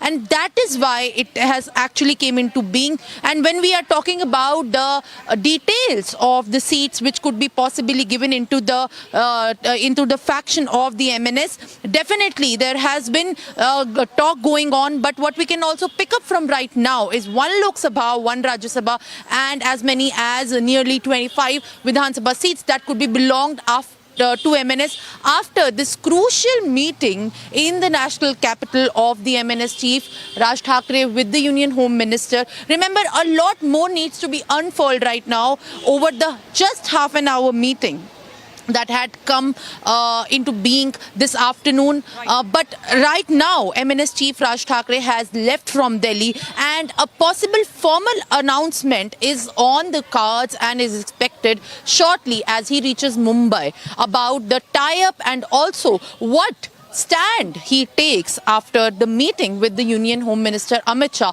which Raj Thakre had initiated the talks with the Maharashtra Deputy CM. Back to you. Right, Simran, also joining us live on the broadcast is Sandeep from Mumbai. Now, Sandeep, there are a lot of, there have been a lot of hectic parleys in Maharashtra, of course, prior to this one-on-one meeting between Raj Thakre and the Union Home Minister Amit Shah. Now, how does this really affect? This is the 4th player coming in to the Mahayuti alliance. There is already a lot of tussle between the Sena and the Shinde Sena and also Ajit Pawar's, NCP, also the BJP. So, how does this really play out if Raj Thakre comes in as another player? Right. See, as far as Raj Thakre's inclusion to the NDA, that will definitely benefit the NDA. Remember, Raj Thakre comes with the brand Thakre into NDA, and definitely his inclusion will definitely, benefit NDA. As far as Raj Thakre's party, MNS, is concerned, it is considered that Raj Thakre and his party plays a crucial role in cutting the votes in the state of Maharashtra. So definitely Raj Thakre, if at all he joins NDA, those votes will be transferred into the account of Bharatiya Janata Party or into the candidates of Mahayuti. Now, apart from this, remember, Thackeray factor is very crucial in the state of Maharashtra. In order to take on Uddhav Thackeray, Raj Thackeray will have a crucial role to play against Uddhav Thackeray as well. Raj Thackeray is known as someone who had followed Balasaheb Thackeray very closely, who was with Balasaheb Thackeray in the past, and it was in fact Uddhav Thackeray which led Raj Thackeray to leave the Shiv Sena in the past. So definitely Bharatiya Janata Party will have Raj Thackeray's, will use Raj Thackeray very significantly in the state of Maharashtra, and definitely that will shift a lot of votes in the account of Bharatiya Janata Party as well as with the candidates in the of NDA. Now, not only this, in return, what we are hearing from our sources, Raj Thackeray has a good hold in Nashik Municipal Corporation. So there are high chances that there could be a mayor seat that would be given to MNS in Nashik, or there would be other corporations that could be given to Raj Thackeray. Apart from this, what we are hearing from our sources that Raj Thackeray is demanding South Mumbai Lok Sabha seat in the state of Maharashtra. So whether it will be given or not, that is something to be decided by the NDA and the rest of the alliance partner.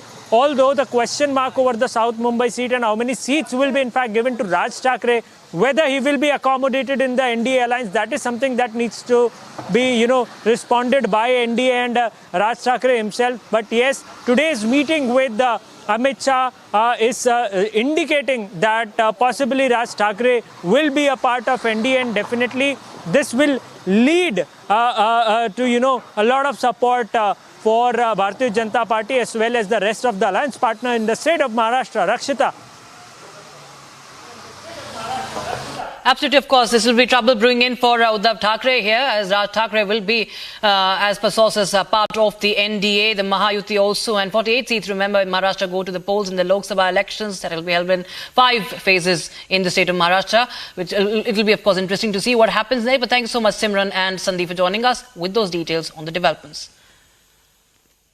All right, shifting focus now to Jharkhand. In a big blow to the Jharkhand Mukti Morcha, former Jharkhand Chief Minister Hemant Soren's sister-in-law and former JAM MLA Sita Soren has joined the BJP in New Delhi. The 3-term MLA says that she never got the respect in JAM that she deserved. She also went on to say that there is a need for a change in Jharkhand to save the lives of tribal people. Take a listen in.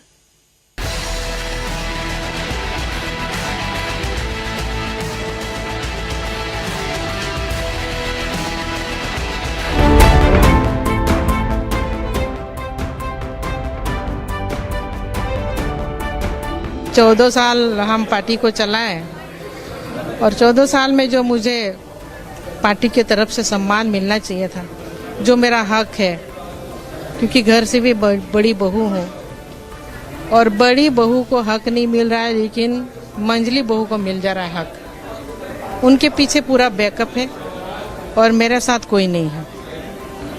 क्यों नहीं है मेरे साथ कोई? क्योंकि मेरे स्वर्गीय पति का बनाया हुआ, खड़ा किया हुआ ये पार्टी है, और आज हम कहीं क्यों नहीं नजर आ रहे हैं। तो ये बहुत बड़ी अधिकार की बात है। अधिकारों की लड़ाई सब कोई लड़ते हैं, क्योंकि जो सपना रहा है झारखंड को अलग राज्य क्यों बनाया हम लोग, बाबा ने और स्वर्गीय दुर्गा सोरेन जी ने क्यों बनाया? क्योंकि वहाँ के कई दबे कुचले लोग हैं, हमारे गरीब आदिवासी लोग हैं, खनिज पदार्थ से तो भरा हुआ राज्य है, लेकिन विकास से क्यों अछूता है? वहाँ के लोग आए दिन पलायन कर रहे हैं, बाहर नौकरियों के लिए जाते हैं और उनके साथ कई ऐसे घटनाएं होती है, कई लोग तो लौट भी नहीं पाते। तो इस राज्य को किसने गरीब बनाया? 24 साल में भी हम सुधारने के दिशा में नहीं है, तो एक बड़ा फैसला, बड़ा निर्णय लेना होगा हमको, मैंने सोचा। और ये विकास कहाँ से होगा, किस तरह से होगा? मोदी जी का सोच को देखते हुए, जिस तरह से पूरा भारत के लिए मोदी जी काम कर रहे हैं, भारत को किस तरह से विकसित राज्य बनाया जाए, देश और दुनिया में उनका चर्चा होता है। अभी पूरे तरह से बदलाव आने वाले हैं। हम लोग पूरे के पूरे 14 सीटों में वो अमल को खिलाएंगे।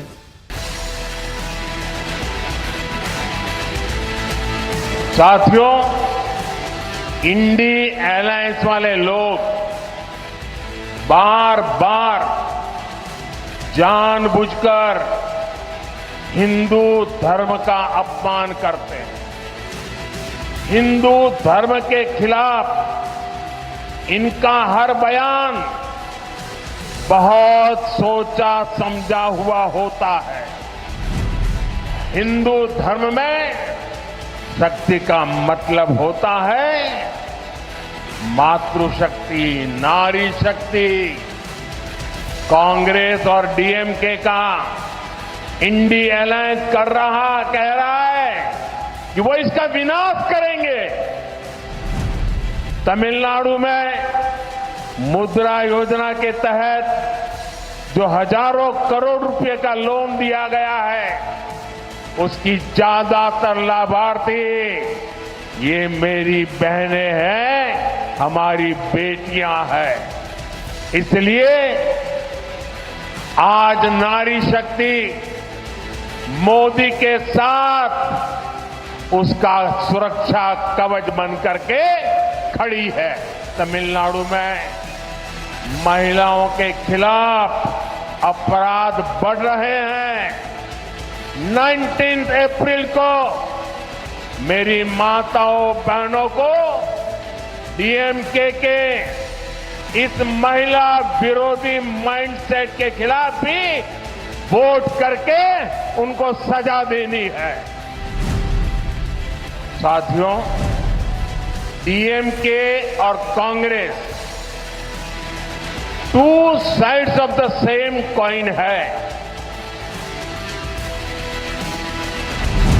डीएमके और कांग्रेस का मतलब है बिग करप्शन। डीएमके और कांग्रेस का मतलब है वन फैमिली रूल। इसलिए देश में कांग्रेस की छुट्टी हुई तो देश आज 5G टेक्नोलॉजी में पहुंच गया है।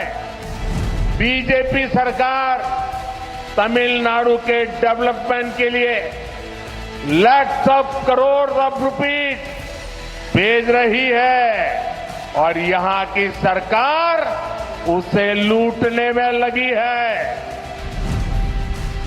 अब तमिलनाडु ये डिसाइड कर चुका है कि 19 अप्रैल को एक एक वोट बीजेपी को जाएगा, एनडीए को जाएगा। साथियों, बीजेपी और एनडीए बड़े सपने देखती है, बड़े लक्ष्य बनाती है और उन्हें हासिल करके भी दिखाती है। हमारी इंडस्ट्री आत्मनिर्भर के मिशन को आगे बढ़ा रही है। Bengaluru witnessed a mega showdown today. A day after a shopkeeper was allegedly assaulted for playing Hanuman Chalisa, the BJP today hit the streets demanding immediate action. The protest was met with a clampdown by Siddharamaia's cops. Several BJP leaders were dragged and detained. Take a look at this report by my colleague Prajwal to know what panned out in Bengaluru.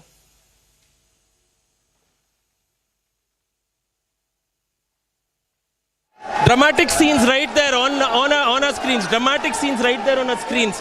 Mukesh being taken away inside this particular corridor out here, and the cops are trying to remove him from the protest site. They're saying that this is preventive action. They're saying that this is preventive action. Viewers note that Mukesh is the victim, he's not the perpetrator. Mukesh is the victim, he's not the perpetrator, and they're saying they're taking him away from here. But why is something? You're saying that the pro-Hindu activists have taken Mukesh inside, saying that we will not let him go from here. We will not let him go from here is what is being stated now. Why are they taking him away? Why are they taking him away? It's something that needs to be seen. Massive ruckus and drama that is being witnessed right there on our screens here, where the police are trying to clear away the crowd, asking what exactly is happening. Bhagat, let's just move in ahead and see what exactly is happening at this point of time. there seemed to be a heated argument and altercation between the cops. Now there are chants of Mukesh also being heard. He's out here. He's out here inside this particular corridor out here. Just check this now. He's out there in this particular corridor. Just go in, Bhagat, and give them a clear view. He's inside here. He's inside. He's trying to go in, and he's been put inside the corridor now. Who are these authorities? Who are the top authorities who are trying to go ahead and speak to Mukesh and asking him to leave from the spot? Is also something that needs to be questioned, because they are saying that this is preventive custody. If it is a preventive custody, why is the victim being taken away is one of the questions that will need to be asked in. Whether this is only a preventive measure or is there any sort of custody that is being involved, we'll need to see. He's being taken upwards. We believe that this is his residence. He's being taken upwards. We're also seeing his father out there holding some talks with the officials too. So this is absolutely quite serious. A serious charge that is being made here. So let's wait in now whether the people will calm down or not. But they are stating that they will not let Mukesh move away from this particular location. The cops are trying to defuse this, but they state that they will not be letting Mukesh in. On the other hand, we're also seeing the BJP MPs. The BJP MPs, PC Mohan as well as PC Mohan and Tejasvi Surya have been locked away from this particular street, and they are being asked not to come in here. So this is a massive protest out here that we are witnessing right there on our screens as well, as the situation is getting only difficult. The visuals that you see, just zoom into those visuals. Just try to zoom into Mukesh's father out there having talks with the authorities. The number of people coming out in large numbers and protesting out here, and they're saying Jai Shri Ram, and they are asking that Mukesh will have to be brought in, and the cops have no rights to go ahead and put him inside the house or ask him to come to the police station. So it's a massive face-off between the administration and between these activists who have come out in huge numbers. It's a sea of saffron out here. You see people everywhere, and this is how the entire situation is.